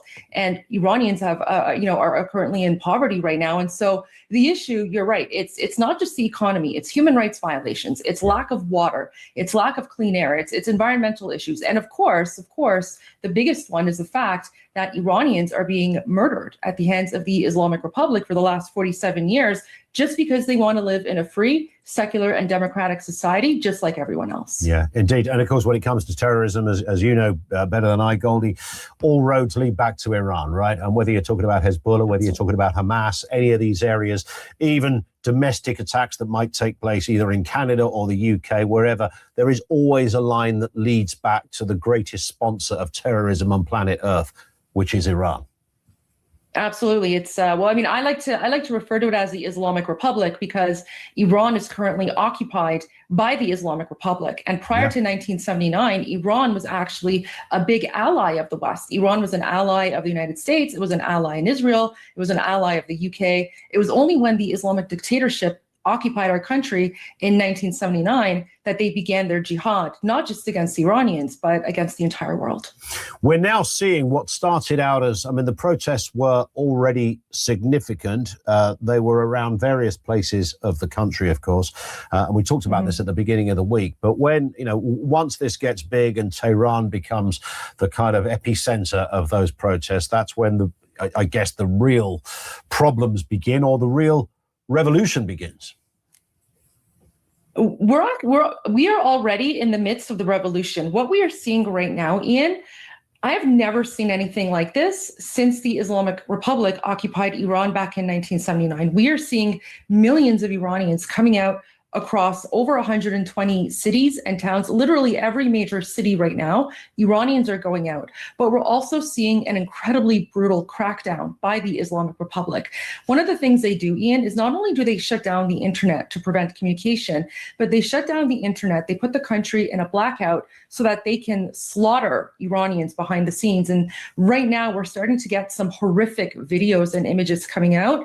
In the last 12 hours alone, over 1,000 Iranians have been slaughtered. I would say the number is probably closer to 2,000 or 3,000 Iranians that have been slaughtered by the Islamic Republic. Yes. Is the Ayatollah likely to, I mean, there's lots of suggestions that this guy is just going to disappear because he knows if he doesn't, somebody will make him disappear, but not in the way that he had in mind. Is that, can you envisage that is the case, that in a couple of days' time, he won't even be there?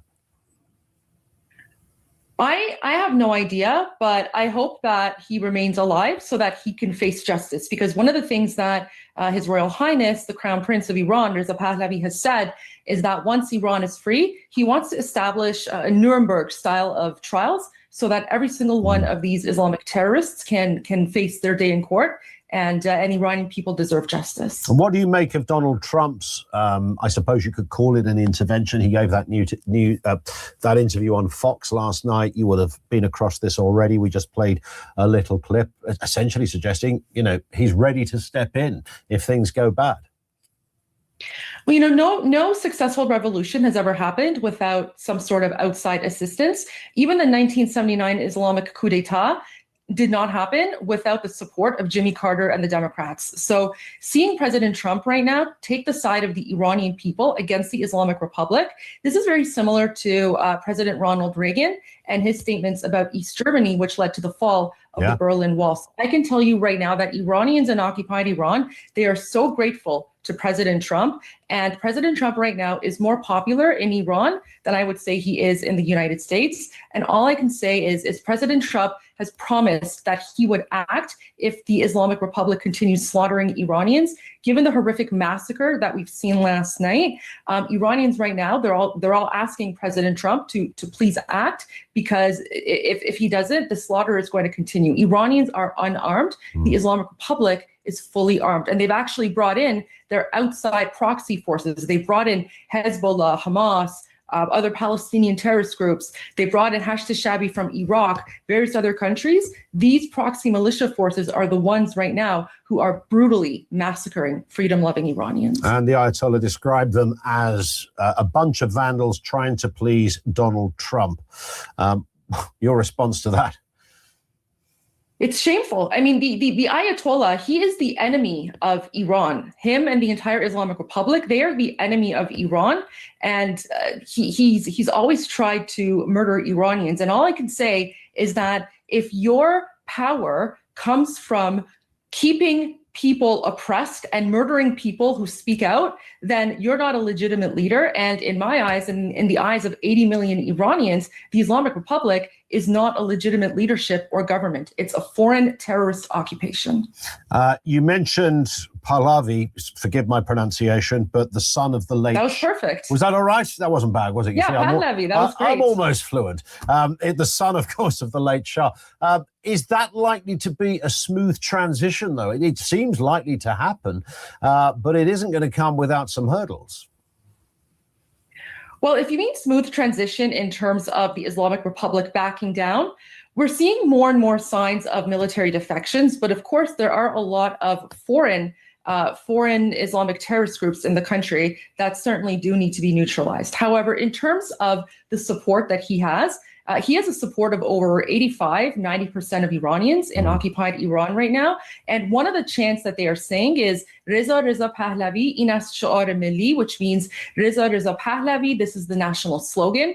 And again, they're chanting in Farsi, they're saying in akharin nabard Pahlavi barmigarde, which means this is the final battle, Pahlavi will return. So Iranians already know who they want to lead them and transition them from a totalitarian Islamic dictatorship to a functioning secular democracy. And in fact, he has a plan in place. That plan is available online, by the way, in English. You can go to the website, iranprosperityproject.com, and it's a 170-page document that anyone can download. And, I can't think of any other revolution that's ever happened where they've already had a transitional plan in place that has been publicly available online for half a year. And yet, our plan to transition from a dictatorship to a democracy is already there. It's been viewed by millions of Iranians. And this is why we all support him, because we know that he will take us from a dictatorship to a democracy.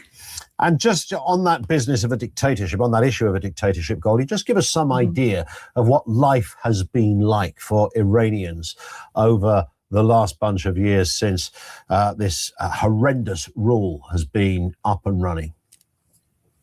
It's hell. It's hell. It's a living nightmare. Iran is actually the greatest occupation in the Middle East right now. So Iran has been occupied by the Islamic Republic for the last 47 years. Music is banned, joy is banned, singing is banned. Iranians can be murdered at any time for any reason. You have no human rights. It's horrible. It's the worst thing you can imagine. And Iranians are just fighting for freedom. Like they just want to have, we just want to have the same rights in Iran that people in the UK or other places have. And that in and of itself is enough for the Islamic Republic to want to murder Iranians.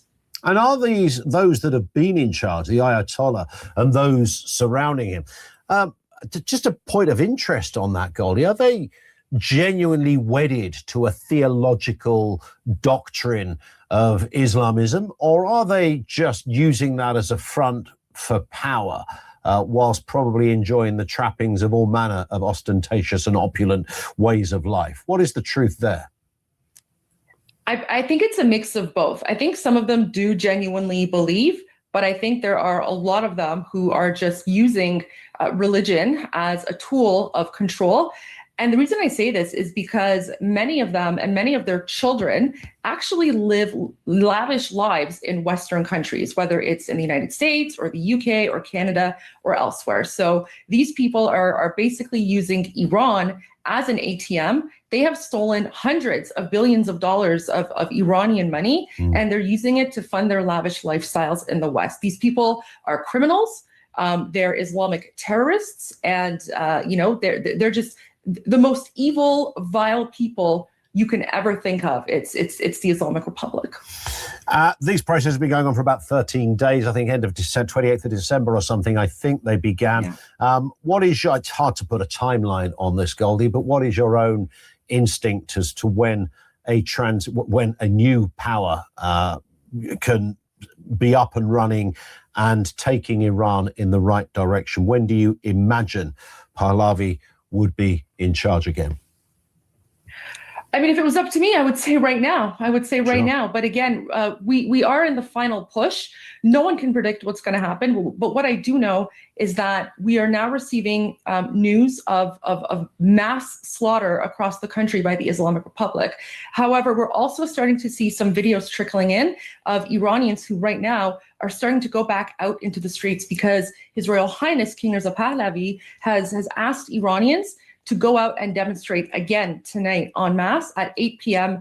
Iran time, Tehran time, which is in about 2 hours from now. But we're already seeing people going out there. And I have a feeling that despite the violence from the Islamic Republic, even more Iranians are going to go out tonight, because it really is now or never. And this is the final push. And all I can ask and pray for is for President Trump to intervene as soon as possible to prevent more slaughter of innocent Iranians at the hands of these Islamic terrorists. And going forward even further, you see Iran, your country of birth, your own country, as a moderate Muslim country on the world stage, as distinct from an Islamic dictatorship. Would that define more or less how you're referring to the future?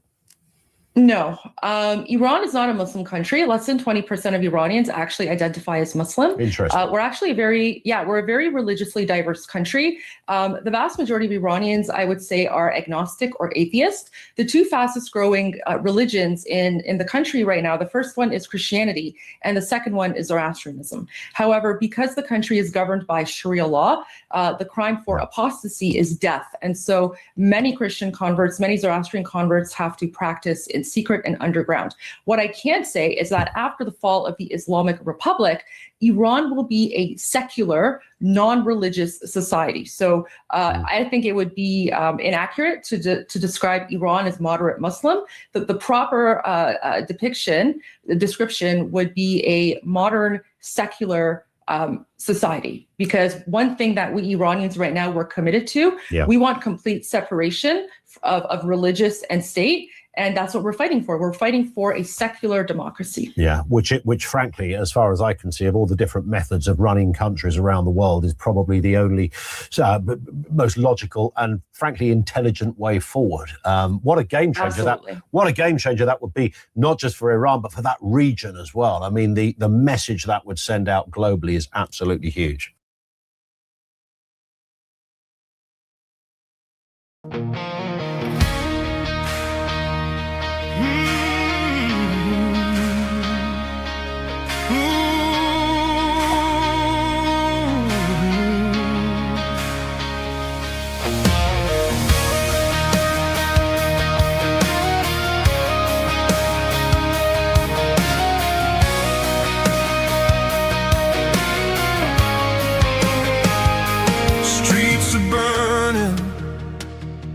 Voices rise, peaceful hands beneath the skies.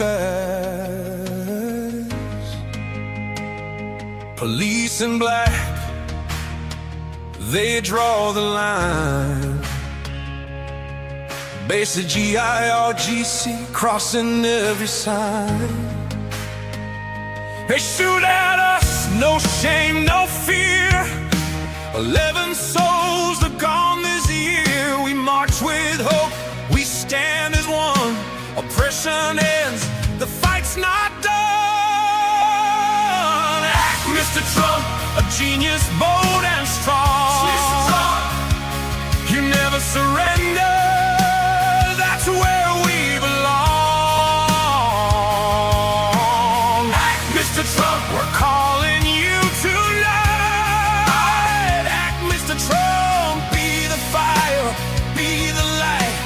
Locked and loaded, you said it loud. Hear the cries, hear the crowd. Act, Mr. Trump, don't turn away. Hope is rising, lead the way.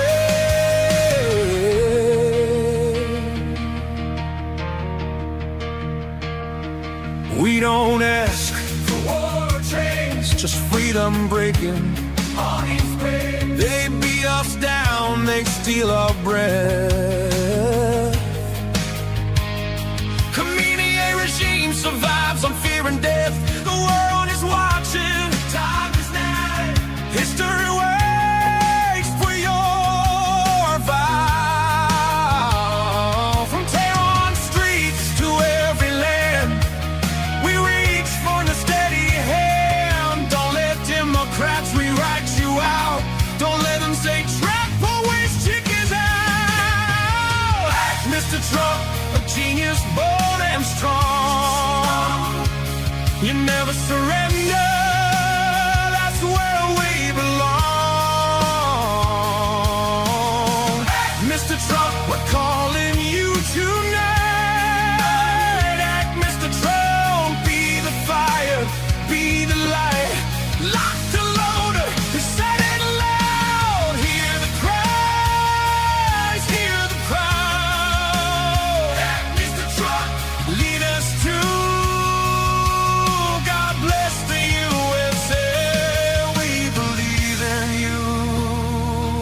This isn't AI. This is a real song.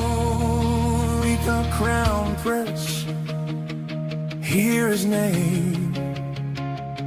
Reza Pahlavi, our hope and flame. He is hope, democracy's door. Stability in Middle East, we're longing for. The people shout from young to old.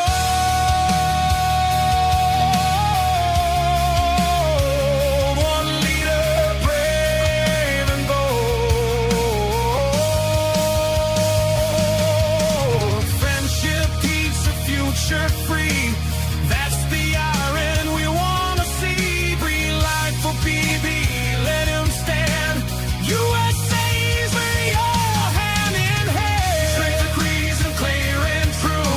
A safer world starts here with you. Iranian, say it loud and proud. We love you, Trump, above the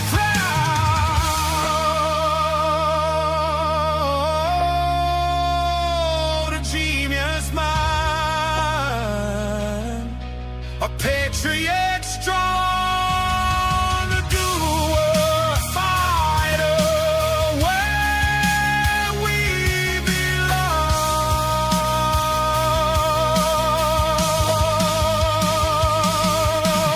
Act, Mr. Trump, history calls your name.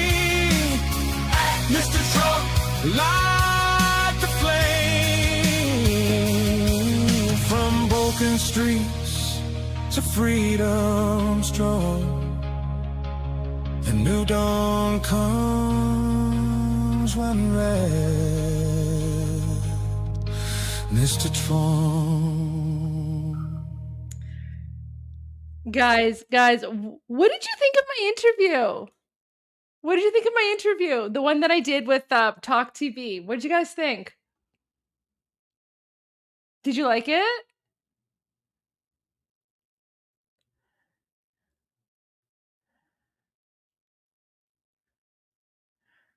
Wait, I'm reading your comments. Did you guys like my comment? Did you like you liked my interview? So, oh my gosh, thank you so much. Guys, honestly, so it's 9:30 right now. So here's the crazy thing. Here's the crazy thing about that interview, okay? Oh, thank you guys. So, first of all, I was in political mode, right? So it's like politician mode, right? Serious face. You guys get to see like the real Goldie, right? You guys get to see me when I'm not in like politics mode. I was a little bit nervous. Because I've never done British TV before. So, but honestly, Ian was so nice. Ian was like the nicest person. I actually had like, he was just, you know what? He was so receptive. He was so open. It was fantastic. I really enjoyed it. I really enjoyed speaking to him. So I'm like a fan of Talk TV now. But you know what's crazy, guys? You know what's crazy?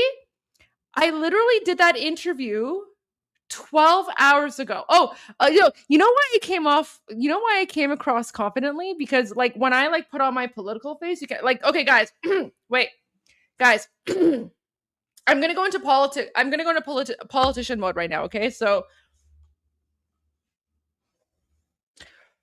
good afternoon, everyone. Thank you for tuning in to the Goldie Gamari show.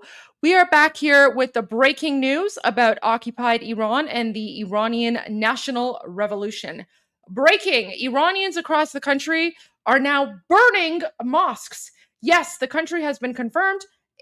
Over 80 million Iranians are now Islamophobic because they are burning the mosques that have been controlled by the terrorist Islamic Republic. And while they are burning the mosques, they are chanting Iran. How is that? How is that? How's my game face? There you go. There you go. So, but you know what? There's one thing. There's one part of the interview that I really liked, right? My favorite part of the interview. I'm gonna replay it for you guys. Okay, I'm gonna replay it. Let me pull it up here. I'm gonna replay. So I'm snorting a little bit now. Oh, thank you guys. You guys are the best. You guys are so nice. Oh my gosh. Like literally that interview was over 12 hours ago. And I'm still here live streaming because guys, it's Friday night. We have a long way to go because there is so much breaking news coming out. But here's what I want to show you. Let me share with you my favorite part of the interview. I think it's like somewhere here. Yeah. So my favorite part of the interview is when he says, so moving forward, is Iran going to be a moderate Muslim country? And I'm like, absolutely not. That is 100% inaccurate, right? I was like, really? And you know what? My favorite part about like that moment in the interview is when he's like, is Iran going to be a moderate Muslim country? I'm thinking in my head, I'm like, no. Oh wait, that's a weird like place to stop my face. But anyway, but you know what? I was right. I was right because you know, I say no, Iran is actually not a moderate Muslim country because we're not Muslim. And now we're literally like videos of like Iranians burning down mosques is going viral. You know what, Armin? I should probably send the video. Actually, I'm gonna do that. I'm gonna send the video of Iranians burning down the mosque to Ian's producer. Be like, remember when Ian asked me if like Iran's gonna be a moderate Muslim country, and I said no? I told you so. That's good. Yeah, send it. I will. But you know what? No, they were fantastic. They were so nice. And actually, you know what? I actually shouldn't probably like I don't normally share messages, but he sent me a video. Like his producer sent me a video afterwards, and she was like, "Wait, let me share what she sent me the nicest message." Oh my gosh! It's not going to be radically anti-Islamic. No, nothing like that. Nothing like that. Let me find the message from his producer. Literally, the sweetest woman. Like I had. It was fantastic. Wait, where's the group chat? Let me find it. Oh, here we go. So his producer, like afterwards, like literally after the interview, his producer sent a message and was like, I can't remember the last time Ian kept someone on for such a long interview. Goldie was great. Because my interview was only supposed to last about like 5 minutes, but it ended up being 15 minutes long because we were just having such a fantastic conversation. So like honestly, Ian Collins is like, he's like my new favorite media personality. I'm just putting it out there. And I'm saying this as like literally, Armin, you have no idea. I've had at least like 15 reporters / journalists like all reach out to me today. And they're all like watching my show, and some of them, Armin, some of them are like, can we come on your show? And I'm like, But yeah, so to all of the, like the reporter / journalists watching, I'm just saying Ian Collins is my new favorite. Just saying. But I want to go back to the part where he asks me about like Iran being a moderate Muslim country. And I want to give my response because again, guys, keep in mind, this interview was literally 12 hours ago. And now images of mosques burning down is going viral. Right? So here we go. Just a point of interest on that, Goldie. Are they genuinely wedded to a theological doctrine of Islamism, or are they just using that as a front for power, whilst probably enjoying the trappings of all manner of ostentatious and opulent ways of life? What is the truth there? I think it's a mix of both. I think some of them do genuinely believe, but I think there are a lot of them who are just using religion as a tool of control. And the reason I say this is because many of them and many of their children actually live lavish lives in Western countries, whether it's in the United States or the UK or Canada or elsewhere. So these people are basically using Iran as an ATM. They have stolen hundreds of billions of dollars of Iranian money, and they're using it to fund their lavish lifestyle. Wait, Armin, what do you think of like my serious political face? I'm not used to it. I'm used to a more casual version of you. I So know, this is right? like, But this like this is like, you know, Goldie, the normal human being. That's Goldie, the politician, right? Like, but yeah. you know, but that's literally me. And like, you know, I don't know how to describe it. It's just, you know, that's what I'm like. I don't know. Like literally, so that's when it's like, all right, like it's go time. Just you know, you gotta do what you gotta do. And I'm now like a huge fan of Ian Collins. Ian Collins, like one of my favorite media personalities ever. Nice. Big fan. So much respect for him. In the West, these people are criminals. They're Islamic terrorists, and you know, they're just the most evil, vile people you can ever think of. It's the Islamic Republic.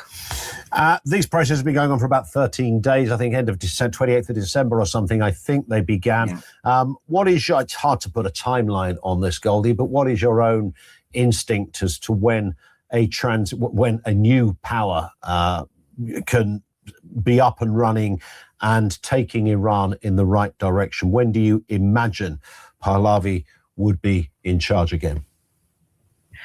I mean, if it was up to me, I would say right now. But again, we are in the final push. No one can predict what's going to happen. But what I do know is that we are now receiving news of mass slaughter across the country by the Islamic Republic. However, we're also starting to see some videos trickling in of Iranians who right now are starting to go back out into the streets because His Royal Highness King Reza Pahlavi has asked Iranians to go out and demonstrate again tonight en masse at 8 p.m. Iran time, Tehran time, which is in about 2 hours from now. But we're already seeing people going out there. And I have a feeling that despite the violence from the Islamic Republic, even more Iranians are going to go out tonight because it really is now or never. And this is the final push. And all I can ask and pray for is for President Trump to intervene as soon as possible to prevent more slaughter of innocent Iranians at the hands of these Islamic terrorists. And going forward even further, you see Iran, your country. Yeah. Okay, Goldie, on that point, that they need to intervene faster right now, look at what I have here.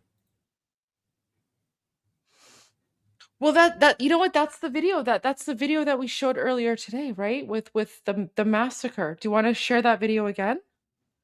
But you know what? This is wrong because it's way more than 200. Like I'm telling you, Armin, the casualties since last night, it's in the thousands. You and I both know that. Well, this one, it says the ones that have been reported. Yeah. It doesn't say all of it. I know, but I'm saying like this is just one place, so it's absolutely horrific. But you know what's even worse is that I think like Western media is reporting that like, oh, you know, 20 protesters or whatever, and yet like we have seen literally video evidence of hundreds, if not thousands, of Iranians who have been massacred. And you know, guys, we are sharing with you the positive side of things. But there's also a very gruesome, deadly side, and we can't even share some of the videos with you. Goldie, don't say thousands don't say thousands because we don't know exact number. We know. Listen, Armin, I'm telling you, Armin, it's at least 2,000. It's at least 2,000, if not more. I mean, I'm not saying you're right or wrong, okay? But I'm just saying let's wait for the confirmation before we say that. How about that? No? Even if it's true. All right, fine. But you know what? I'm gonna say that it's over 1,000 for sure. It's over 1,000. Okay. Yeah. Over and 1,000. Also, here's a video that the Department of State just released regarding Trump not playing games. It just came out. and he says when he says he'll do something, he means it. So you want to play that? Yeah, let's play that. The Department of State just You know what? I'm a big fan of Marco Rubio. Like I love Marco Rubio. I love Marco Rubio more than any U.S. politician. I love Marco Rubio. He's my number one.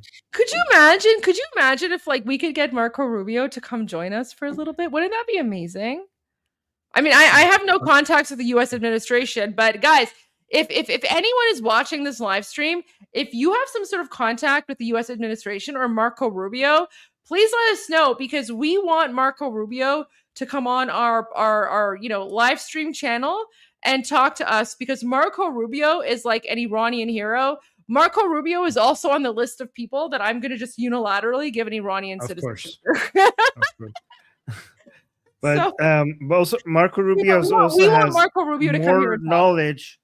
Marco Rubio has also surprisingly amazing amount of detailed knowledge about Iran for some reason. Well, do you remember that video where he differentiated between Iranians and the Islamic regime? Yep. Yeah. You have that video? I have that video. But I want to show this video. I played this one, but I want to play that one as well. But play this one first. Okay. So again, for people, this was just released by the Department of State, saying do not play games with President Trump. When he says he'll do something, he means it. So let's watch this. Don't play games. Don't play games with this president's in office, because it's not going to turn out well. U.S. Special Operations Forces flew in from off the coast of Venezuela to snatch Venezuelan leader Nicolas Maduro and his wife. This is a president of action. Like, I don't understand yet how they haven't figured this out. And now, if you don't know, now you know. One of the ways that you establish peace in your own hemisphere is to make it clear that the United States is going to be respected. Maduro will never again be able to threaten an American citizen or anybody from Venezuela. This is the Western Hemisphere. This is where we live. And we're not going to allow the Western Hemisphere to be a base of operation for adversaries, competitors, and rivals of the United States. The United States government has already begun marketing Venezuelan crude oil in the global marketplace for the benefit of the United States. We will control how it is dispersed in a way that benefits the Venezuelan people, not corruption, not the regime. This will benefit both the American people and the Venezuelan people. The 47th president of the United States is not a game player. When he tells you that he's going to do something, when he tells you he's going to address a problem, he means it.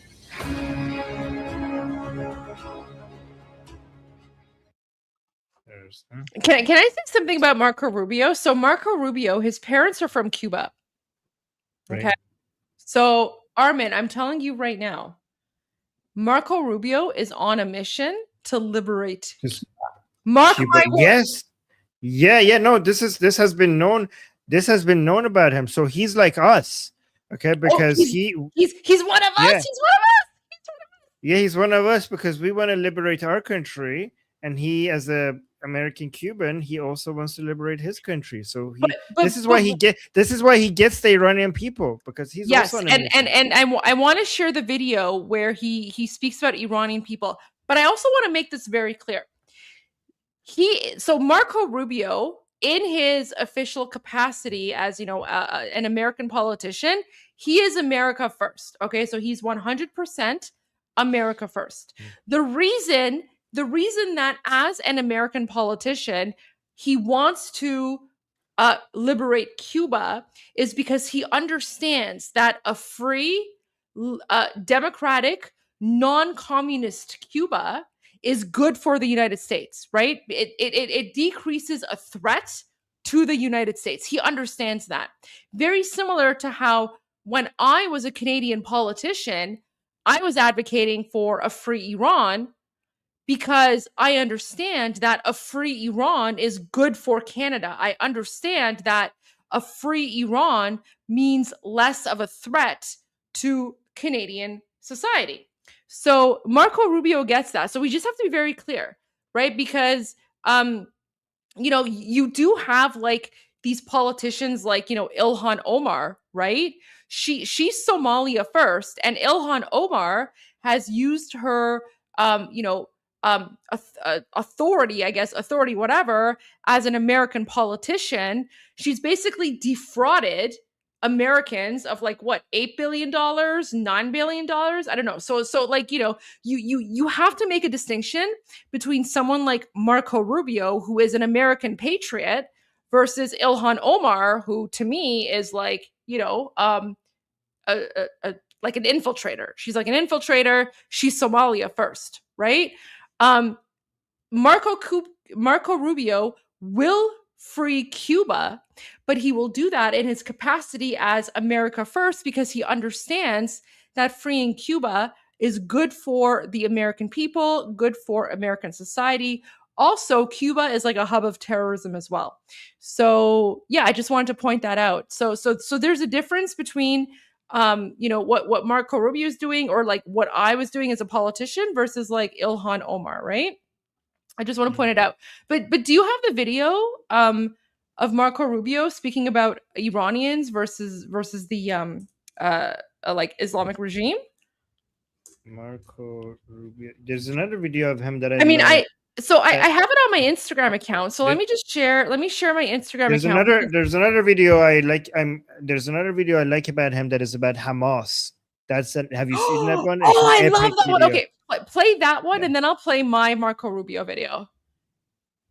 Okay, let me get it. You go get the Instagram one. I'll go get the. Oh, there you go. I found it.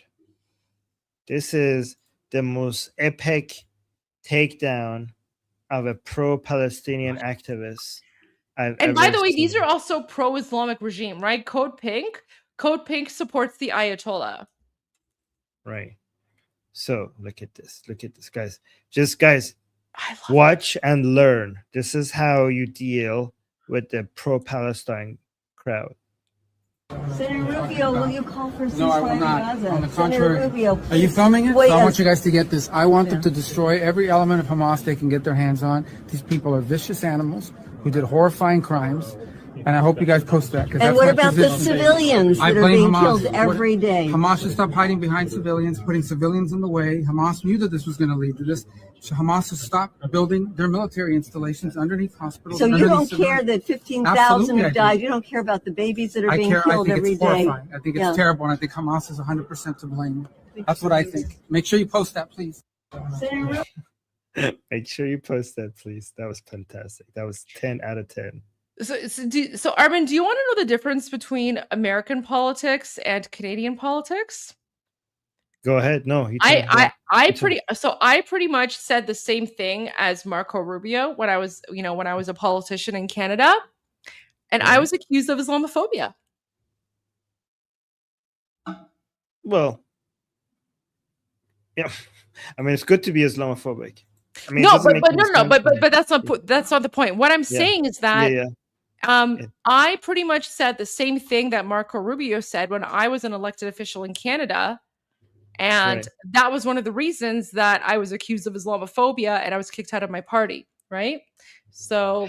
Oh, Goldie, I have good news for you. Nail Bunny just showed me that Bill Ackman just quote tweeted you. I love him! This is the second time he's quote tweeted me! Bill Ackman, if you're watching this, I love you. Thank you for your support, Bill. I love you, but I don't love you as much as J.K. Rowling. Just saying, J.K. Rowling's my number one, but you're kind of up there. but no. J.K. Rowling's my number one. I'm just saying, she's literally my hero. But Bill Ackman that's so cool. Oh, thank you, Bill. Oh, I'm gonna have to go like that, and I have to go thank him. But I want to share with you the video. Like my favorite Marco Rubio video. Okay, so the Hamas video is amazing, but guys, this is why Marco Rubio is a hero to Iranians. Okay, listen to what Marco Rubio said. I think this was like last year. Like, this is a recent video.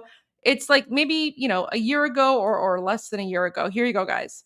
So Iran today, 2 points I want to make about Iran, and it's really important. When we talk about Iran, I'm talking about the radical Shia clerics and not the people. The people of Iran are people of an ancient civilization, an ancient culture with tremendous pride and advances. And I don't know who take great pride in their Persian heritage and identity. And I don't know of any nation on earth in which there is a bigger difference between the people and those who govern them than what exists in Iran. And that's a fact that needs to be made repeatedly. In no way is the clerics who run that country representative of the people of that country and of its history and of contributions it's made to humanity. And it's a point I wish we would continue to make. Oh my God, that was. Can we play that again? Can we play that again? Yes. Let's go. Okay. So Iran today, let me. Okay. No, go ahead. This is okay.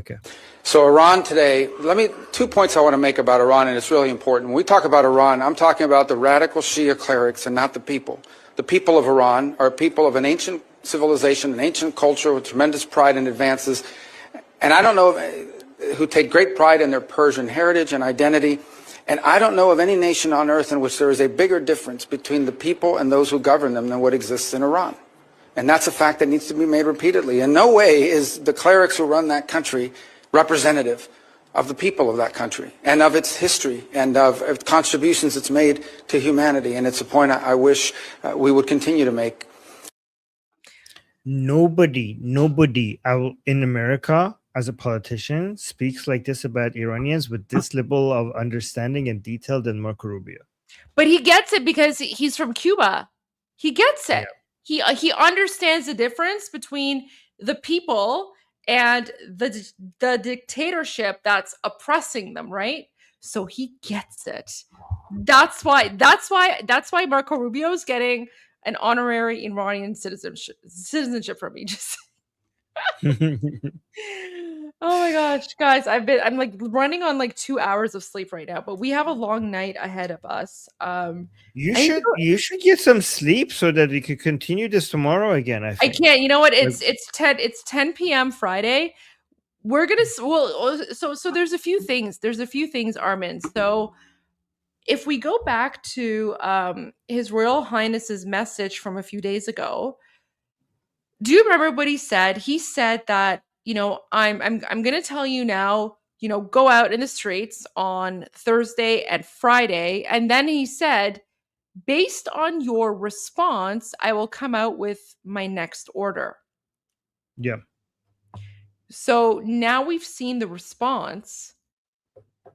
So now we're waiting for the next order. So I don't know, like it's 10 p.m. Eastern time. I'm not going to go to sleep because honestly, like I can't right now. Like I can't. He's probably if he's gonna do another call to action, it's probably gonna be in the morning. But morning Iran time, right? No. He's also Eastern time. He's not. I know, but doesn't he do his like it's already 6:30 a.m. Saturday morning. It's 6:30 a.m. Saturday morning. So, I don't know. He might be doing a message soon. We don't know, but we're also waiting. He also might be doing it right when you go to sleep. So I know that's why, I literally can't. I can't sleep right now. I can't sleep. There's too much at stake. But you eventually have to sleep, so it's better that you're awake and ready and with energy. But I'm not going to sleep right now. I'm not going to sleep right now because we still have to wait and see what's going on. Okay. Wait, I need to thank Bill Ackman. Let me go to Bill Ackman on my phone. But didn't you have some videos that you wanted to share? I mean, I'm out of videos. You're out of videos? Okay, so give me a moment. Let me just go to my live stream. So how much longer do you want to continue? Because we have 30,000 people who are watching us right now, and they're relying on us to give them the recent updates. I mean, I could redo the videos for today. You know what? Why don't we do that? Because I know a lot of people have tuned in that were not watching this morning. So why don't we do that? Why don't we replay the videos from earlier today? And then I'll take it from there. And then once I respond to Bill Ackman, I'll see what new news there is. But I do have to thank Bill Ackman because it's really kind of, guys, honestly, I just want to say to all the Americans, like, God bless America. Thank you for being the voice for Iranians. Like, you guys are just like I'm so humbled. Israel. I'm so humbled. Oh, of course, Israel as well, guys. Like, literally. Yeah. Amazing. Thank you so much. You guys are fantastic. Right? I mean, never in my life did I ever think that the Iranian national revolution would be supported by so many Americans. Like, we love you guys. We love you. God bless America. God bless America. Let's see. Okay. All right. So what's the plan? You want to thank Bill Ackman? I want to focus on my Twitter for a little. Sorry, not Twitter. How many hours of sleep? I'm a bit worried. How many hours of sleep did you get last night? I got enough. Listen, I could end the live stream now. I could end the live stream now, but I'm going to be awake. It's Friday night. It's 10 p.m. There's no way I'm falling asleep. 3 hours. You got 3 hours last night. Oh, the love for Finland? Guys, I love Finland. I love all the countries. I love all the countries. We're all good. We got 3 hours of sleep last night, and we have a full day tomorrow. Well, what time? What time are we starting tomorrow, though? Because we don't know. We don't know what's happening tomorrow because the call was for 8 p.m. Thursday and Friday. We don't know what's happening tomorrow because if you go, like, can you play the message from Shahzadeh? Yeah. Because he said, based on your response Thursday and Friday, I'm going to come out with my next order. Do you remember that? Did he actually give the date? He said that. Yeah. He said that. Go back and look at it. Plus, honestly, how can I sleep right now when Iranians are burning down mosques? Come on. You want to go burn down a mosque? Not here, but in Iran. Okay. Listen, I'm experiencing FOMO right now. Iranians and I mean, Armin, you're tired as well. So like we both need sleep because I know you're exhausted as well. Wait, let me thank Bill Ackman because he's like a really big deal and he retweeted me, so I just want to thank him because I didn't know that. Oh, an iconic image of the Iranian Revolution. Thank you, Bill. Right. Thank you, Bill. We love you. J.K. Rowling also, she put out a really, really, really cool message. I can't remember when it was, but it was like maybe like yesterday or something. Like there's just been so much news, but she tweeted, where is this? So she tweeted, Iran appears to be unusually full of Gryffindors. Oh my God. That's pretty cool. Isn't that cool? Amazing. I mean, I'm a Slytherin. I'm a Slytherin, but I still love that. Are you? Oh yeah, you're totally Slytherin. See, that's why this podcast works, because we're both Slytherins. Wait, I actually have a picture of me with my wife when she dressed up as Gryffindor and me as Slytherin. I'm gonna find that. Can you show that? Like, because is that okay with your wife? Because I know she I don't want you to expose her privacy or anything, but. Well, actually, right, maybe I should. I'll send it to you privately. Okay, you know what? Actually, one year, I actually did dress up as like a Death Eater, and I actually drew the tattoo, the skull tattoo on my like arm. So, and I basically used my lawyer robes to like pretend that I was like Bellatrix, because you know how like the wizards have like those big robes. So because I used to be a lawyer, I have like my barrister robes. So I was wearing like my barrister robes, and then I drew like the skull tattoo on my arm. So I was a Death Eater. One hell of me. There you go. All right. Okay. So I thanked Bill Ackman. So you're also getting pretty tired. So why don't I just share some of the most recent videos, and then we're going to call it a night, because we've been live streaming for 11 hours now. But you know what? Here's the thing, like, Armin, I feel bad like ending it, because we have over 30,000 people watching. Yeah, and 30,000 people were watching tomorrow as well. Don't worry about it. I don't know, but it's like but it's Friday night. Like people are getting settled in, right? It's over 30,000 people watching. I don't know. Maybe we should give them like you're a gonna. summary. They will be here again tomorrow. Okay, and they will be here again tomorrow. Guys, for the sake of Goldie's health, so that she goes get some sleep. Promise her that you're gonna be here again tomorrow on her channel. But this but this is the thing, Armin. This is the thing. Even if I end the even if I end the live stream now, I'm just gonna like doom scroll. Don't go to sleep. But I can't like I can't do that. I can't do that. Like I'm literally gonna doom scroll my live feed, right? So here's my live feed, guys. Okay, so this is my X live feed. I've made a live feed channel. Your live feed will be there for you tomorrow with all the updates, okay? But that's not good enough because we're in the middle of the Iranian Revolution. Armin, how and you need your energy to be able to fight for the Iranian people. So you get some rest so that you have a lot of energy to do what you need to do. Okay. Okay, wait, I just want to retweet Heechcast. Heechcast is amazing. Look at this. He's amazing. Look at this. We love Heechcast. Okay, so I'm going to retweet that one.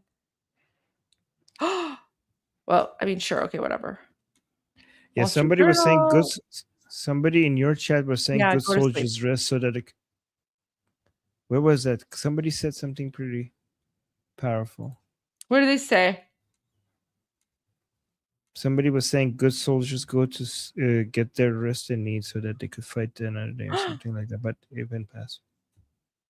Guys, this is the image. This is the image that I wanted to make myself. But I've been live streaming, so I called this yesterday, Armin. I was like, this is. Yep. That's when I found it. I was like, when I found it and I showed you, like, I said, Goldie, remember what you said? And then I showed you this image. Exactly. I love that. I love that. Okay. All right, guys, I'm going to call it a night then because it's been 12 hours that we've been streaming. I have been up since 6 a.m. I've done several interviews, as you guys have seen. Armin's also exhausted. Armin, thank you so much for being here and joining me. I wouldn't want to be anywhere else. Oh, man. Okay, so to our over 30,000 viewers right now, what time are we going to start tomorrow? Should we do 11 a.m. again? Does that work for you? Eastern, yeah. Or do you want to sleep in because our time zones are different? Should we start a little bit later? I'm okay with whatever. So you let me know. You let me know because you're gonna have to wake up earlier than me. So what time works for you? I can wake up earlier, no problem. Are you sure? Yep. Okay. All right, guys. So thank you everyone for joining. This has been 12 hours of live streaming, the Iranian National Revolution. And what I can say is that where we are right now, 12 hours ago, we would not have predicted this. And some of the images and videos that we're seeing, we have not ever seen before. So there you go. We're going to call it a night. Armin, try to get some sleep if you can. And we'll see you all tomorrow. And can you promise all of us that you're not going to be doom scrolling and you're going to put your phone away and get some rest so that you're getting more than 3 hours 3 hours of sleep every day? Can you promise that? No. No? Okay. Promising nothing. Yeah. But I will try. Like, listen, I will try my best, but no promises. Somebody's saying Armin is too bossy. How am I bossy? What the hell? No, you know what? You're not bossy. Listen, everyone like complains that I'm bossy. Like the entire day, people are like, "Goldie is so bossy." Like, stop telling Armin. How the hell am I being bossy by wanting to make sure that Goldie's getting enough rest? How is that bossy? What the fuck? You're not bossy at all. Listen, Armin, I have been getting comments all day from people where they're like, "Goldie, you're so bossy. Like, let Armin speak." And I'm just like, "Oh, that's embarrassing." So. No, you're fine. Don't worry about it. You see, Goldie's bossy. See, okay, guys. You know what? We listen. We should put a poll in the chat. Who's more bossy, Armin or Goldie? Because I guarantee you, it's me. Goldie number one, guys. Who's more bossy? Is it Armin or me? Well, people won't dare It's me. See, look at all the comments. It's me.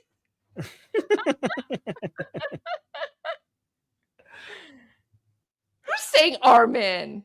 It's me. Guys, Goldie number one bossy. So, oh yeah, see, Goldie, look at that. Everyone's saying Goldie. Yeah, of course. All right, Armin, have a fantastic Look at all the comments. See?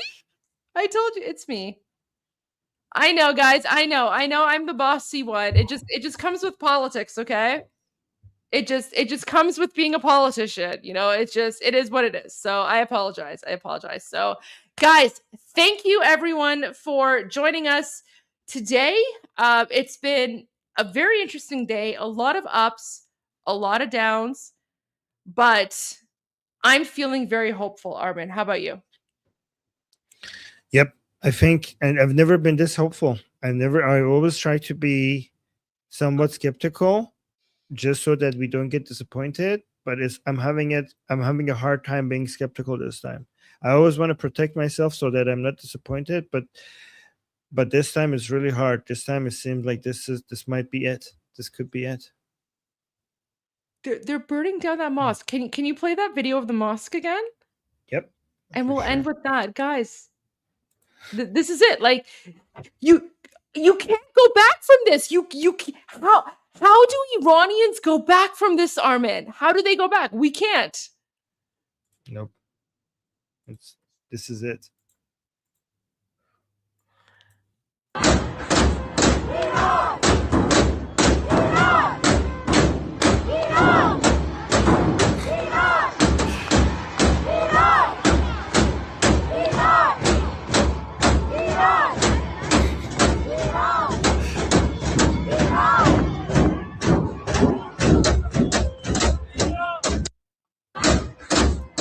There you go, guys.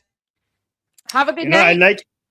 I love ending the night by Goldie going like this with the video of a mosque burning.